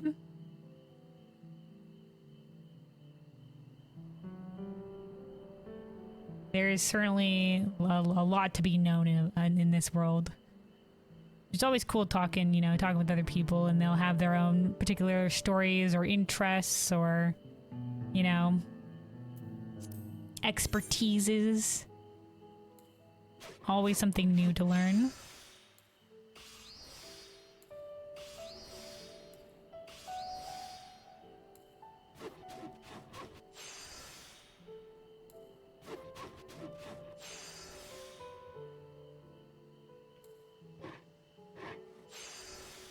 But I think a lot of people enjoy like well, I was gonna say like video essays, but I guess documentaries, I should say. Documentaries. It's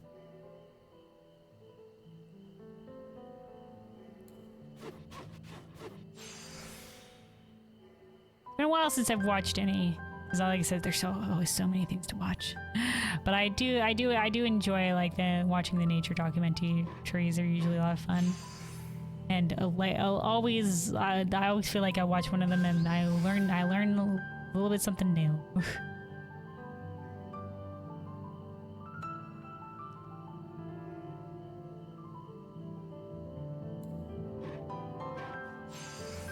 Or I learn about like a species that I didn't know about, or like a cool fact, and I'm just like, hell yeah.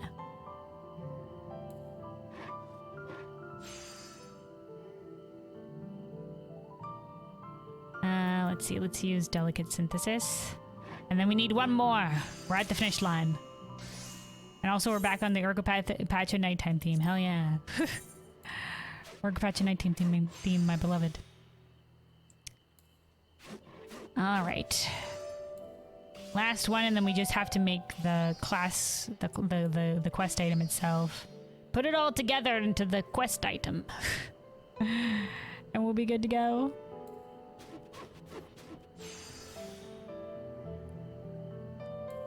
If it's not dogs, it's cool. Dogs are great too, man. But I guess how a lot of people take dogs for granted.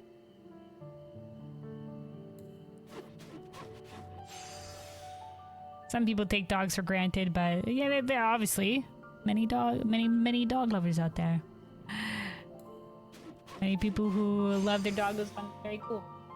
And obviously, since their dogs are like everywhere, you got a lot more people that have expertise in the doggos. Hold on. Let's regain some of our durability here.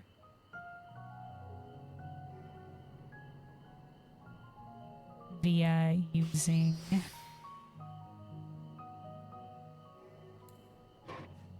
making sure to make use of the manipulation. All right.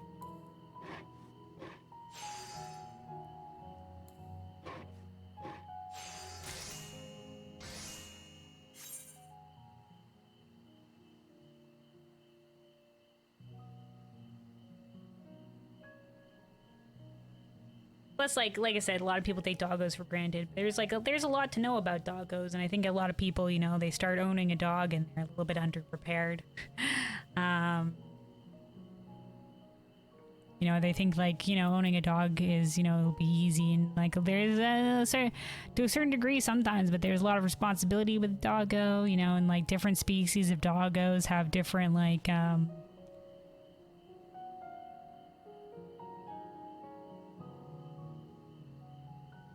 say requirements, or you know, like different care and stuff like that. So definitely something you want to have some knowledge going into, because you know, like me being a kid, when I was a kid, I was just like, man, I want a cool looking doggo. You know, this was young Luna. I was just like, what's a cool looking doggo? And a lot of people would be like, oh man, a husky. Well, huskies can be very noisy and are very active dogs. Same thing with the other dog that I ended up being like, what do I want? Which was a border collie, because I thought they looked very cool. And so with the dog that we ended up going for, like, once again, we hadn't really, I think my family in the past, we had my mom and their family, they had corgis. Some corgis in the family before, but weren't really much dog people besides like they had like a corgi growing up. So we ended up coming across our doggo was like a border collie mix. I think her mom was border collie / blue heeler, which a blue heeler is also very cool looking doggos, but they're cattle dogs, and so they're meant to be very active. And I don't think we were too prepared for that going into it. So you know, you gotta make sure you get a doggo that's you know, is appropriate for your lifestyle. Don't just be like, wow, what a cool looking doggo. You know, like, yeah, you know. Corgis not dogs, bred them to mimic dogs. Corgis are adorable. But I can understand your feeling behind that one. They are just big, the big little brown poof. Little poof ball. Alright, anyway. Hold on, I just started wandering. We do have to put together this into class items now. We're ready. The time is nigh. We have all the materials. Let's go. So we got the crocodile leather, we got the cotton, and we got the lumber. Now let's also eat some food here. Refresh the food buff.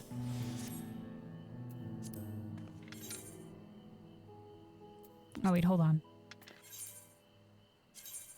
What is our current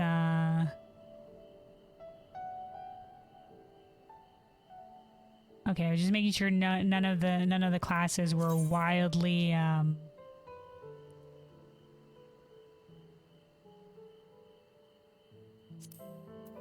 none of the classes were wildly ahead of the other. We do this on Weaver.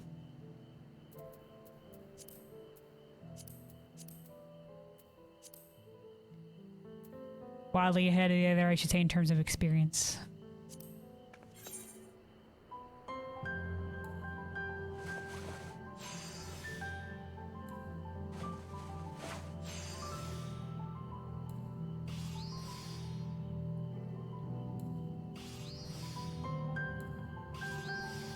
Also, Biz, you said you don't like dogs as much as cats because it's too easy to make dog love you and it's very hard to earn the love of a cat. I mean, to each their own. I think both are great. Don't get me wrong, dogs are useful and helpful. Cats are useless, lazy bastards, but still. Well, I think for a lot of people, like, you know, obviously there's a lot of working dogs out there. You know, like I was talking about herding dogs and stuff like that. That 100% are great to have along.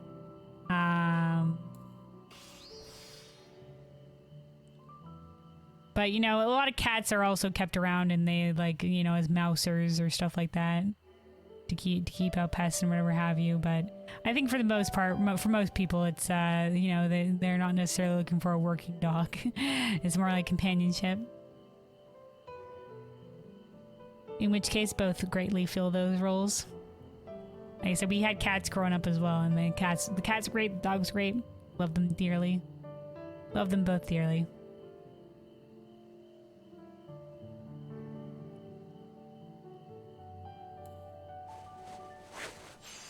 Yeah, we've been pet free though for a while now, just because, you know, like I said, owning a pet is a big responsibility and a big commitment. And you know,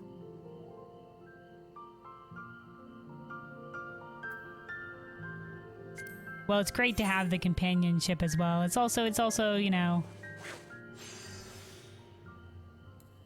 nice to just be. So we haven't decided to pick up another pet yet to adopt another one, but I don't know, maybe at some point in the future. I think it's been several years now. Once again, the passage of time. It's been several years since our cats died. Our dog died a little bit earlier, but you know.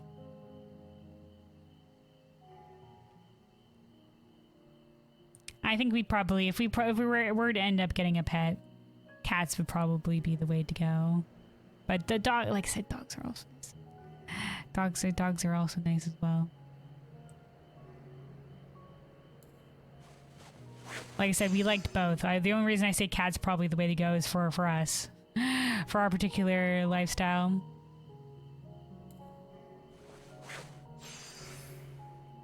But doggos, you know.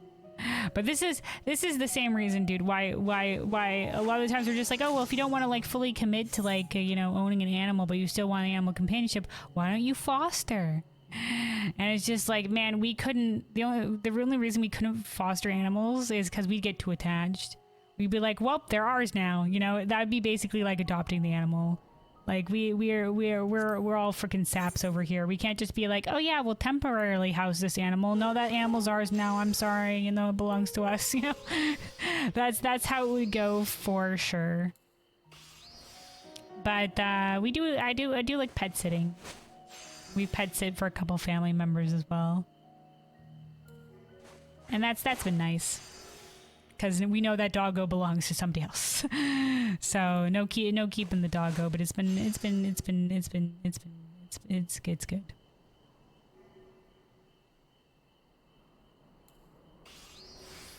The best dog in your opinion is a Shiba Inu, bulldogs, and golden retrievers. Golden retrievers are certainly nice. They're very even-tempered doggo. From what I've seen of them, we have a family friend who is a big fan of golden retrievers and usually always has a golden retriever. Very, very, very well-tempered, even-tempered doggo. I haven't met a lot of Shiba Inus or bulldogs, but the Shiba Inus do look very, very cute. Bulldogs are like very squat, rotund. Sturdy type of doggo. Get yourself a frog. You don't even need to feed it. You already have enough bugs in your house anyway. It's been one bug flying around. Like I said, we don't got a lot of them. Once again, I don't hear a lot of people that keep frogs as pets. Like I said, a lizard probably would be more common. They eat bugs too.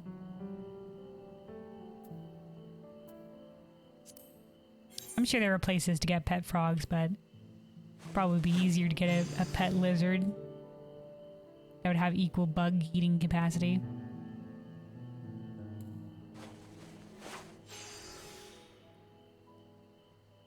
Yeah, I guess there, in terms of pets, there are like, you know, other options too. We had fish. We had a couple fish growing up as well. I say, like, when we were the first pet we ever had was a couple fish.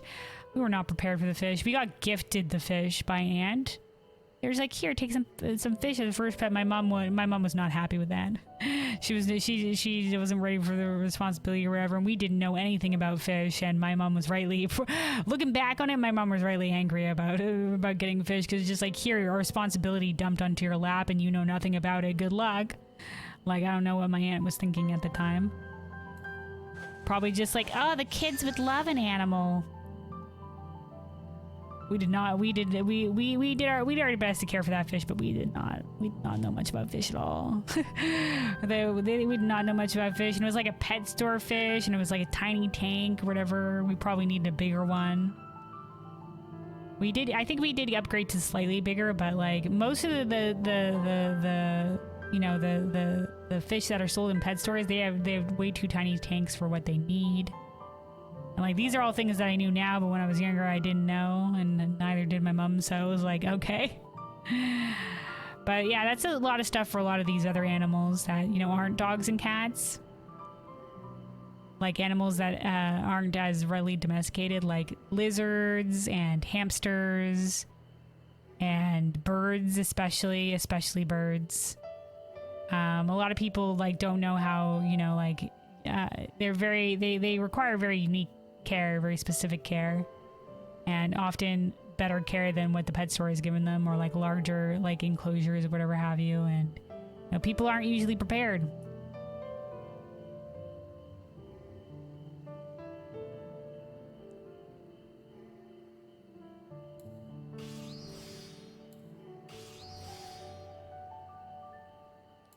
Maker said, you remember seeing one bulldog that got slipped on his own saliva because he looked long enough at meat steak? Pfft. They're stupid and adorable. I see.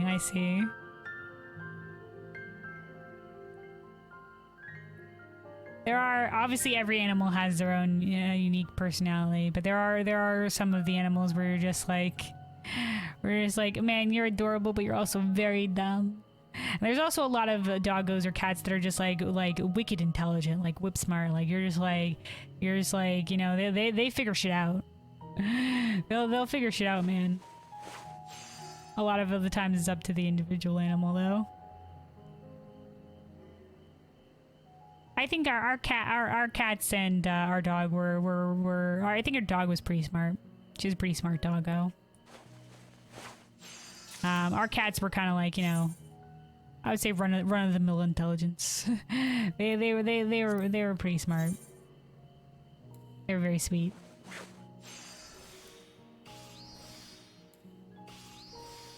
Luckily, they didn't do too many dumb things.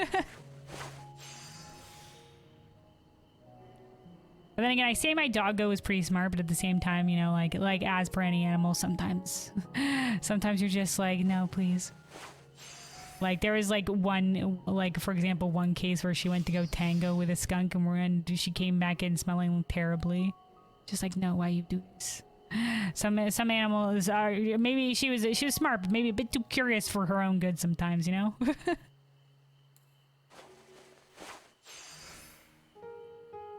Adorable and dumb is also a good description of one animal that are too stupid to exist, but too cute because of how cute it is. Oh, pandas. Yeah, pandas are kind of existent, adorable, but also very dumb in terms of like the reason that they're dying out is because they're just so terrible at mating. They're just so terrible at it is one of the reasons. Well, obviously not the only reason, obviously environmental issues and stuff like that, but that's one of the reasons as well. And, you know,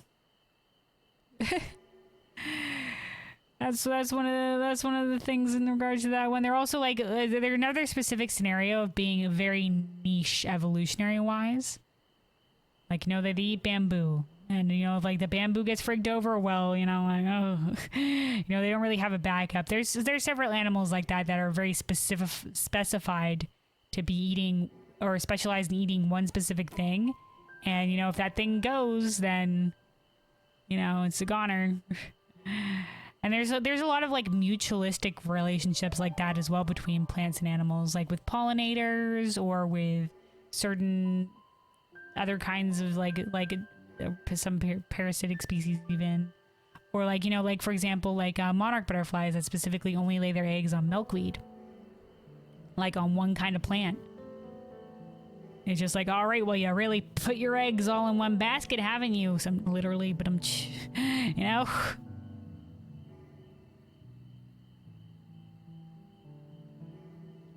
And once again, it's an example of evolution not necessarily leading towards something better, but leading towards, you know, something well adapted to their environment. So it's like, it's well adapted as long as the environment stays exactly like this. It's super highly specified. It is good to go. But if the environment changes, you know, that can throw some animals off. But then, you know, there's cases with like animals like humans or like many other animals where it's just like the evolutionary adaptation led towards adaptability. And being able to adapt to changing circumstances or different environments and stuff like that. To be able to roll with the changes. That's where you get a lot of like some of the more widespread species like foxes or deer. Deer are also everywhere. Or rats. That all have a wide range of places where they live, where you can find them.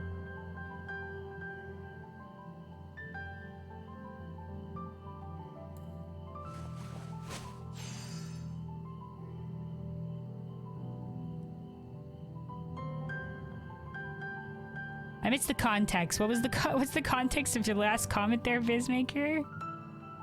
Trigetics will either fall from high grounds. What? Were you talking about pandas still? In which case also what? Question mark?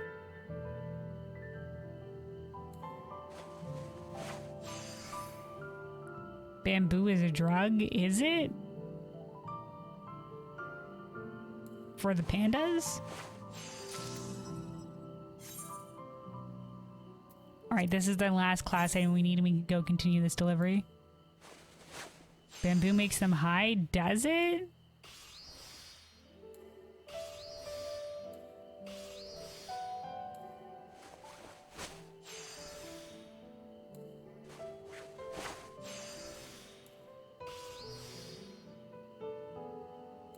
Probably have to double check this information because I've never heard that before.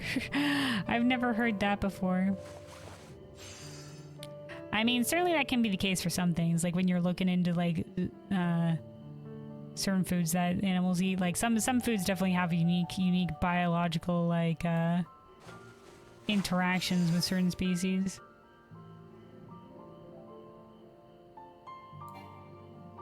Oops, there we go. This was the button I meant to press. All right, we're good. Job's done. Let's go. We can continue this quest now. We have what we need.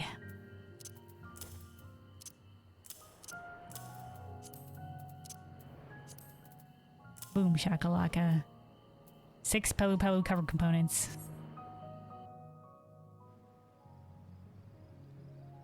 Let's get back out to watch you Mucky Mucky.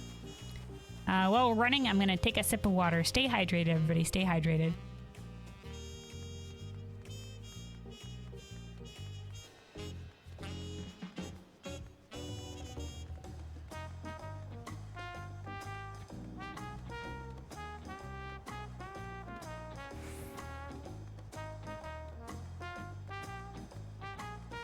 They're technically bears, and bears can eat almost anything in nature. Oh yeah, omnivores. Yeah, pandas decide to eat only one thing, stupid but cute, yeah. Yeah. Well, like I said, it's not a stupidity thing, it's just like somehow they became like, there's evolutionary reasons why they did it. You know, if there's an abundance of one type of vegetation and not a lot of others, well, you know, like specializing in that one type, you know, would be, you know, like maybe like for a while, all other plants, you know, like who knows if they'll do well or not, but the bamboo, consistent, always there, good to go until it isn't.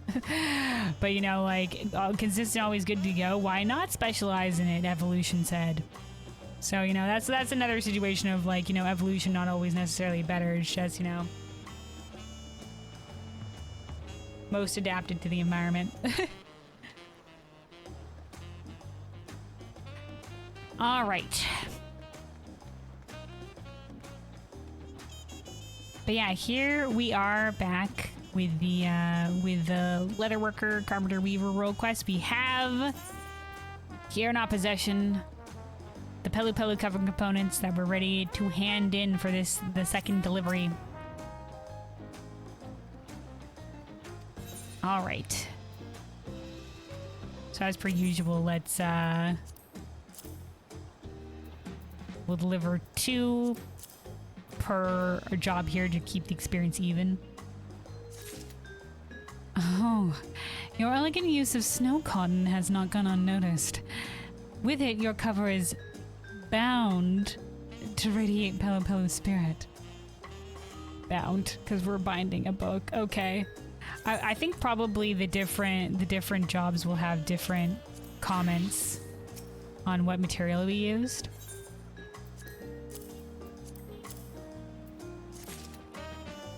Oh, nope.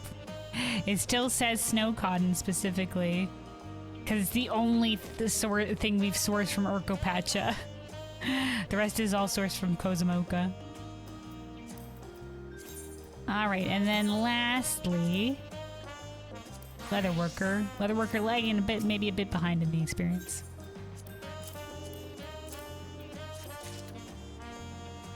Alright.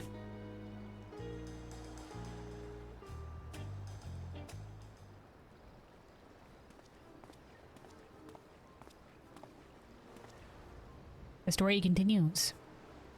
Another tale.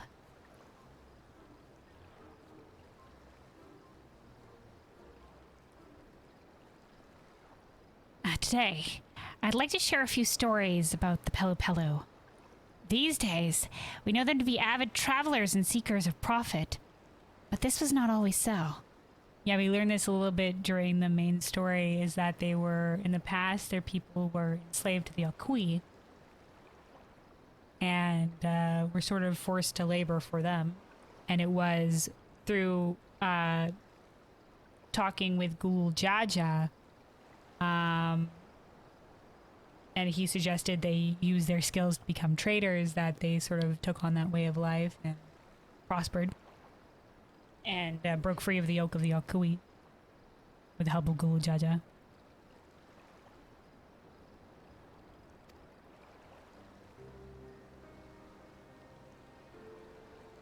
Long before this nation was founded, the Pelu Pelu were a reclusive folk who rarely left the solitude of Urkopacha.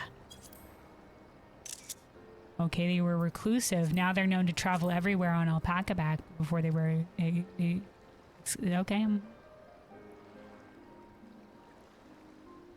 Before they were more isolated. Now, in one solitary village, there lived a Pelu Pelu named Sibley.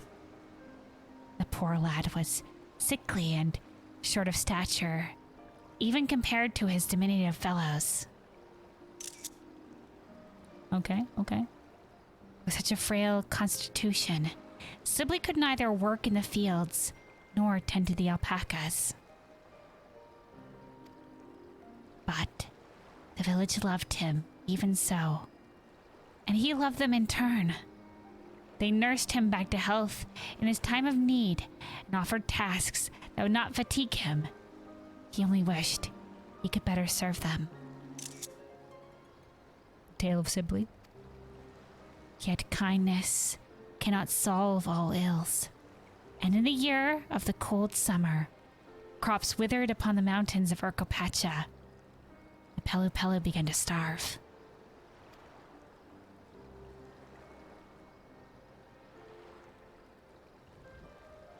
They ate what remained of their food.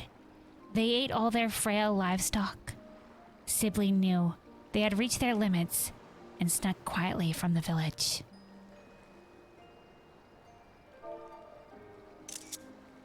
Okay, specifically looking at the mountain peak.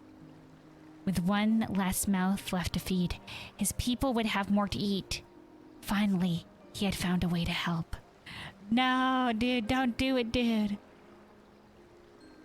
He's just gonna go out and try to survive on his own, or is he like, what happened here? His mind made up. The poor fellow made for the sacred mount, that he might fade from this world in its silence. Oh yeah, okay, no. No, don't do it.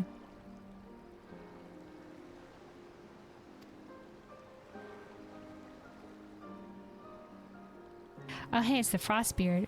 We fought that guy. As he began to climb, a spirit appeared and forbade him go any further. Sibley begged the spirit to let him pass and spoke about his village.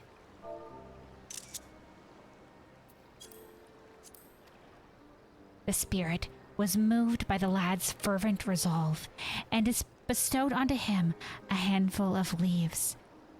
Return to your village, it said. Your people must drink of these leaves. Oh, is this the origin of the mate drink? Okay, sure. Bestowed to them by the little mischievous frost spirits, apparently. I don't know. Sibyl obeyed and steeped the leaves in hot water. When his people drank, their hunger miraculously faded. No Pelu succumbed to famine, and they all lived to see the coming year. So it was the Pelu first encountered mate tea. Wow, mythology.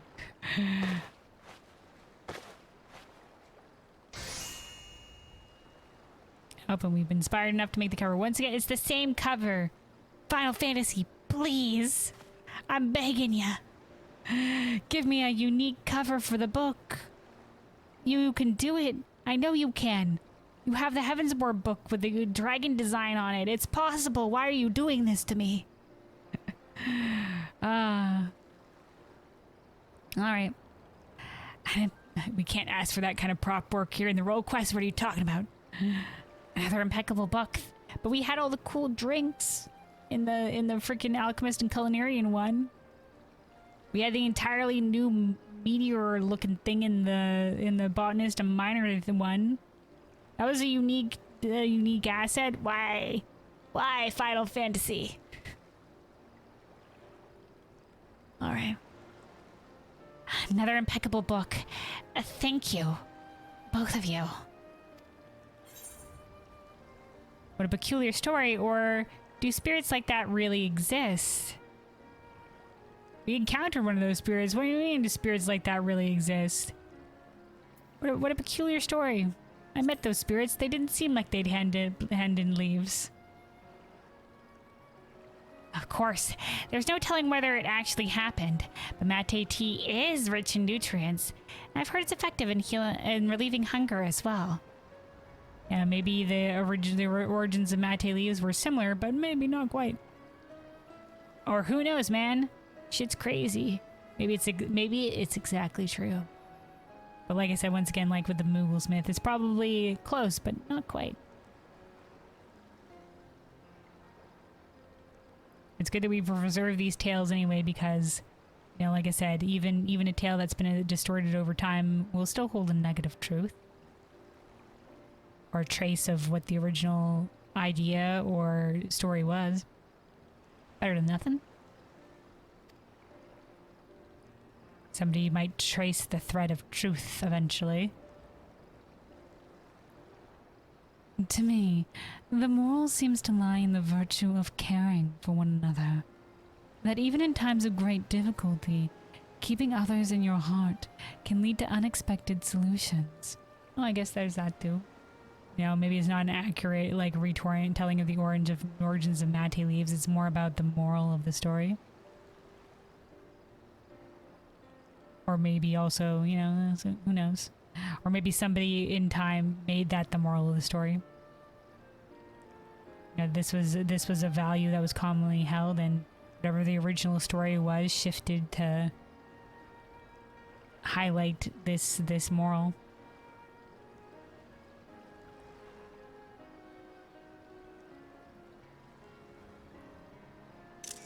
Hell yeah. Well, I better be off. I still have some reading and writing practice to do. But next time, I think I'll share some tales from our moblin customers. See you then. You know, this is the same thing with the juice crafts. I think it was a Hanu drink, a Pelu Pelu drink that we helped with, and then a Moblin one too. Seems to be the focus. I was hoping if that's gonna be our third delivery. I was maybe, oh, you know what? Maybe that'll be the midway quest point here. And then because I'd like to hear tales of the Mamulja, the Hetzato, the you know, like some of the less common people seen here, but you know, it's too much to ask. I want all of them. Get more tales, please. The lore. We're not gonna get all of it, but it would be cool. The Shitona, tell me about them. Tonawada, tell me more. Oh man. So much lore, so little role quest. Not enough, I say. Well, you heard the man. It seems we'll be in for plenty entertainment yet. And keep your tools sharp. We'll have another project on our hands before we know it.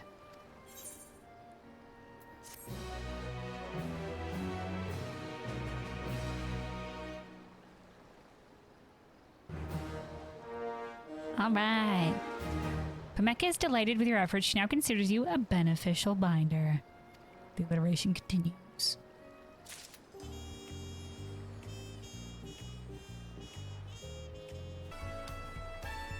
Let us continue with Pemeka here. We're going to be doing the level 95 part of the role quest here. So it says Old Ton Roads. Pemeka has moblins on the mind.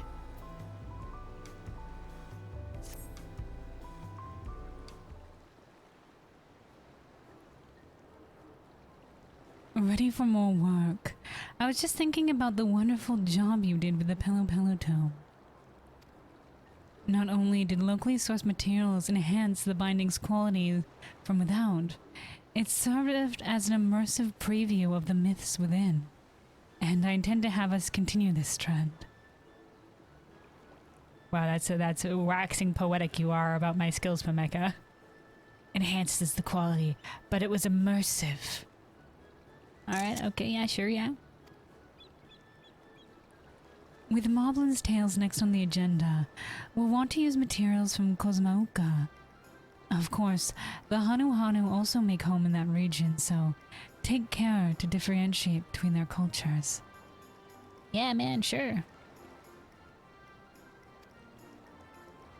They live in very distinct areas. Upper Forest is much more colorful. A tradeswoman of your discernment should have little difficulty of Your discernment. should have little difficulty, I'm sure. Let me know when you've prepared the components.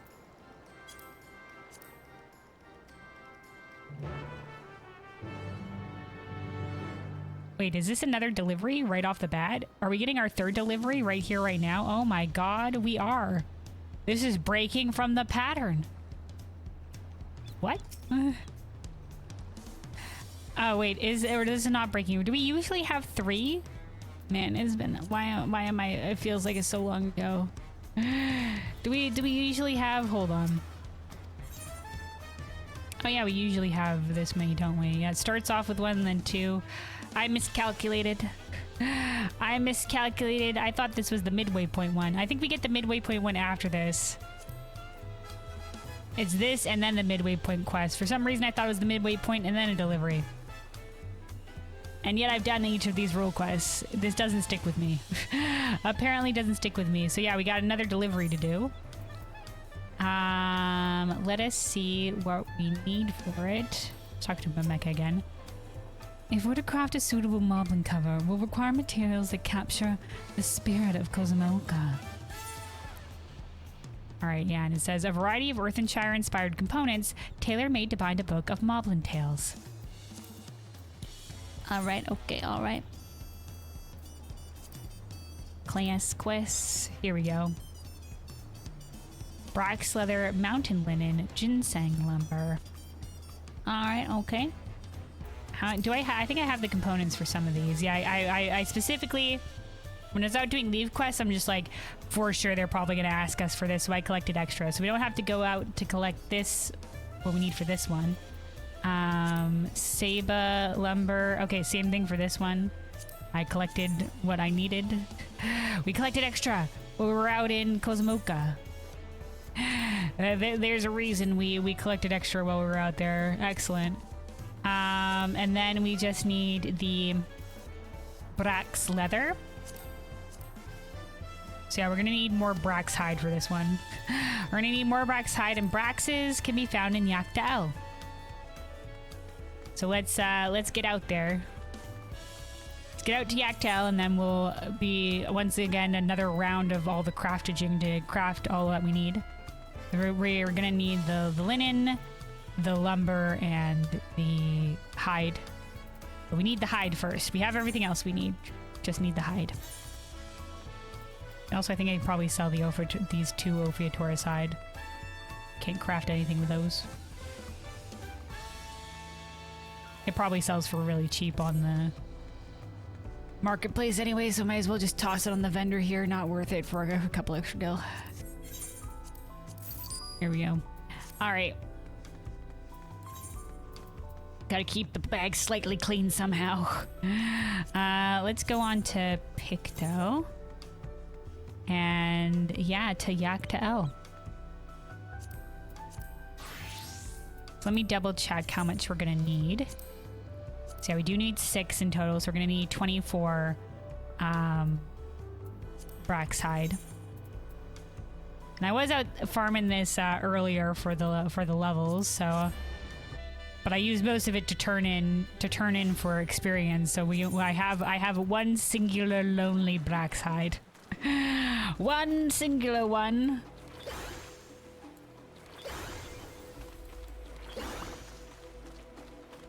Red mangrove. Oh, is that with the sloth seed? Oh, okay. Some sloths. Intoxicant? Sure.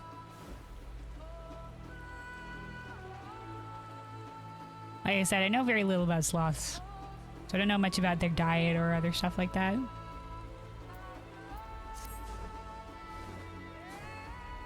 Alright, here we go. This is where the I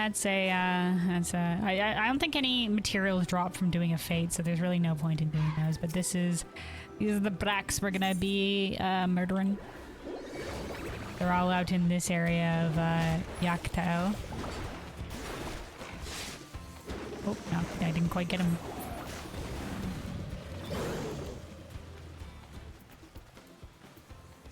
The toxins of red mangrove is too strong for humans. Oh, humans will die from that amount of drug. Okay, so it's a poisonous level for humans. It's the main diet of sloths. That just goes to show you the unique biology of different critters. Like I said, evolution evolves.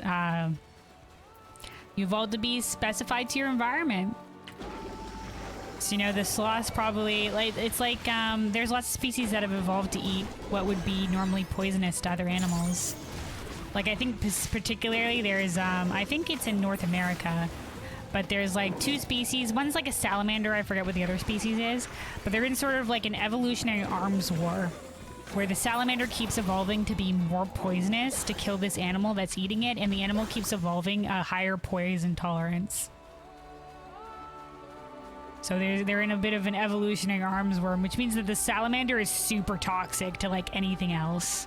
It's actually pretty fascinating.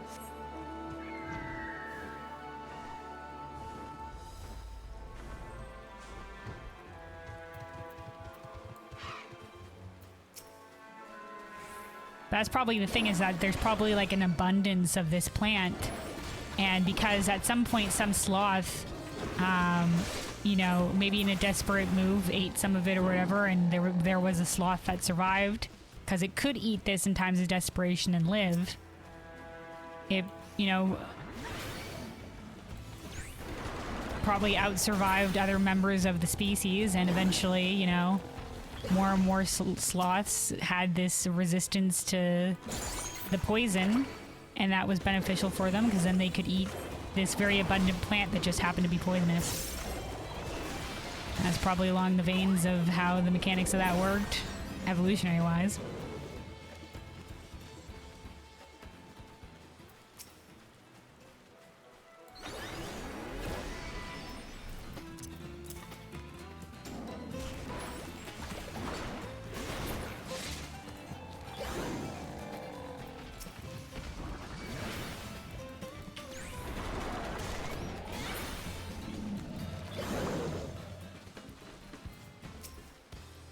You know, that's the second thing of evolution, you know, that you have to keep in mind, besides like that things don't necessarily evolve to be better, they evolve to be better tailored to the environment, which means sometimes, you know,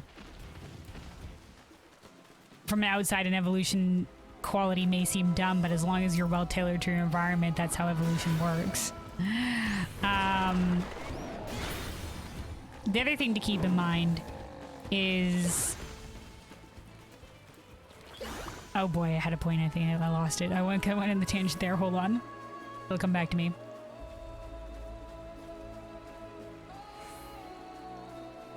All right, here we go. The other thing to keep in mind is that, you know, like, just because, you know, you think something will evolve in a certain direction, like, it doesn't mean it necessarily can. Because the crux of evolution is... something has to be able to do something or have the genes for something first. Like, for example, like maybe something would be like so perfectly camouflaged if only it was blue, for example. But if it doesn't have any kind of genetics that could possibly make it blue, you know, it's kind of shit out of luck. You know, you can try to evolve it to be closer to blue as much as you want, but if it doesn't have the capability to be blue, you're kind of screwed. But maybe it has the capability to be purple, and maybe eventually over time it might lead to a more bluish purple, or it might lean more heavily towards blue. That's how something like that could develop. Or maybe like a mutation will occur and one individual will be blue, and suddenly it'd be like, holy shit, you hit the evolutionary jackpot, congratulations, you're super well suited to this environment.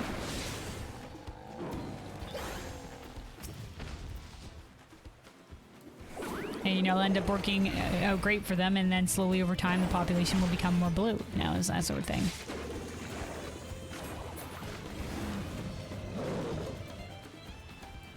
From an evolutionary standpoint, the most weird mammal is dolphins. Oh, dolphins are pretty cool. They're the only mammal except for humans that like... Oh. Just for the process of it? From what we... is that from basically what we've observed? I mean...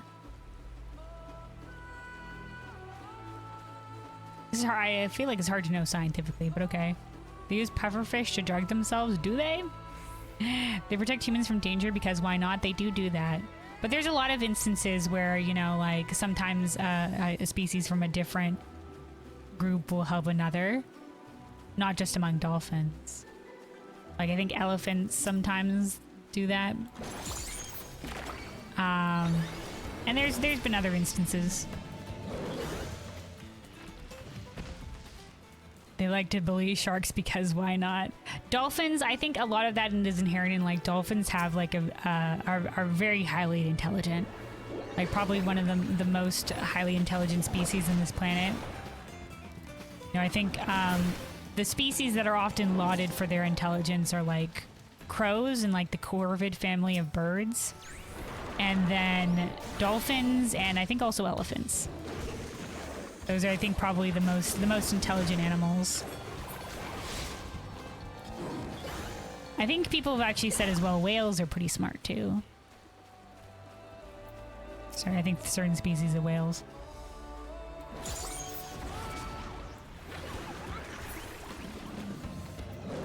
Don't quote me on that one.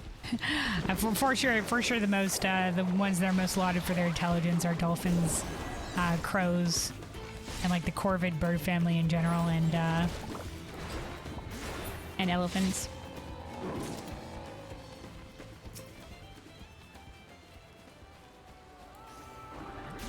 Is very cool. There are a lot of like smart, highly intelligent animals out there too. Like raccoons, pretty smart.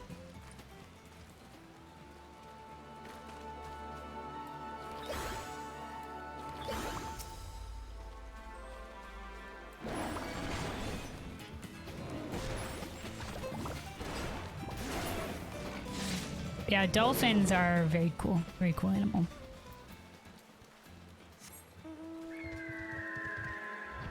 I love dolphins. One time when I was younger, we went on a trip to the Caribbean.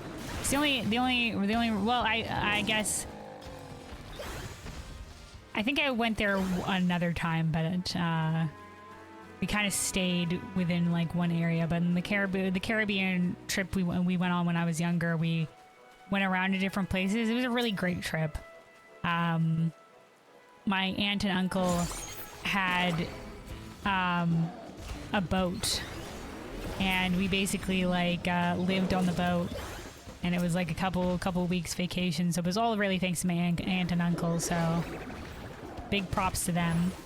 But there was only one time when we saw dolphins out there, but they were rather far away from the ship.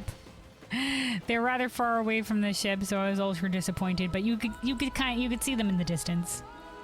That's been my one and only interaction with dolphins. Kind of vaguely out in the distance. I said, anyway, Luna, if you like animals so much, you should play Monster Hunter World and Monster Hunter Wilds. Well, that's mostly about murdering animals. But I have looked into Monster Hunter World before, like when it first released, and consider it, because it seems like a very beautiful game. And you know, Monster Hunter Wilds being the new one, it could be cool. What I do really like is the I think there's a lot of animal companions that you can have, actually, right? In Worlds, there's like, well, there's your Palico, your little cat buddy. But there's also, like, I think there was a doggo that you could have at some point. I remember seeing people's screenshots with their doggos and stuff like that, so... You know, a lot of monster murdering, but the monster designs in that game are very cool. I think they're pretty awesome. The quality monster designs in that game. Very cool animals.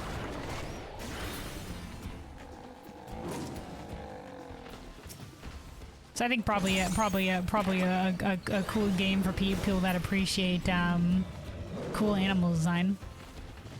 Cool fantastical animal design, I should say.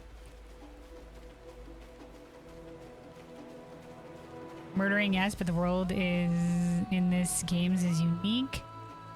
A lot of simulations of how animals in this world react to each other and how they fight each other for territory and such. That's cool. Basically simulation of wildlife. Yeah, I think they'd probably take a lot of inspiration from real world animals for authenticity in terms of behavior and designs, for sure, from what I've seen.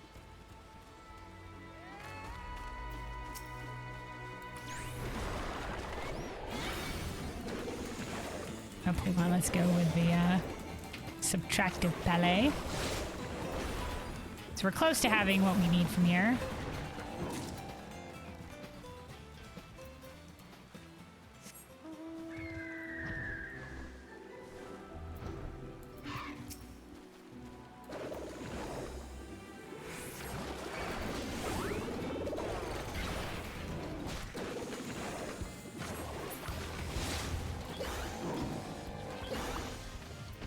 We need 24 hides in total, and we have 19.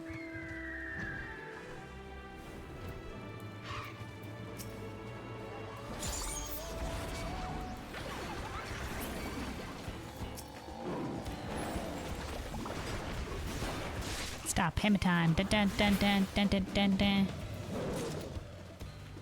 Oh man, so close. We are one away. We are one away. Alright, here's what we're gonna do. We're gonna kill some of these BCs over here. I feel like, well, now that we're one away, I was just like, we can go pay for a hide with bicolor gemstones. We'll kill a couple more and then we'll just, you know, maybe we'll just yoink one with the bicolor gemstones real quick. That way we have an even number.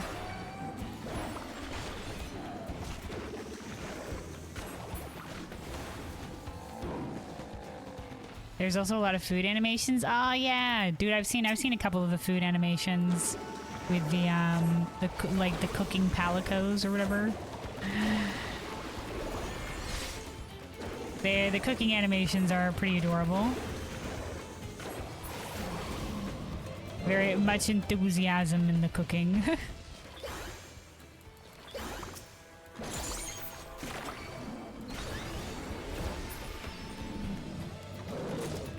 Oh, nope, there we go. We got the Brax hides. Never mind, we're good. We got what we need. Alright.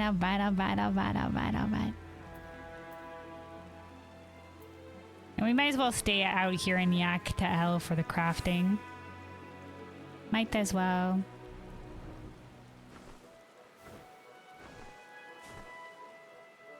Let's maybe we'll set up here on this dock. That's a nice view of the rest of this forest area, sure.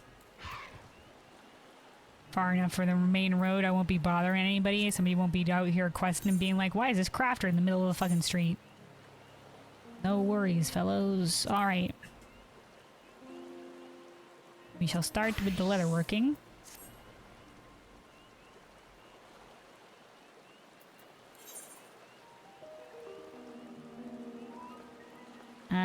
Yeah, let's see the Brax hides. Let's also eat some food here. Let's go.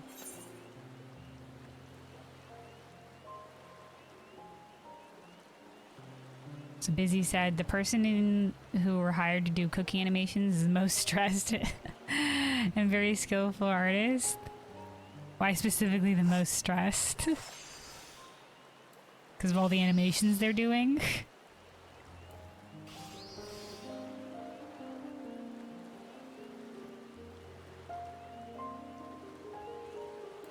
Yeah, yes, big kudos to them as well beloved animations. I'm always super impressed with good animation work. You can really tell when a lot of love got put into something. Or some things, you know, like just right in terms of the animation, man.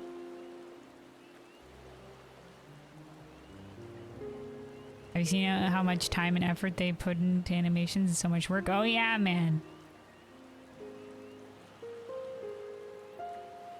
I don't know all the exact specifics and stuff like that, but I do know some things, and yeah, animation is indeed a lot of work. It's a lot of work.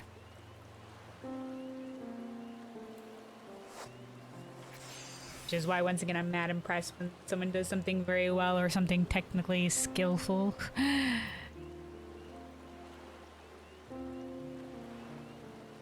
Alright, let's see. Let's do one of these. Oh, you know what? I probably shouldn't have done that. It's gonna be fine.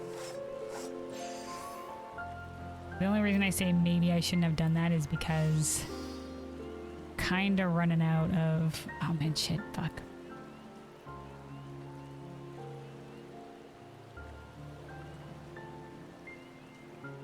Shit, I was gonna use Beauregard's Blessing. No! No, not like this. Alright, sorry, we can still salvage this.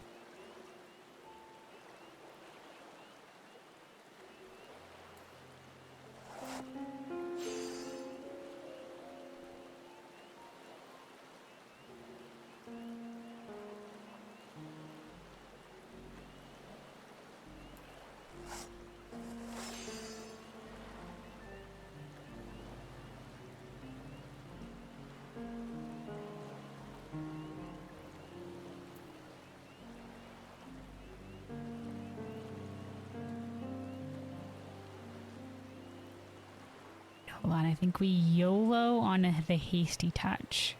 Because we were close enough. We can maybe get a little bit more quality if we do this, though. Perfect. Nailing it, nailing it. Alright, we're going to get 82% chance of the high quality. Saved. Saved.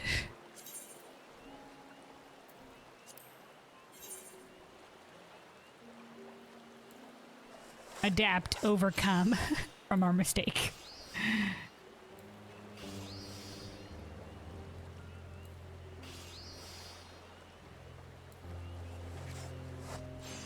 Send you an example, the fact that they are covering food with ingredients that stays on the food. It's a lot of work to do exactly this type of simulation. Oh, okay.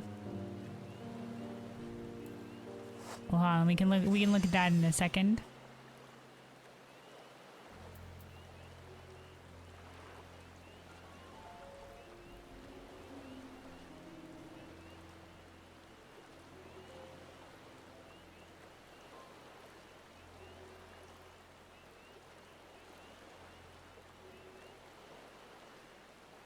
Hold on. Let me finish this that I'm crafting first, and then we can look at it.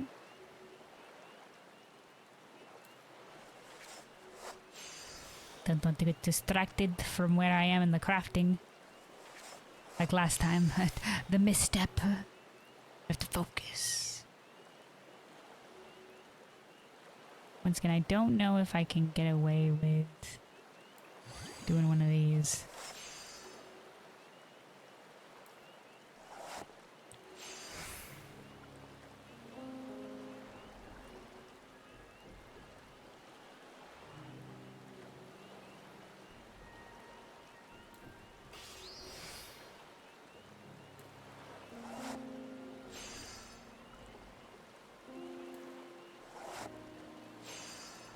Or just we just run low on the, I don't think we can get away with doing the,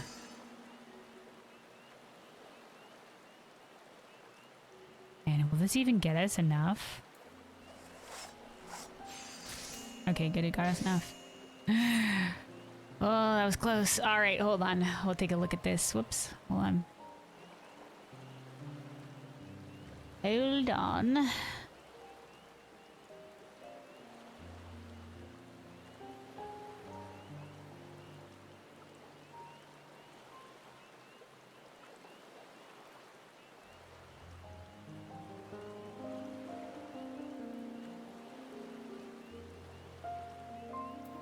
Alright, let me also turn off the volume here for a hot second. Alright.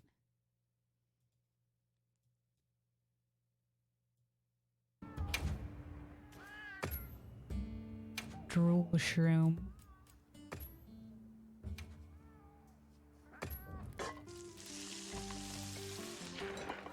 Is the mushrooms? Look at that hat on that pelico. Oh, the sauce? Dude.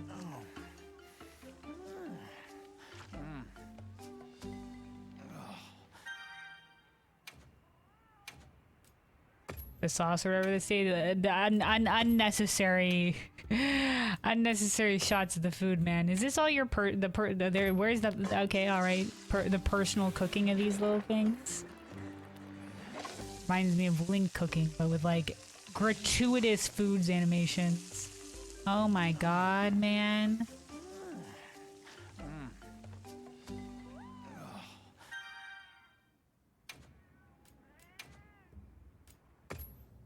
All right, okay. Monster Hunter Wilds, go off. Go off, I guess. Dev's even showing off, man.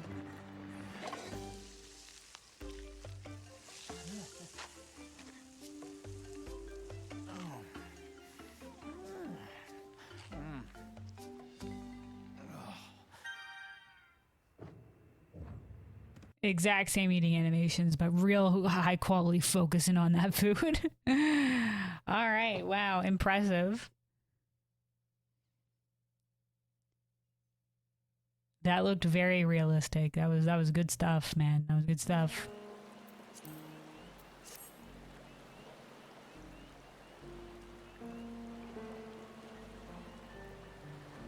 Also custom food based on the ingredients of your choice. Oh.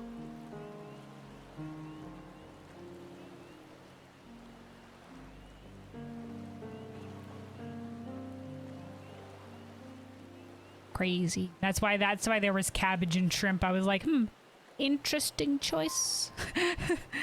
Interesting choice. So to be fair, right there, just kind of focused on the cabbage and dressing, and the shrimp was kind of like just also there, but yeah.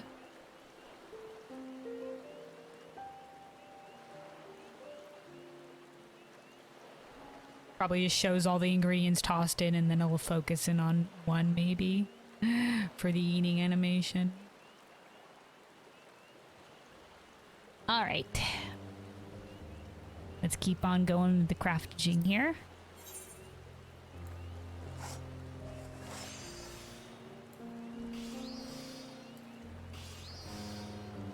Yeah, man, animations nowadays, dude. The technology, and obviously the quality of the people doing their craft or whatever, but also the technology. Shit's getting pretty good, man. You know, the amount of stuff that, you know, can be done nowadays, and compared to the past, how things were, it's just like, man, we live in the graphically great age, man. In terms of how cool some things or realistic some things can look.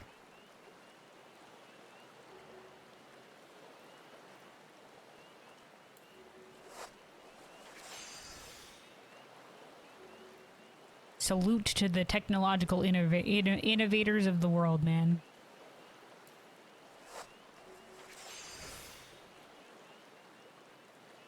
Okay, so we've been a little bit touch and go here with the CP. The past couple of things. So we're gonna go straight for Buyer God's Blessing on this one.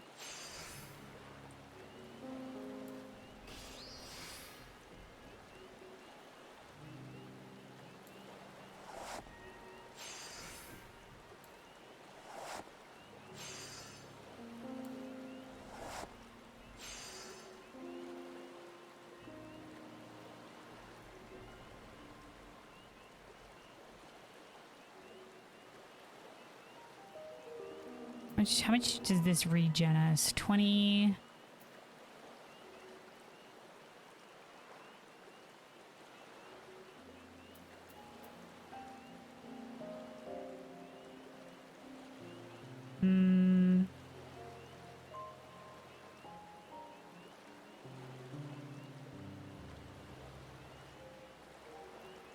All right, let's try the CP regeneration. Oh, that costs 25. Oh, maybe that's not the right move. Maybe that's not the right move. Ah, sugar. Should've just gone with it. Oh well, that's fine. We didn't need it anyway to go all in on the... There we go. It's high quality anyway. Just like, maybe we can get in one more quality move. No.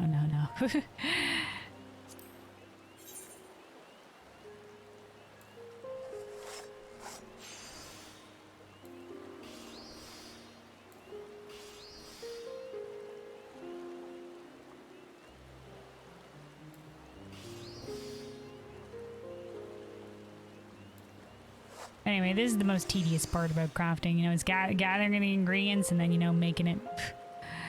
This is why people write the macros and stuff for it, though. Probably, you know, just like let the macros run. You know, be able to tab out or do something else and then just press a button here and there and you're good. And you're Gucci. Like, once again, especially if you're making stuff at high quality. Alright, once again, just going to go straight for the Buyer God's Blessing.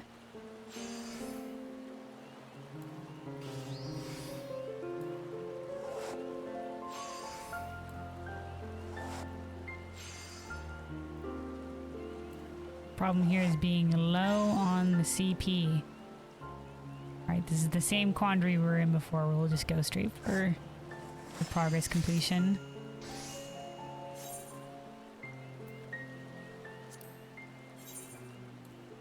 Alright, 2 more of the Brax leather.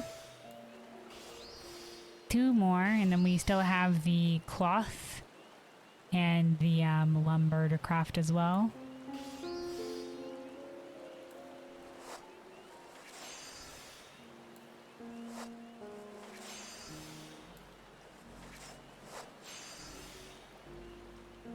But yeah, like I said, after this, there's gonna be this delivery, and then there's gonna be the little midway point quest,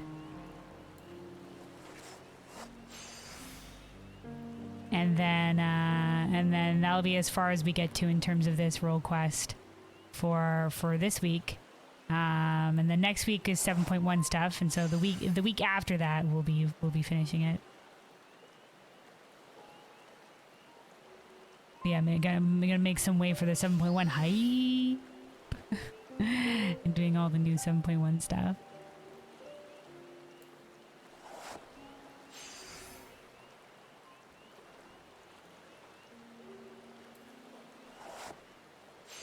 Yeah, I think we also wanted to get to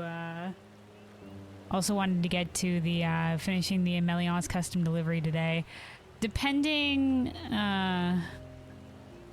we might end up doing that tomorrow. It depends on how long this is going to take us, because been going for a while. Been going for a while. I might be a little bit tired, so I might want to save that for tomorrow instead, finishing the Emelios custom delivery.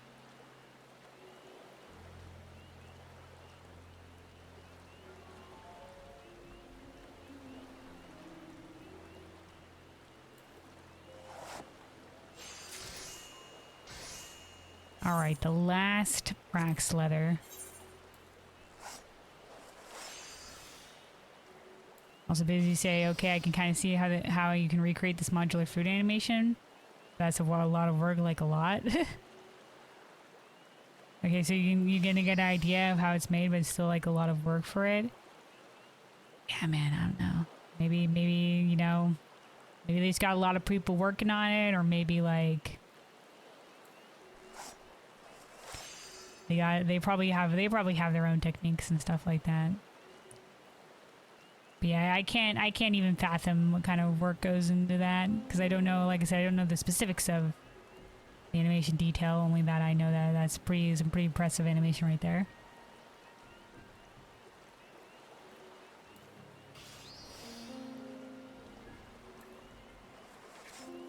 But I don't know exactly, you know, how they go about it.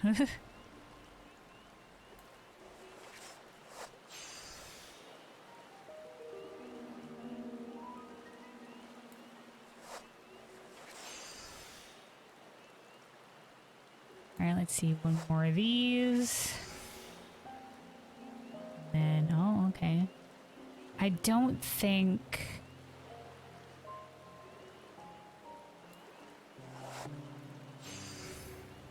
Okay. That got us all the way on that one, okay. Maybe like, I don't know if doing the... you know what? Yeah. Made the right call. Boom shakalaka, perfect. Up, and that is level 96 on Leatherworker, hell yeah. Alright, so that is the Brax leather. Let's go on Weaver here. And we'll make the next thing that we need, which is the mountain linen. So I was going to need 6 of these.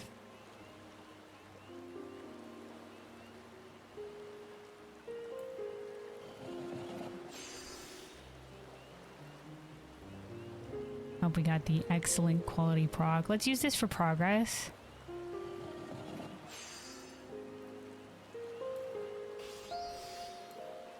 Just because it'll give us more of the bar than it will on quality. Quality's got the bigger bar. So it'll give us, you know, less of the bar once we have the buffs running. It'll be a big boon towards the progress.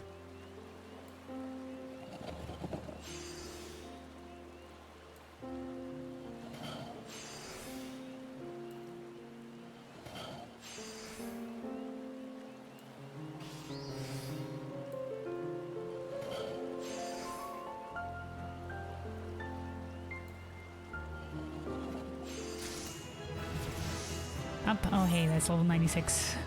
That's level 96 on Weaver. All right, all right.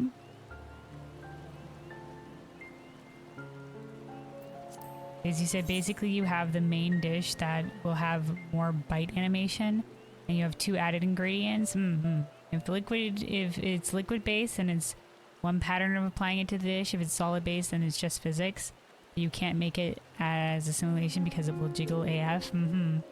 Which means you need to record every possible animation, just play it when needed. Interesting. Yeah, I did guess that they probably had like the one main focus of the dish in terms of like the animation. The animation, stuff like that. Yeah, the specifics of how exactly they get it to, you know, animate the way that it does. Yeah. That sounds like it'd be complex. Especially like you said, if you're there, like if they're not, you know, if it's for all these different ingredients and stuff.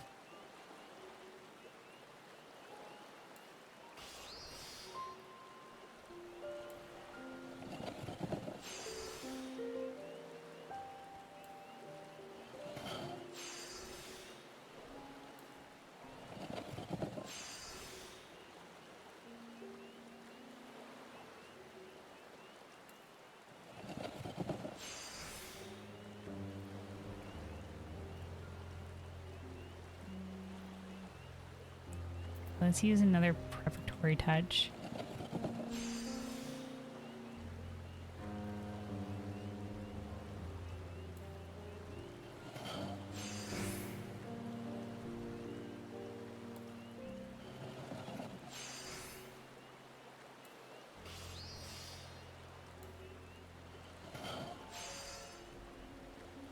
Okay, I think we have enough. Yeah, we can do one prudent touch here.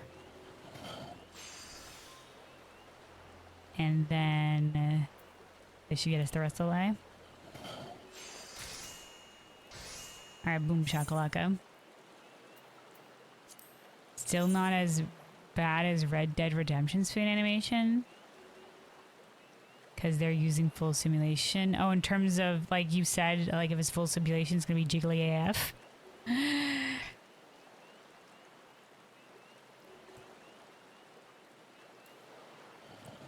I can see how maybe that would be a little bit immersion breaking, but they were trying to, you know, guess they might have been trying to, you know, it's not as finely crafted as they're like, this isn't the focus of our animation. We'll just toss something serviceable in there, you know. Whereas Monster Hunter Wilds is really like, no, we're gonna romance this fucking scene. We're now known for our cooking scenes. We're going all in. Worse for PC? Oh, okay. Bad for the PC. And harder to do perfectly. Oh, yeah. If it's going to be bad on the PC, that might not be the best way to go, eh?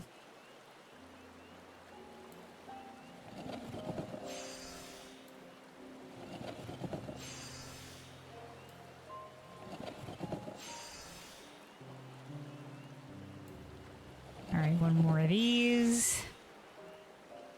And then... Let's use this one for progress. Fire God's Blessing. Okay, we can use this for progress. And then, alright, perfect. Yeah, we can probably finish this out with a Delicate Synthesis. There we go.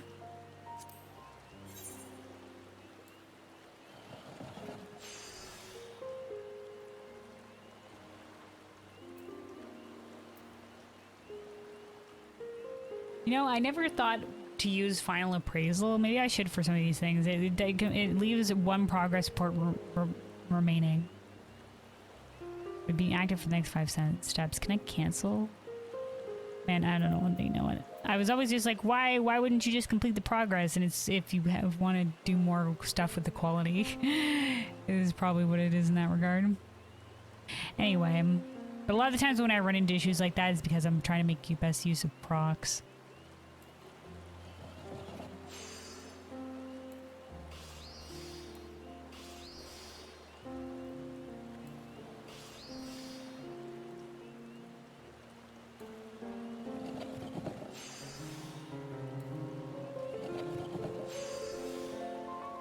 They're like halfway on the linen here, so. And then after the linen, it'll be the lumber. Lumber.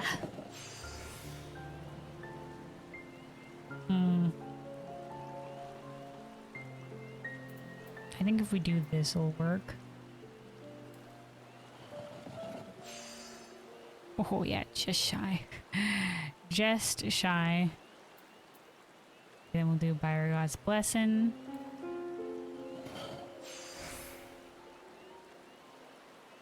Then we'll be good with the Delicate Synthesis.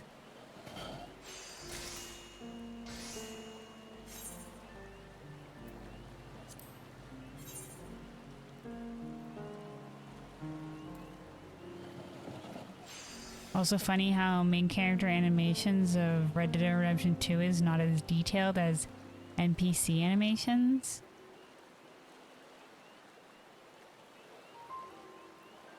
Interesting. One would think that they would make sure that the PC animations were quality, but I don't know, maybe in specific instances. Who knows, man?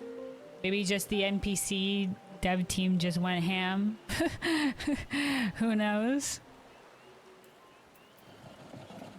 There's specific issues like this sometimes in development where it's just like, who knows what the issue could have been.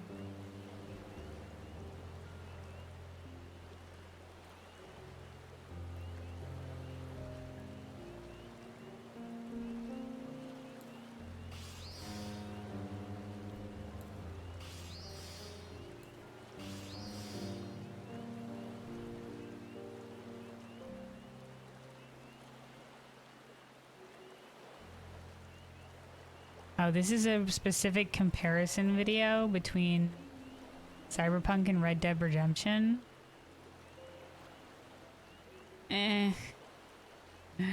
Okay. This isn't really comparing the NPCs, is it? It's just comparing different games. Hold on. Why is there increased playback speed?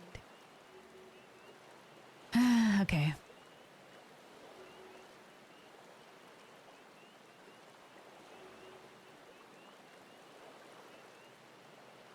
Why is also these hands white as fuck? Like inhumanly pale. Yeah, this one doesn't even cut into the thing properly.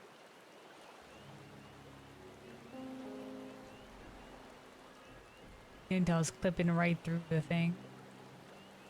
Okay, but these are both NPCs eating from the same game. From different games, I mean.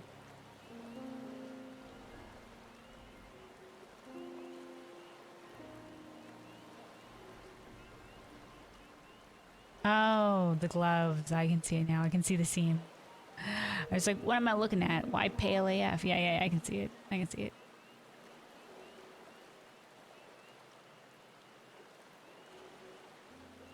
Odd choice.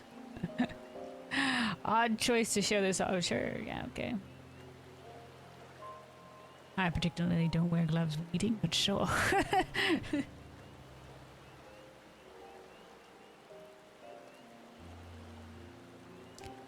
All right.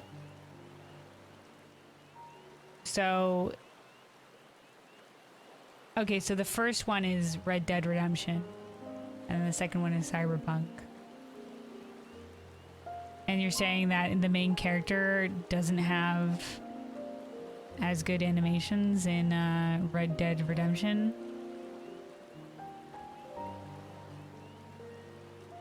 I wonder why that used to be the case, because surely they could just use the same animation, right? In the game. Main character animations is less impressive. Yeah, that seems wild. I don't know why that would be the case when they have the animation, you know, already done on the NPCs. Gotta be some tech issue or something, probably.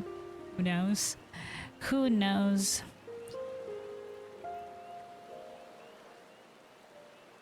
Anyway, let's keep going here. We need to make 2 more of the linen bolts here.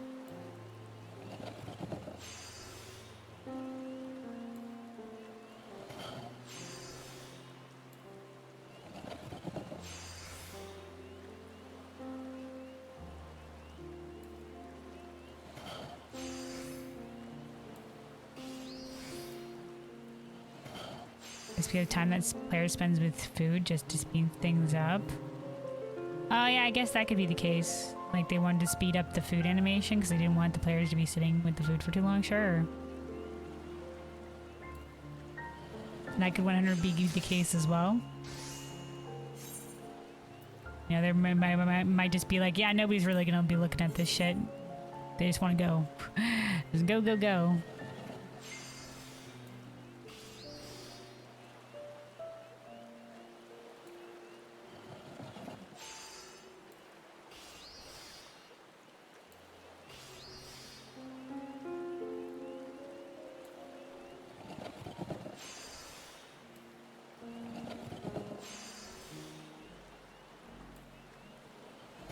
Alright, so yeah, this is gonna be the last linen that we need, and then we'll just have the lumber.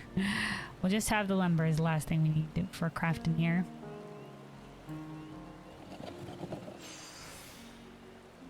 And then, yeah, I think we'll probably...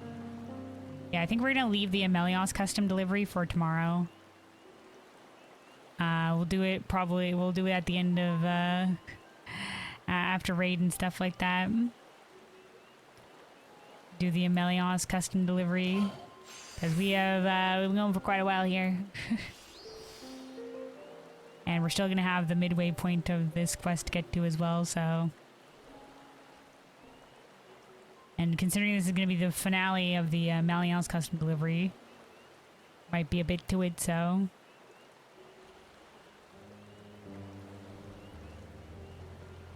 We shall do it after, like, probably after raid, and then duty roulette stuff. We'll toss in the Amelios custom delivery.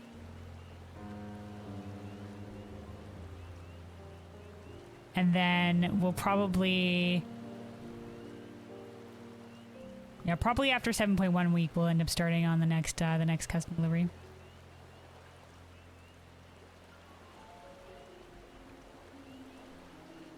Sends you another food video. You're stalling you with dialogues and food videos. Oh, yeah. But I mean, that's part of streaming is, you know, hanging out with y'all too, so. Obviously, I would have gotten this done a lot faster if I was beelining it, but, you know, as part of hanging out.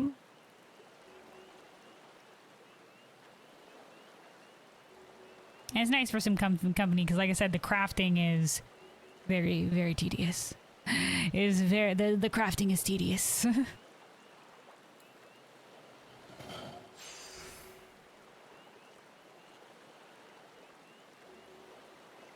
All right, that is our last linen.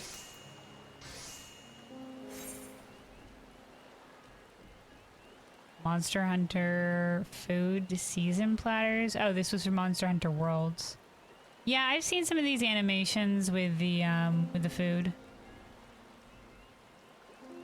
Like I said, they do. Like I said, they do really well for it. So no wonder they paid attention to detail when they were doing Monster Hunter Wilds.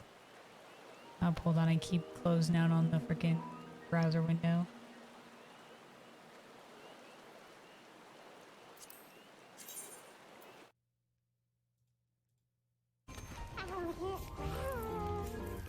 This Grandma Palico.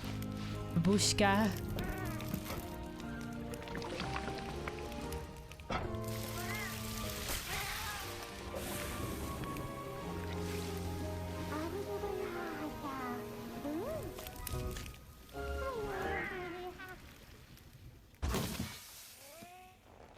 Oh wow, this is 5 minutes long though.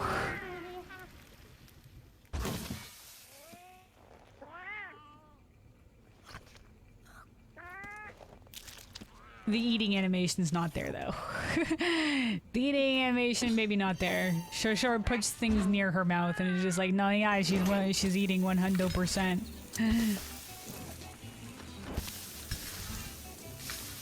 Oh, cutting the meat into big slices. That is a huge pot. Look at this fucking badass. Look out, we got a badass over here.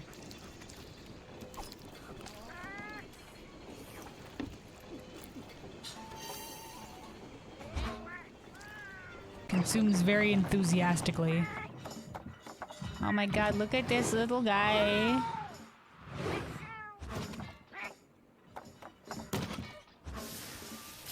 Wow. They really like to go all in on that, like, dripping sauce animation. Look at the little palico there, little palico back there. Just vibing. Oh my god, the little snowman outfit. It's because it's the different season platters, that's why.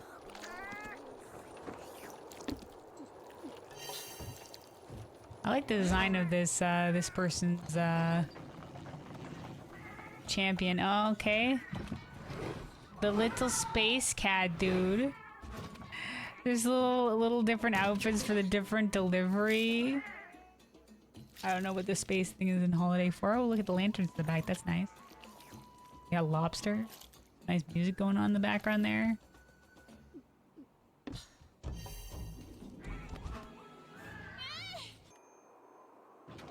Okay, so this is just going into the animation of all the little Palico's different outfits. Okay.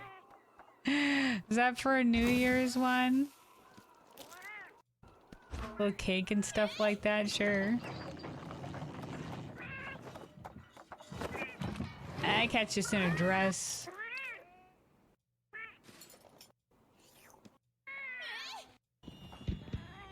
Okay, little butterfly thing for that one. Oh, Halloween, little Frankenstein monster, sure. I'm interested as to what the food platter will be for this one. Okay, all sorts of different candies, donuts, cakes, candied apples. All right.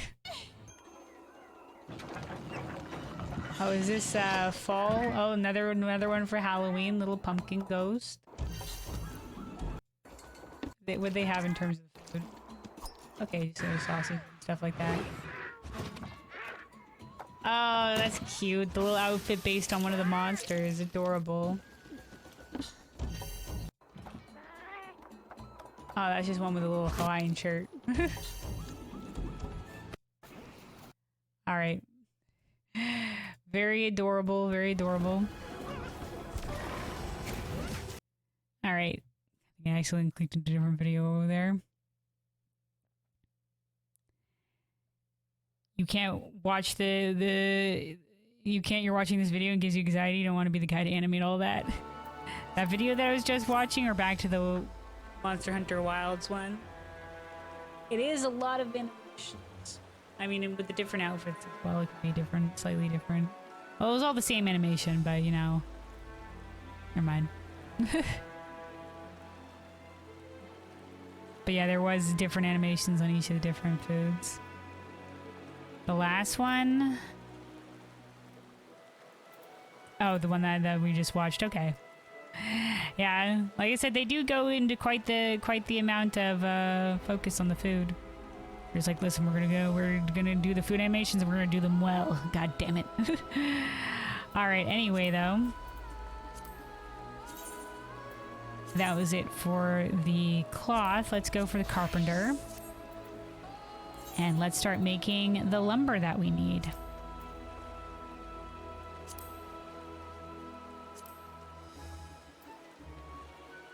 All right, let's also refresh our food buff.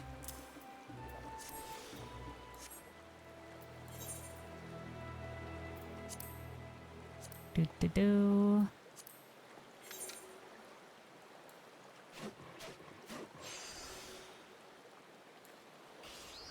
Also, I think finally the weather may be changing. I think the rain is finally ceasing.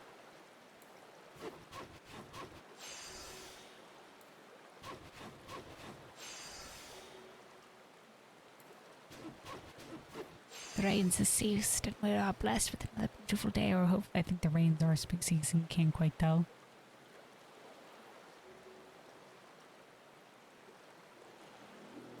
I'll do one more of these. Fire God's blessing.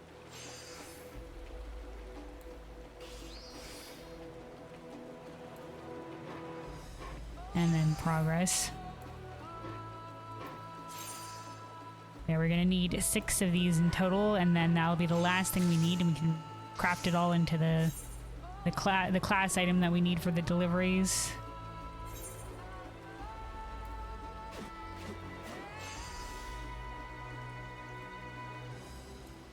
Just so you know, the hardest part in game dev is interaction between surfaces. Oh, I can see how things might go a little bit crazy with that, sure. Handshakes, food being bitten, tearing apart dumpling from Endwalker cutscene. So like when one thing interacts with another, yeah. That's why, you know, the hug technology is so difficult to implement. Because people are always asking for hugs, and they're just like, man, with all the different kinds of NPCs you can be, that's gonna be hard shit to pull off. With all the different, I mean, character types that you could be. Or, you know, that's why, like, you know, the people were talking about, like, there was an animated kiss between, like, Taranda and Malfurion in one of the, Dragonflight cutscenes. And, I watched a video of the team talking about it a little bit, and the devs that made the cutscene were just like, yeah, I'd be impressed. You know? They weren't quite like be impressed, but they, you know, they were just like, yeah, it took a little bit to pull that off. Is more or less what that was.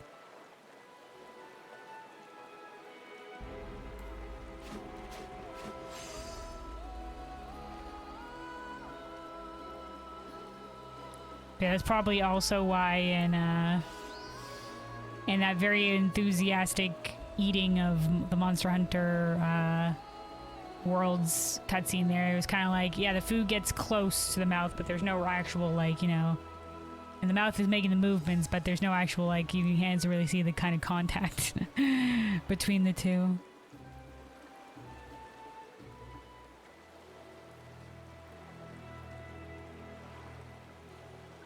Is it easy to make a helicopter that shoots cars? Sorry, that shoots cats that are shooting dogs that are shooting another helicopter, but handshake? Nah, fuck that.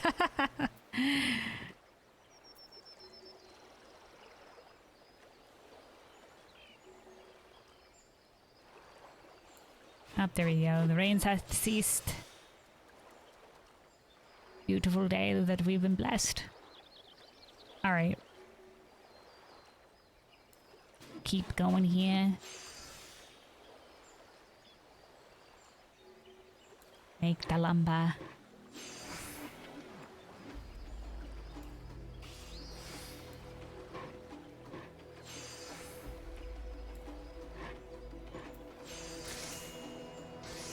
Yeah, that's why a lot of people, you know, they think, oh man, this thing should be easy, right? And then you look in the back end of shit and you're just like, nah, man, you don't understand. You don't understand that shit stuff.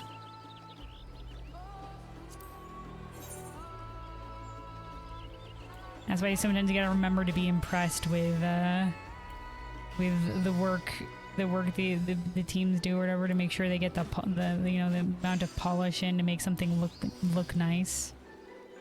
Or, you know, even something that you see that seems simple, you know, to pull it off properly. Cause yeah, that shit can be a lot of work on the back end, or be difficult to pull off.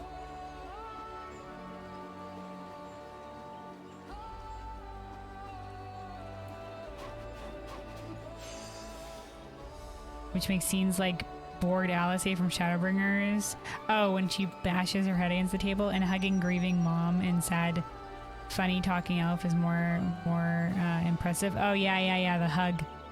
Yeah, yeah. I'm always very excited for the hug technology. You know, there has been a couple instances where an NPC has hugged another NPC. I think Flahamine hugs Minfilia when they have their reunion, and yeah, that one the scene you're talking about from Endwalker is another instance. Otherwise, we've got, you know, like Thancred's hand hovering above Reen's head pat,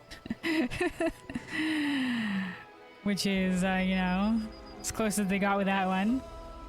But it's also why, like I said, it's difficult to pull off like a player hugging another NPC, just because, you know, like that shit already like interesting enough to do on its own, but to do it between like the player character, who could be any race or whatever have you, that's tough. But gosh darn it, do we want it? Let us hug our friends in a cutscene. We just have to do it in spirit, man. We have to do it in spirit.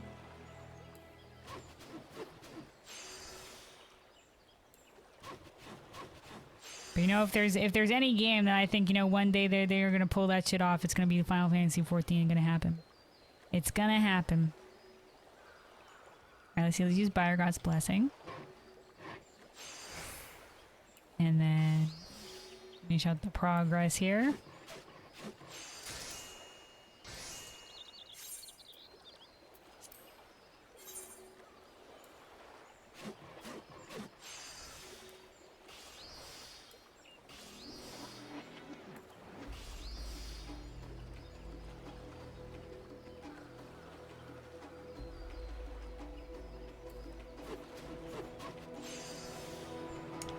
Yeah, that's also the reason why there's sometimes like fade to blacks that they do, or like when the camera doesn't show the action, because yeah, it is saving on animation and stuff like that. It's just like, and then imagine they did that. All right, good job. Back to the scene.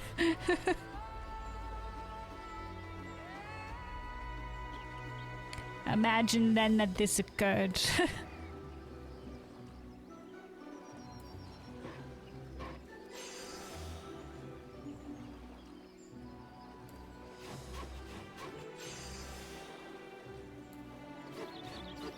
Alright. Hope we got the proc. We'll use that for progress. Fire God's blessing this shit. Hope we got another progress proc. Hell yeah, we take those. Boom, shakalaka. Up, and that's level 96 on Carpenter. Hell yeah. Alright, and then we have two more. And then we can put it all together for the class items.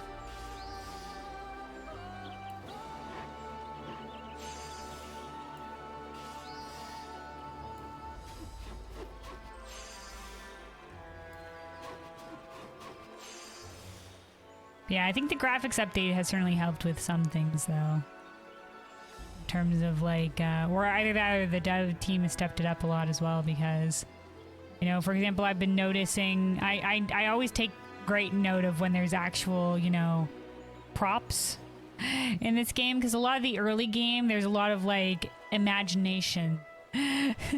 Like, use your imagination stuff going on, where a character's just like, here, take this, and you hand them, they do the handover animation, but they're not holding anything, and then the character like does the I'm holding something animation, but it's just their hand.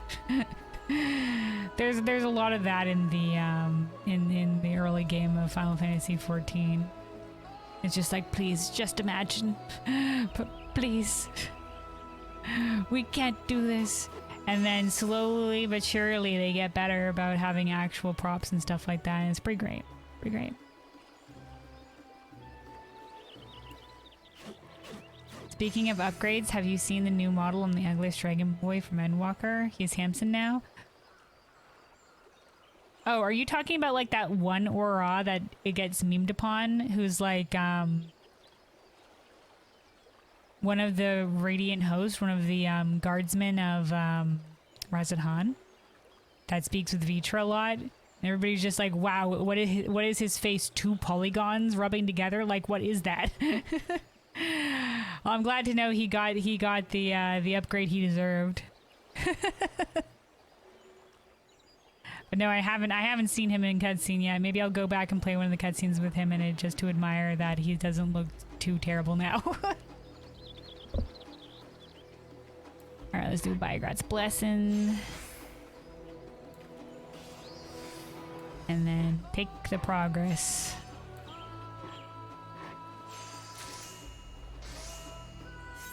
Alright, the last piece of lumber. His face looked like a potato, sadly, yes. A single potato.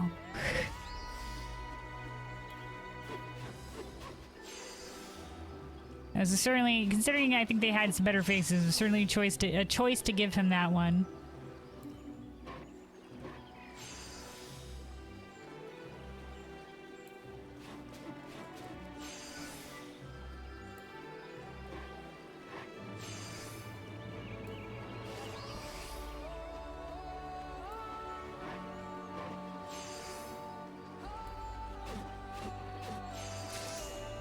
Alright, boom shakalaka, boom shakilaka.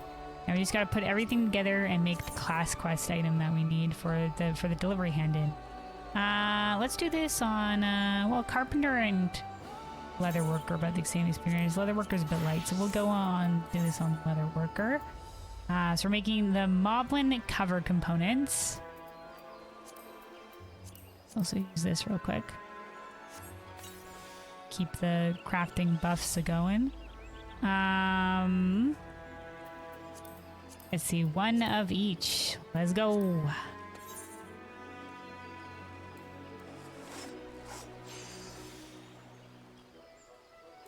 Yeah, greatly overall, the graphics update. Top tier. Good shit. A lot of very, very good improvements, and sometimes in some cases, very needed improvements.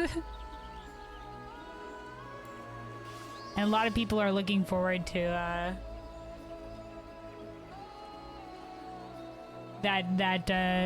you know, them adding it to like all previous zones and previous NPCs as well, specifically. You know, I know a lot of people mention like Hien's outfit and how they want Hien's outfit to be upgraded. Like I said, they got some of Alisei and Alphino's like shop stuff updated. I think that's going to be coming with 7.1. Like saying the newfound Alphino and Alisei, whatever have you. That was on the list of armors that's getting upgraded. I can't wait for them to do more. Like for example, like the Dawntrail glam that I used, I don't think they've updated the texture with that would be with the fur. They haven't updated that armor yet, so it looks a little bit more dingy compared to the rest of the graphics update. But I do really like that piece of armor. So when it does get the graphics update, it's gonna look extra swag. It's gonna look extra swag.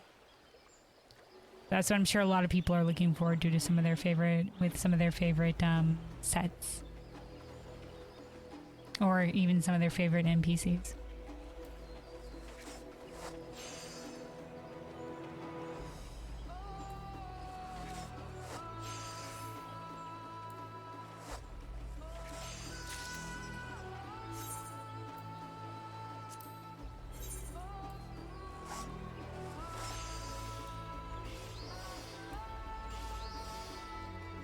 Yeah, just seeing like the little preview they did where they showed off because they're going to be upgrading some of the city areas, like some of the Realm Reborn places in 7.1. Looking at the preview with like the shop Newell Da and that journey up to the Waking Sands, I'm just like, holy crap, this game's gonna look so much better, guys. This game's gonna look so much better.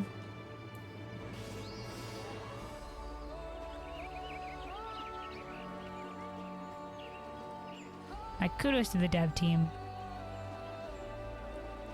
I remember when, you know, World of Warcraft has had, you know, graphics update and stuff over the years, and usually it's just like each expansion, like the environments will slowly get better and better.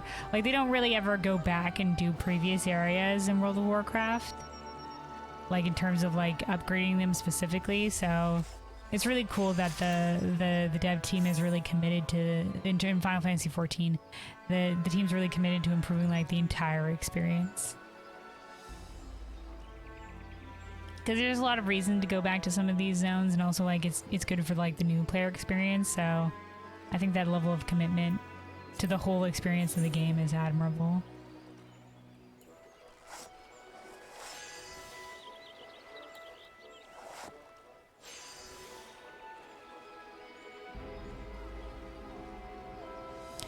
Now, not to say that like World of Warcraft, I think World of Warcraft, like I said, they're always constantly improving their environments.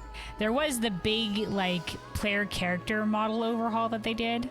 That was all like a big overhaul, and they did that in like segments. It was like the earlier races first, and then the later races that got added a little bit later, a little bit down the line. But like Worgen and Goblins, which were fairly newer to be added, they got it sort of last. But once again, like I said, I've said this before, but the Worgen female one especially was very much needed. It was very much of an improvement.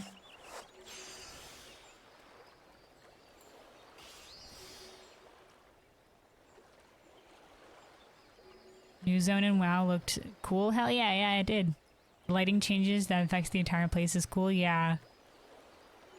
For sure. I think Hallowfall is I think that's the zone. That's the zone is called.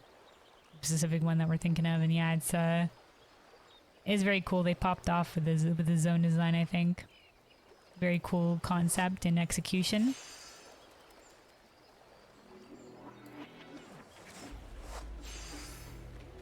I think it you know, like I haven't seen it in game myself though, but I think it's also, you know, like the transition from that underground tunnel into like the wide open space, and you know, seeing that site is probably like very cool.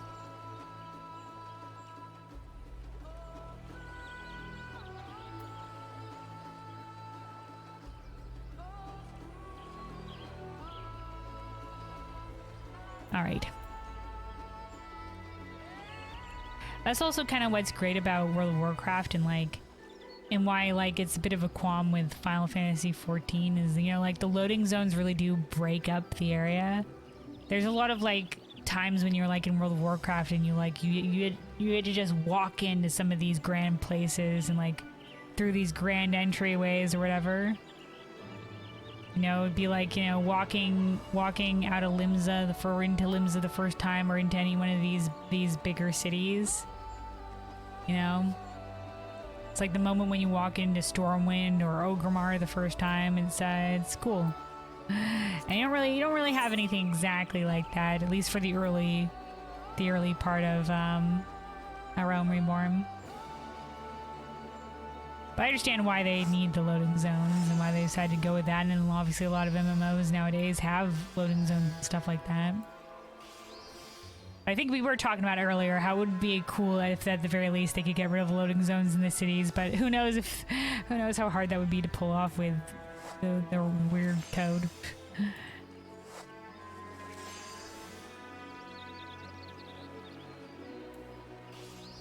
The classic spaghetti code.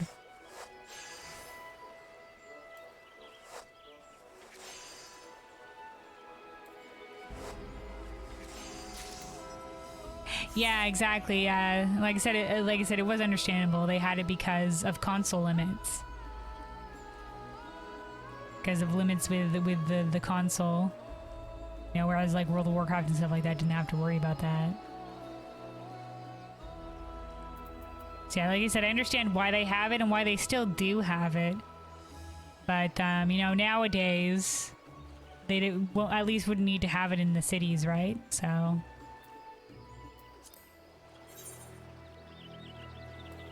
why we both agreed upon that. But yeah, there is a reason for the limitations. A reason why it was necessary. Consoles limiting entire game industry. Well, in some cases, but it's a platform that a lot of people play on because it's much easier to get into than PC gaming. You know, it's much easier to buy a console and just know that every game will be able to work on it than a PC with all its different parts and stuff like that. And, you know, it's more elaborate setup, I should say. So I understand why consoles are extremely popular.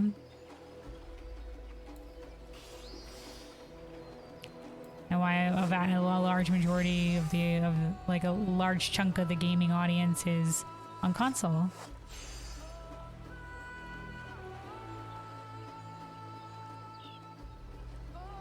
But it is, you know, there is obviously the trade-off. The trade-off there.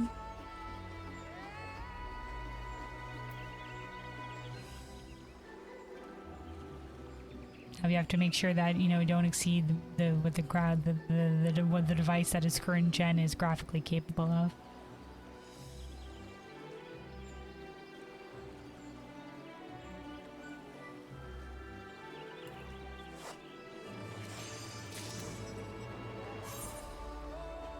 Alright, last one and then we can go. Hand in this delivery. We've gotten there. We've gotten there.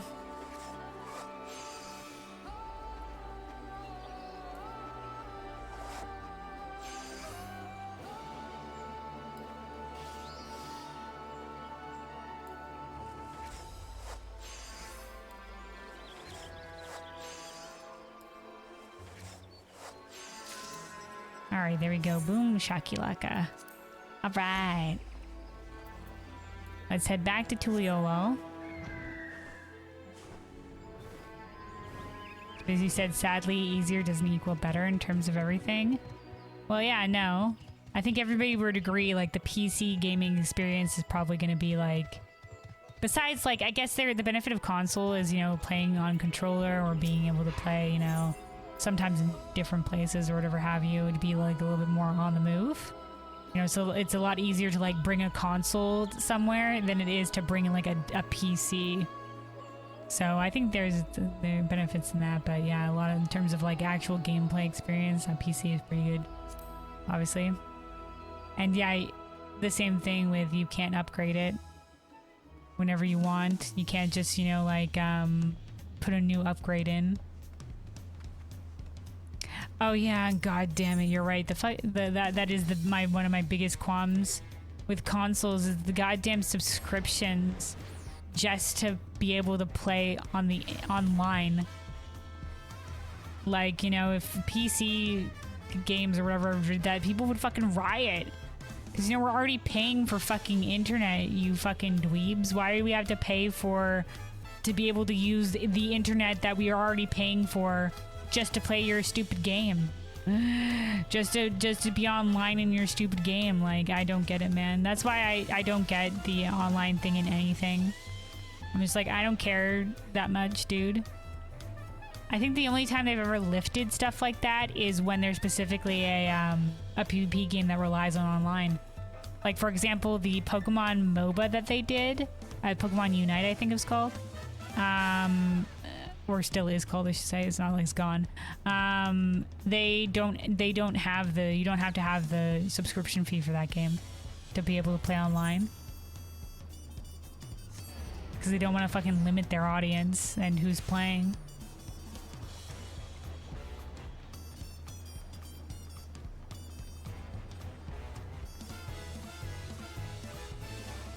But yeah, definitely, you know, benefits and detriments to each. Some of them more bullshit than others. like the subscription fee stuff. All right, hold on.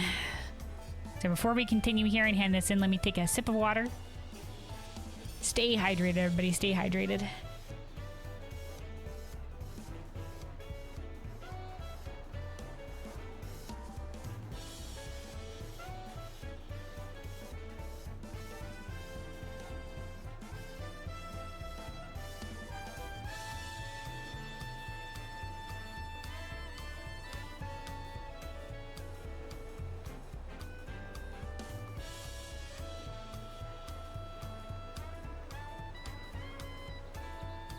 All right.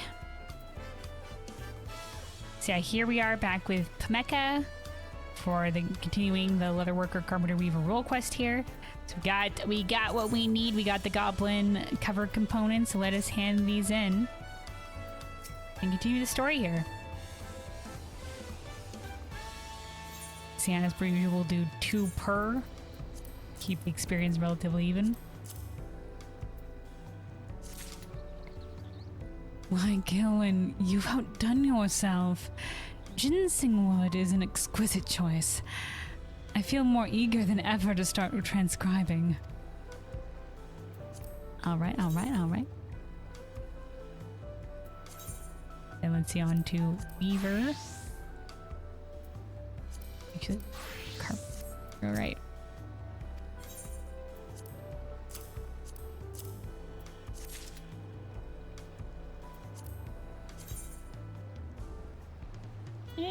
I feel like Weaver's still a little bit behind. Oh wait, no, wait, that right, frig, I forgot we switched on to Carpenter. Yeah, no, wait, this evens out. Leatherworker's a bit ahead. That's the one thing that makes it seem the other ones are a bit behind as well. There we go.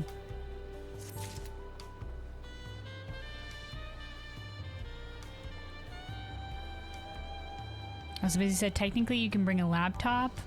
But playing video games on a laptop is a very bad idea, but you can. Well, yeah, but like you said, a laptop and a PC aren't really the same thing. But you know, once again, benefits and compromise to each. That's why both still exist in the market, and why, you know, like, well, why a lot of people are still very fond of consoles despite their pitfalls, because there is a great deal of benefits, including, and not to be understated once again, you know, not just like the price, but also the lack of complexity and the versatility.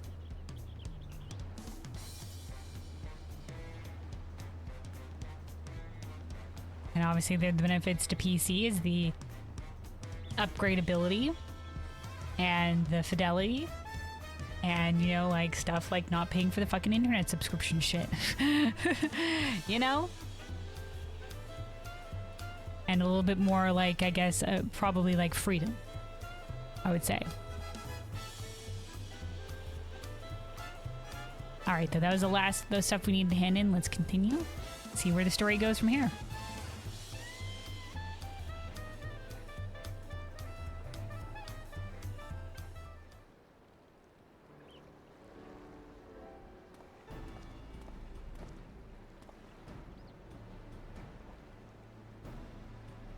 All right, so we're getting a tale of the Moblins this time.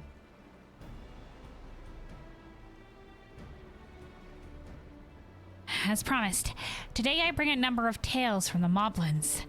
Theirs is a unique culture, as varied as it is peculiar.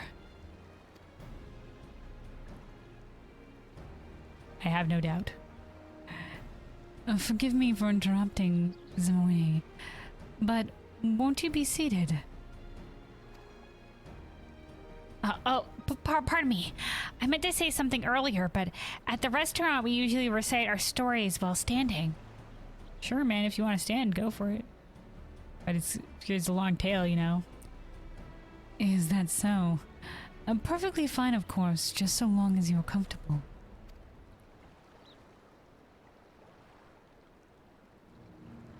When I say the word Moblin, what do you paint in your mind's eye? A mask? A pack? And perhaps, most notably, a pot? Sure. I mean, the mask is a pretty big one.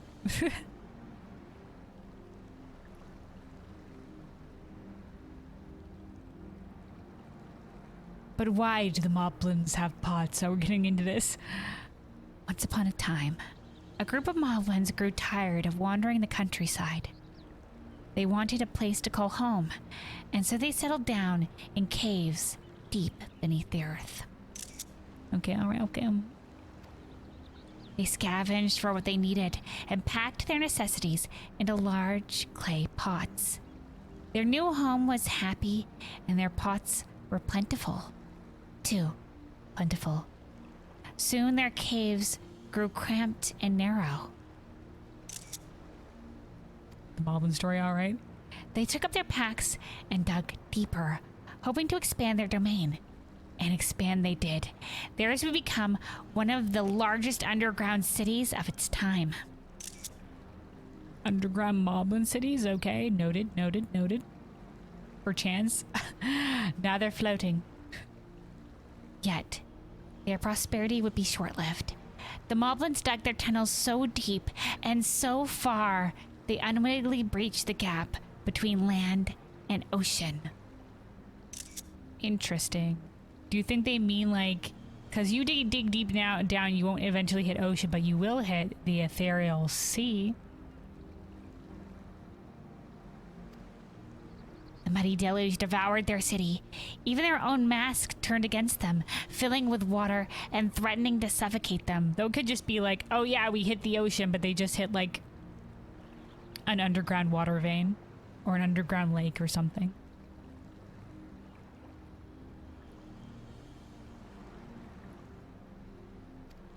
In a desperate bid to escape with their lives, the Moblins threw themselves into their pots and prayed they might see the coming dawn. Wow.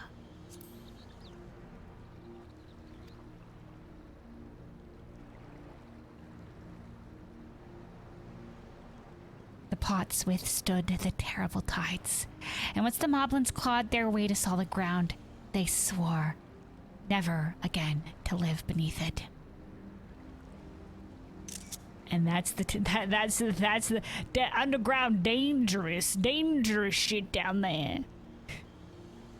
And so it was that they built a new village in the jungle, fashioning their houses and workshop after the pots that saved both their lives and prized possessions. That's the tale of the pots. As for the city lost beneath the earth, though its location has long been forgotten, they say it slumbers in some remote corner of Tyrol, the sunken city of Mulvopolos. Oh, that was its name? Okay, sure. Legends. Lore. Potential. I wonder if that's going to be a variant dungeon. Could be. Exploring the lost city of Movopolis. Oh, there we go. This time it's in blue. Or at least a different color. Incredible. I feel it fits the image of the story perfectly. Man, howdy, I wish these books looked more different than just the color, but yeah, thank you, Zamwane. I'll take your word for it. Let's use the power of imagination to imagine a better cover than just plain AF. Okay, so we can say I was moved by the Moblin's resilience, or the desire for a safe and comfortable home resonated with me.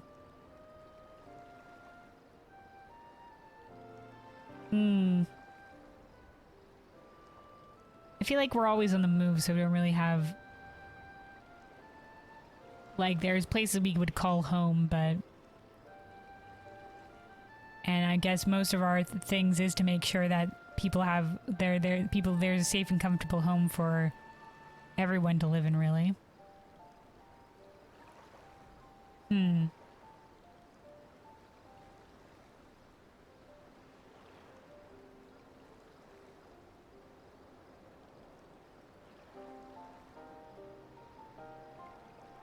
Were they particularly resilient? I guess the fact that they weathered out the thing by you know, just like getting in the pods. Sure. And I mean...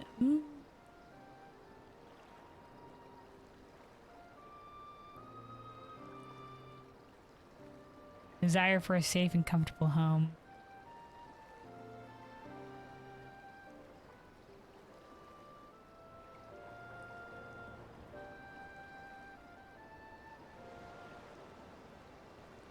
Because were we really moved by their resilience? There's only one instance of resilience. Let's go with the second one. Their desire for a safe and comfortable home resonated with me. Thanks a lot of stuff many of us desire. Safety, comfort. A relatable sentiment indeed. It is our very nature to seek out safety and comfort after all. Many old Terali stories tell of how our peoples first came upon their current homes. The Hanu Hanu tale I shared previously was much the same. Origin myths, very common, very common.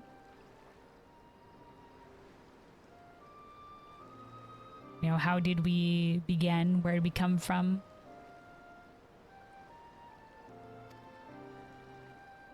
My family loves sharing those sorts of tales. What about yours, Pemeka?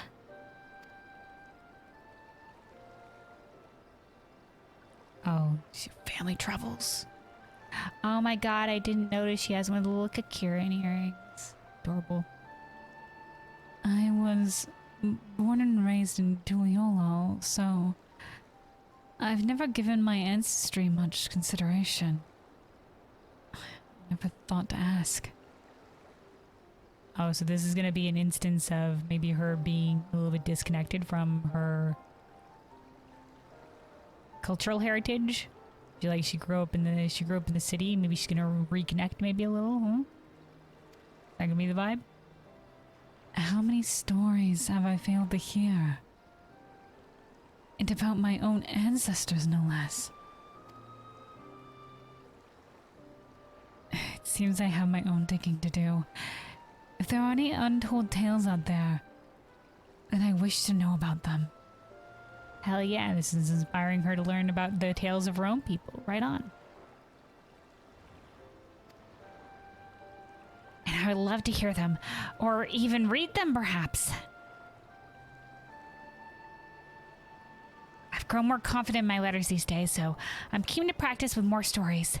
I hope you find what you're looking for.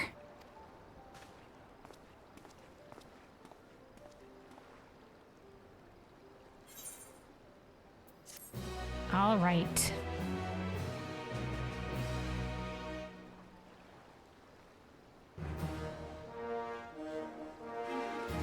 Mecca is overjoyed with your efforts. She now considers you a talented tailbinder. Okay, so yeah, so this is going to be the halfway point little quest.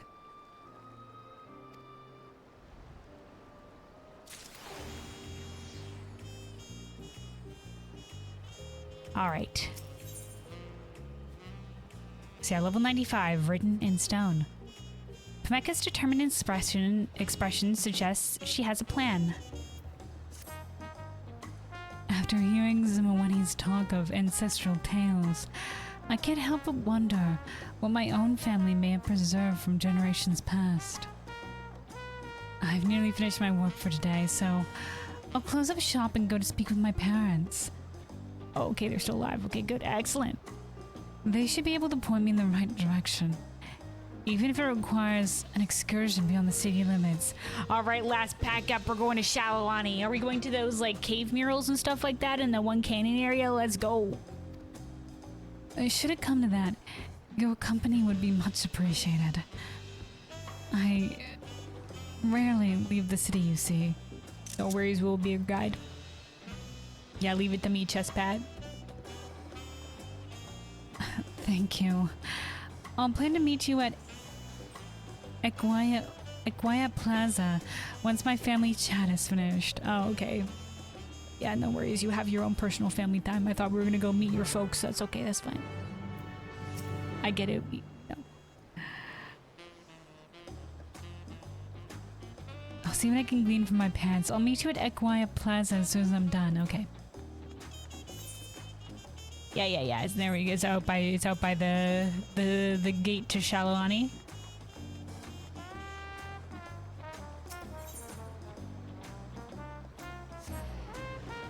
All right, one more sip of water here. One more sip of water, and then we will we'll continue.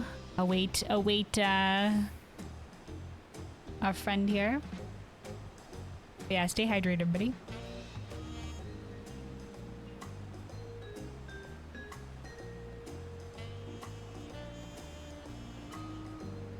All right, destinating.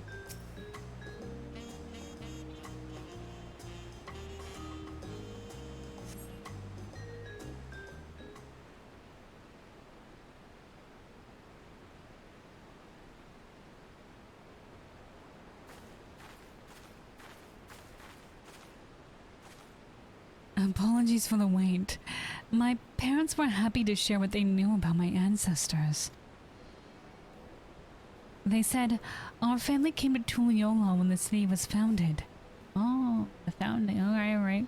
Around my great-grandfather's time. Okay. We originally hailed from Shaktarol, though beyond that, neither of my parents could say. So yeah, a couple generations ago, yeah. I wondered if I might find some clues or mementos buried in the family storehouse, and as luck would have it, I chanced upon a mysterious stone tablet inscribed with glyphs. And judging by its age, it may well have belonged to my great-grandfather himself. We know he was employed as a palace attendant, but he never divulged more of his work than that. The glyphs resemble those of the Tuliyola saga, or perhaps the Yokui would be able to read it. I doubt the Yokui would, but maybe we'll go with the first one. I just doubt the Yokui would because I don't think... they did have a Yokui empire, but it didn't really reach very far into Shaktarol. So I doubt there would be much of the Yokui there. So let's go with, do the glyphs resemble those of the Tuliyola saga?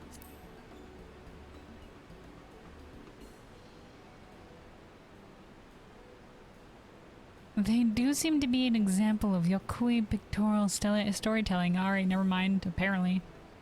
Just like the pillars of Morrow's Measure. Okay, that's based on Yokui pictorial storytelling. Alright, news to me. Although I believe the Tuliyola saga was illustrated more to Mamulja tastes. Why don't we pay the Yokui a visit then? Perhaps someone will be kind enough to translate the tablet for us. Okay, never mind. We're going out to where the Yokui are. Sure. I guess they do inscribe everything in stone. The tales of their people are inscribed in the stone. Would you accompany me to Warlord's Echo, Kelwyn? All right, yeah, let's go. Turkopatcha. Wonderful then. Let's be off. I thought for sure we were going to Shalawani, but that's all Gucci. All right. Yeehaw. To the mountains.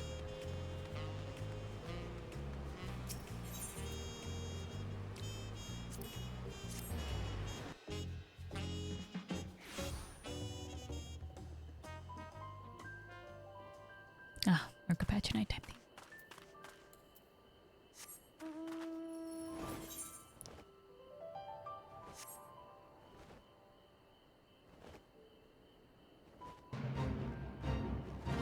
God damn it, fate music. I'm listening to Turkopatcha nighttime theme. How dare you?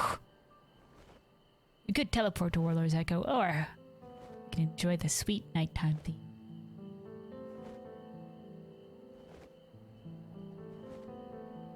Chillax vibe. Maybe have another sip of water. Maybe have another sip of water. I am particularly parched.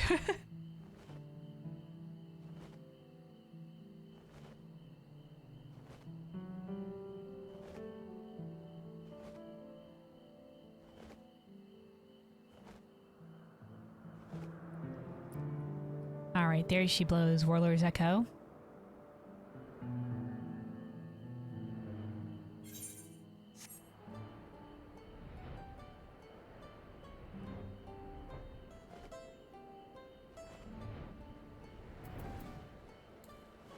Alright, here we are. Micah? So this is where the Yokui live. Yeah, but the Yokui are particularly insular, so not a lot of people, even those that travel, get here often, so... A rare sight to see.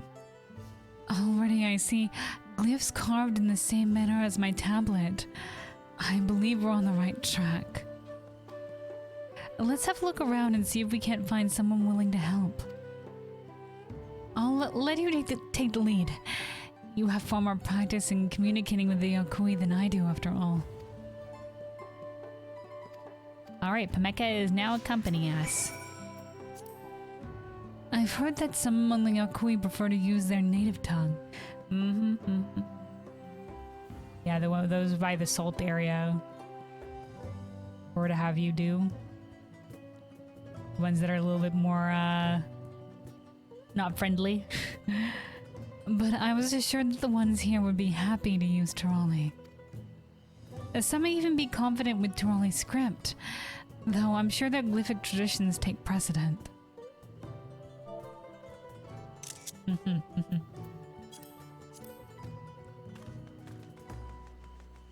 Yeah, I gotta remember that the Yokui have their own, glyphs and stuff. Oh, we have a conversation point. Alright, Pameka, hold on. Okay, we gotta go talk. Before we talk to the NPCs, let's talk to you.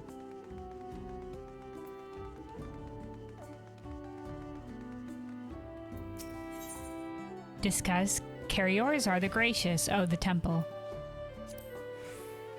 They say this is where Valley Garmanda was sealed. The tales these walls could tell of the sky ruin. But every building has a story to tell if you think about it. Take ancient ruins, for example. Scholars have spent centuries piecing together the stories of ancient civilizations from beneath the rubble. Certainly 100%. It all comes back to Alec. But I guess there's a lot of the ones from the 5th Astral Era as well. Even without the written word, we can still weave a tangible story. A tangible history. Though I simply can't imagine a world without writing.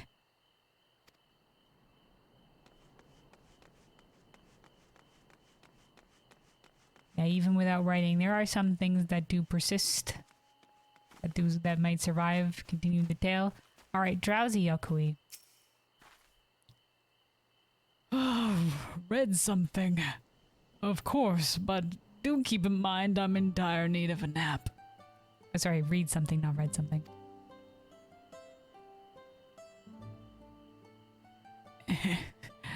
Looks like the original owner of this tablet shared your keen interest in our glyphs. He came here to hold council with our stonemasons. All Yokui learned to write, but they are the experts who etch our stories into stone. As far as what our guests learned from the stonemasons, I couldn't say. Too sleepy. The tablet's keeper has business with our stonemasons. As for the rest, maybe you can ask someone else. I'm taking a nap now. Bye. See you later. Alright, have a good rest, dude. Alright, sure. Yeah, Kui, sleepy, tired. I can relate, man. I can relate. Been going for a bit. Alright, severe Yakui.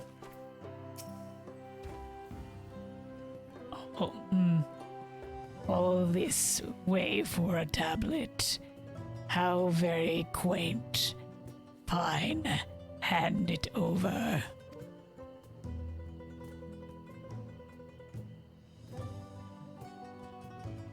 From Tuliolol. Yes, well, let's skip the obvious parts. Yes, I can read this, but man, there's a lot of yattering. Here we have the creation of a new alphabet by a traveling man, a learner of Durali cultures. Makes little sense to me, but that's what it says. Oh, is Pameka's grandfather the one that helped make the Tarali language? Because like I said, like they didn't want to uplift a particular language or its people, so they made it a new common tongue.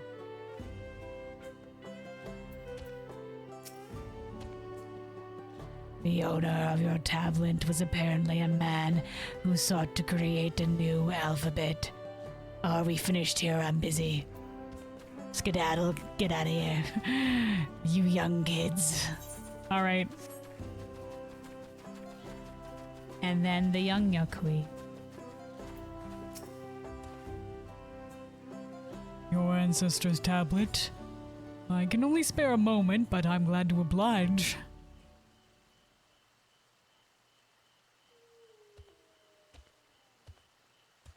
Relatively new. Dated just 80 years past. Relatively new in terms of our shit. The bearer of this stone is a retainer of the Dawn Servant and may thus be accommodated as a guest.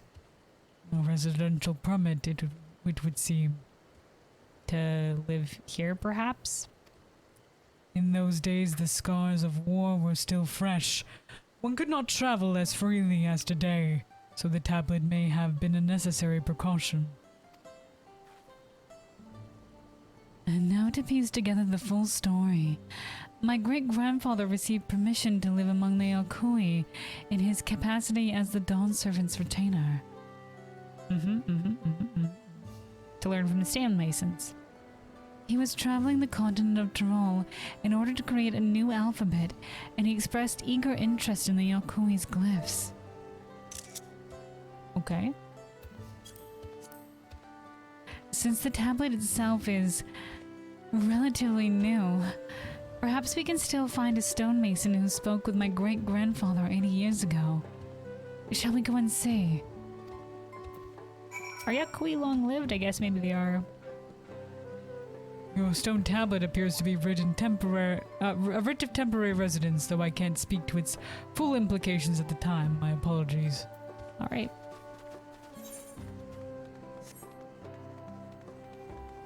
It's now looking for a stonemason. Does Pomak have something different to say? Nope. Alright.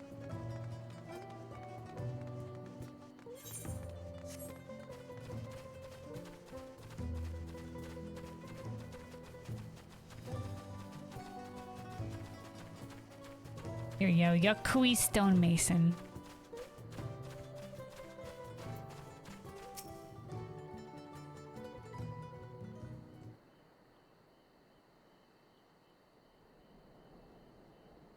I'll explain to him the situation. Why, yes.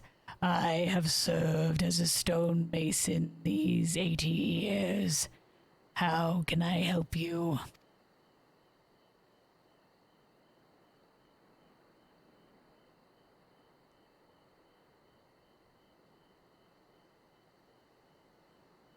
Yes, I remember. Not long after Tuliolo's founding, a man bearing this tablet came to stay with us. So my great-grandfather really did come here. To study Yakui glyphs, yes? Do you remember why? He was developing a new alphabet, as I recall.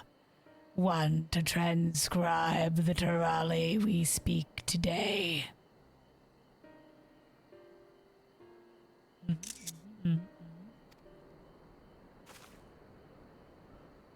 Surprised as if we already knew this from asking around. Back then, Gulul Jaja had only just succeeded in creating a united Tuliolol. Peoples from diverse nations amassed at the capital, and the ensuing linguistic misunderstandings caused no little amount of trouble. As your great-grandfather told it, when the common language of Terali was adopted, he proposed that a new alphabet be created to accompany it, and that the Dawn Servant turned him down in favor of adapting foreign characters. Oh, because they didn't take inspiration when making Terali. They took in some inspiration from across the sea, stuff like the common tongue. As sort of like, and that's why there's some similarities, wink wink nudge nudge. Not only that, but the Dawn Servant then ordered him on a journey of Terral, upon which he was to study the continent's myriad cultures. So he's ordered to go around, okay.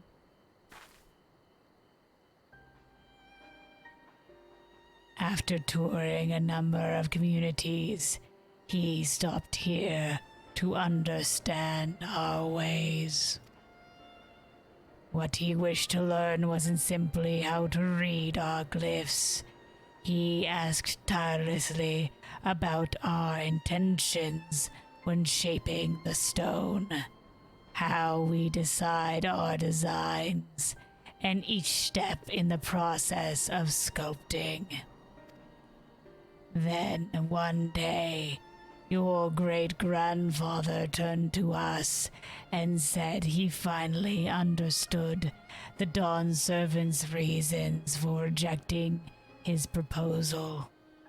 Soon after, he returned to Tuliolal, full of new confidence.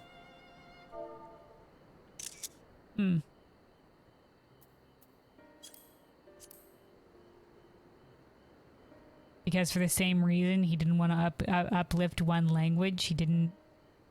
Well, I mean, then if they were making a new script based on all Charlie scripts, I don't know why he rejected it.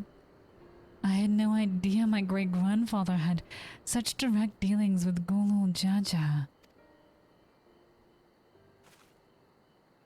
But I believe I understand why they both concluded a new alphabet wasn't necessary. Elaborate. Is that so? Then tell me, child, why do you think that is? Terali is a language that exists solely for purposes of communication. It has no cultural connection to any of Terral's peoples. Because it's something entirely new? But a new alphabet would have been a communal creation, a new piece of Terali culture that might have had the power to overwrite others. Okay, so it is for the same reason why they didn't have uplift one single language, just because they didn't want more influence of one group over another.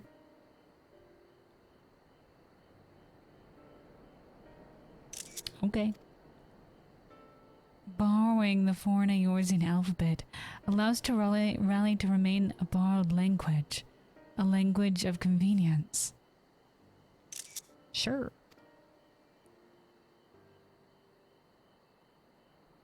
By refusing to establish Turali as a language created by and for all Turali people, the Dawn Servant sought to protect our cultural diversity. Sure. A language created by and for all Turali people. I mean, that sounds like it would work out fine, but okay. That's why I think he rejected the proposal. After my grandfather traveled the land and arrived here to see your glyphs, he must have finally realized the full significance of his alphabet and the beauty we might stand to lose because of it. I guess they didn't want to, like, overwrite any of the cultures either.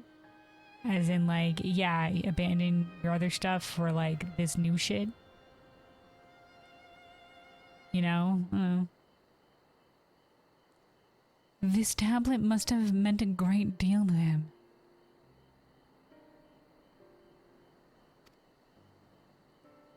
It seems you two now carry on your great-grandfather's discovery and his story.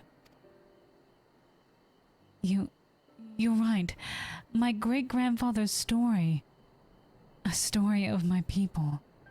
Well, of your answer. Well, of the Turali, yeah. I must pen this tale right away, Kelwyn. Might I ask you to bind it for me? Right here. Right now. Right here. Right now.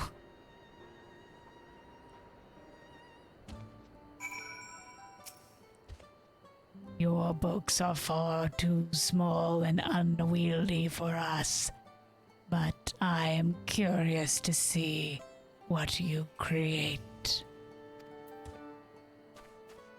All right. I want this book to represent the significance of my grandfather's connection to the Yokui's culture, so binding it with local stone would be preferable. With stone? Okay, lass. You know, we can make it happen, I'm sure.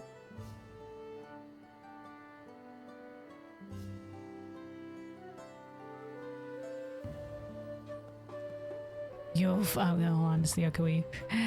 find plenty right here.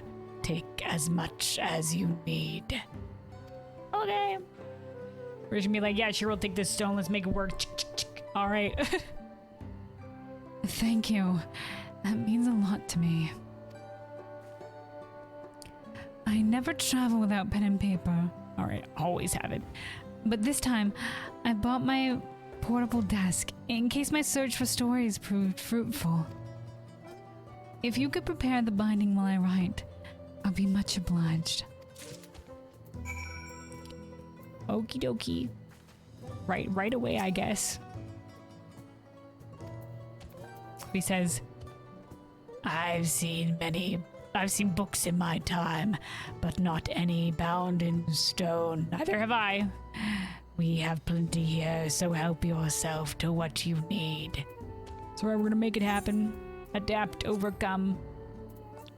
Alright, it says a durable book cover fashioned in Yokui stone. I guess maybe it's just the cover if the rest of it is binded regularly. Sure, I mean, it's being heavy, but alright.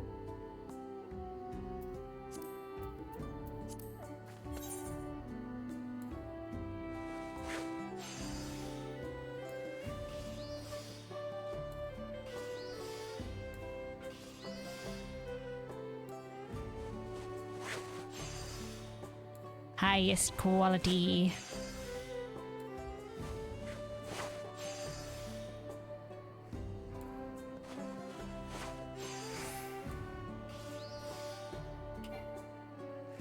Hold on. Do groundwork.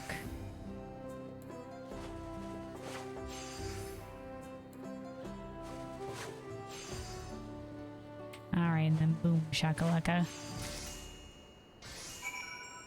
Stone book cover achieved, apparently. Mecca? I want this binding to properly symbolize my great-grandfather's bond with the Yokui. And take all the time you need and return to me when your work is done. Work's done. Here you go. Congratulations. New book achieved.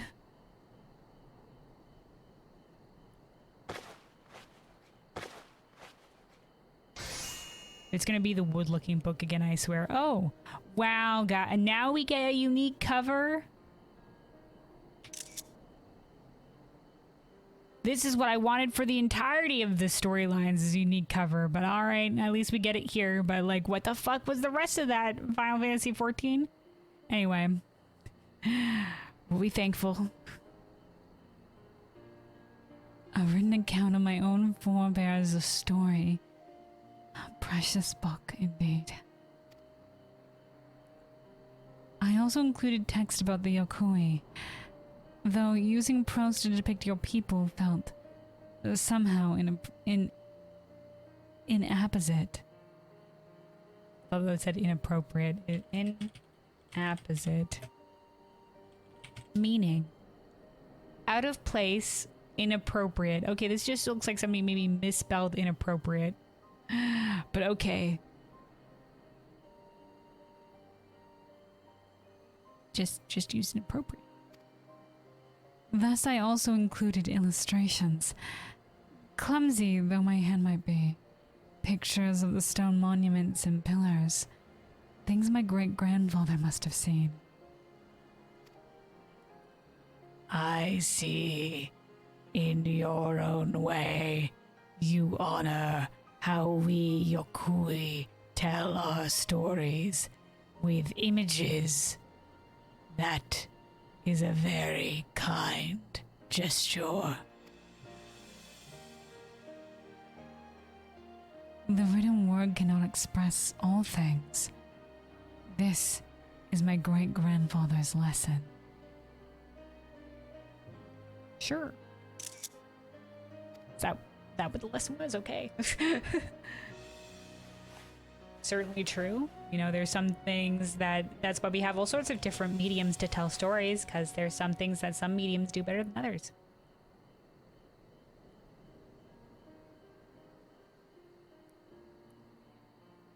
You've been most gracious in your help, thank you. I return to Tuliolo with a lighter, prouder heart. Hell yeah. A little bit confused, but you know, as long as your grandfather and you were happy, it's good. I didn't anticipate the events of 80 years, that the events of 80 years ago would one day contribute to a renewal of cultural exchange. But this must have been precisely what Guru Jaja envisioned for Tuliola's future.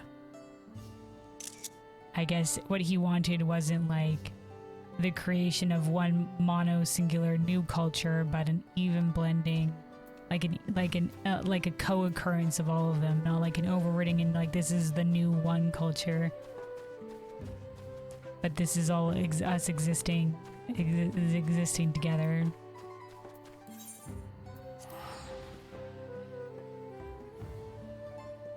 You know, I can understand what the idea was. Like creating a new yeah, they made a new language for ease of communication and stuff like that, but leaning too far into like aspects of a new unified culture would have the potential of overriding the unique group cultures that each have. In terms of like eventually in history, I don't know. I see it. I mean, that's a common thing, you know, when people move around. You know, historically, you know, people keep their cultures, but people move to new places, things change, people change, new languages are adapted or changed or lost. So, happens all the time. We see it happening, you know, in today, where, you know, like English is a very predominant language, and there's a lot of like some older, especially oral tradition languages only that are being lost.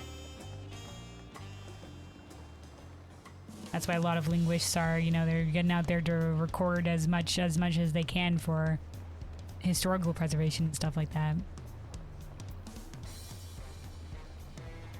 There's a lot of like, obviously like a lot of newer generations of certain languages, you know, like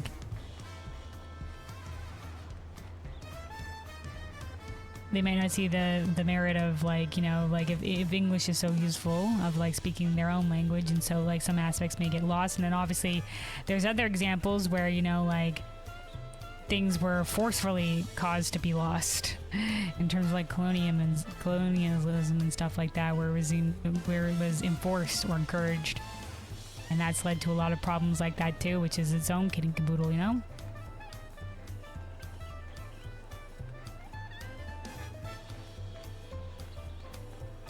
But no, it's just an interesting facet of history, the way that languages move and change and shift as the population of people do.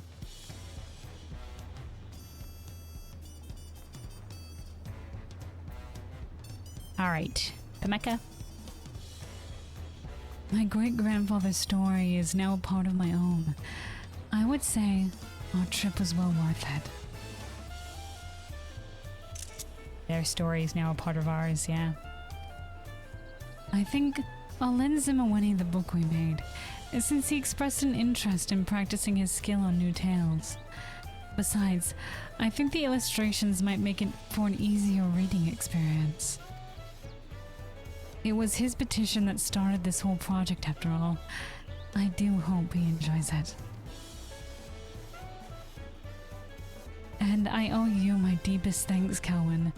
Not only were you kind enough to accompany me to Warlord's Echo, but you gave me perhaps your most stunning cover yet. I agree. It was our most stunning. And honestly, all the other ones should have also been stunning. I'm headcaning in it. I just guess they just didn't want to prop work the entire thing, which is like, fair enough, single deer, but what about my creative book covers? Now it's back to work for me until Zimawani's next appointment approaches. I wish you pleasant crafting.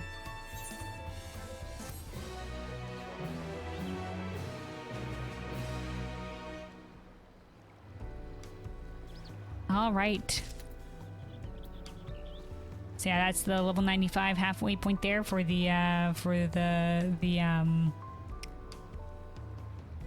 Leatherworker Weaver Carpenter Role Quest here. So what we have remaining will be the final delivery, and then the finale of the quest line. Because I only got these guys to level 95, we'll be doing that. I guess now they're 96 because of the experience. We'll be doing that next time, and by next time I mean not next week, because next week is all going to be 7.1 hype. But the week after that, I'll probably end up doing. So like I said, this time next week we'll be doing the main story, and then also that weekend we'll be hitting up the Alliance raid, and probably also the maybe the Pandemonium quest, and then this time the week after the 7.1 week, I'll probably do the Pelu Pelu reputation. We'll go unlock that, and we'll finish out this storyline. This is the last of our Dawntrail crafting and gathering role quest. So excited! This has been a pretty adorable storyline so far. Getting a little bit of some mythology stuff, some mythos with some of the different races, and also a little bit of lore in terms of the language, which I is pretty interesting. I think I did study like I said, I majored in biology, but one of my minors was actually linguistics. So I majored in biology, but I minored in environmental science, and then also linguistics, because the way that the degree works in terms of the university that I went to, you could have one specialist degree, two majors, or one major and two minors. I think there might have been some other combinations that you could do in terms of like crafting sort of a degree that you wanted to work towards. But I went for the 1 major and 2 minor category. I could have gone for a specialist degree, but you needed more like math for that, and I was just like, heck that. So I decided to tack on environmental science because it worked well with biology. There's a lot of interesting stuff there, and I'm like, okay, what's a second minor that I could have, something that I'd be interested in studying? And I'm like, well, I really like languages and stuff like that, so we'll study linguistics. Now, a lot of linguistics courses aren't really like about languages. It's more about like speech sounds and like how, you know, the mechanics of human vocalization works, and the base building blocks for languages, stuff like that. So there was a lot of that more technical stuff as well. But I did take some courses on language, and it was pretty cool. And I think like one of the I took a course in, like, for example, Pidgin and Creole languages, which would be kind of not quite similar to this because this is more like a borrowed language in terms of Trolley, but like Pidgin and Creole language are languages that are created when multiple languages or two or more languages meet and intermingle, and it sort of creates its own like sort of mix between the two languages. And a lot of the times is just used purely for communication between others, so it's sort of like a mishmash of both languages that the people use to communicate. That's a pidgin, I think. Yeah, that's a pidgin language, and then it becomes a Creole language when the kids start speaking it. So if it starts gaining a generation of speakers, of actual speakers that speak this mishmash languages, that's when it goes from just becoming a communicative pidgin, what is called a pidgin language, not spelled like pigeon the bird. That's where it moves from a pidgin language into a full Creole, a full language in its type of language in its own right. And that's where stuff like Haitian and a bunch of other languages come from. Is it originated as a mix between two languages meeting, and then sort of became its own thing, and you can definitely see the roots from both sources in it.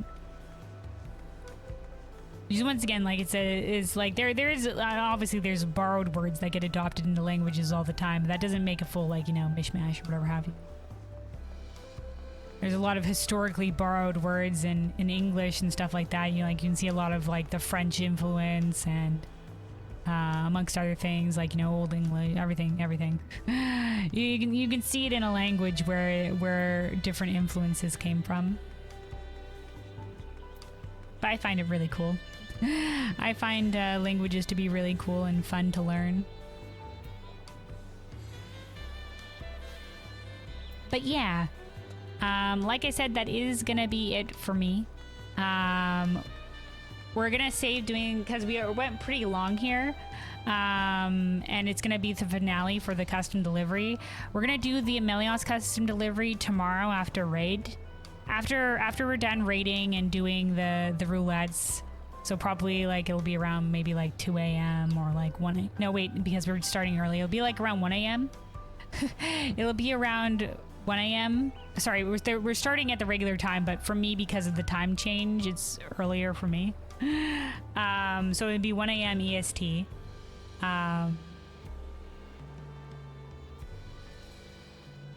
It's probably, you know, after raid and then after the roulettes, we'll pop by old Charlene and do the last custom delivery for Amelios. But yeah, since we have going long here, we're gonna save that for tomorrow. But yeah, I've really enjoyed the Dawntrail crafting and gathering role quest so far. Once again, the crafting and gathering storylines are always so wholesome. I do greatly enjoy them. I like them in Shadowbringers, I like them in Endwalker, and I like them here. I like the characters, and the storylines are all pretty great. And we got some cool lore tidbits as well from some of them. It's been grand, and I look forward to seeing how this last one concludes in a couple weeks' time after we do the 7.1 next week. Yeah, like I said, tomorrow, I should say tomorrow. This evening, raid. We're gonna be raiding. We're probably gonna be doing re-clears, starting to work our way back up to M4S. So that's gonna be exciting. And then, yeah, somewhere at the end of that, the Amelios custom delivery stuff. But yeah, hope everybody has a good rest of their day, night, whatever time zone. Be safe out there and take care of yourselves.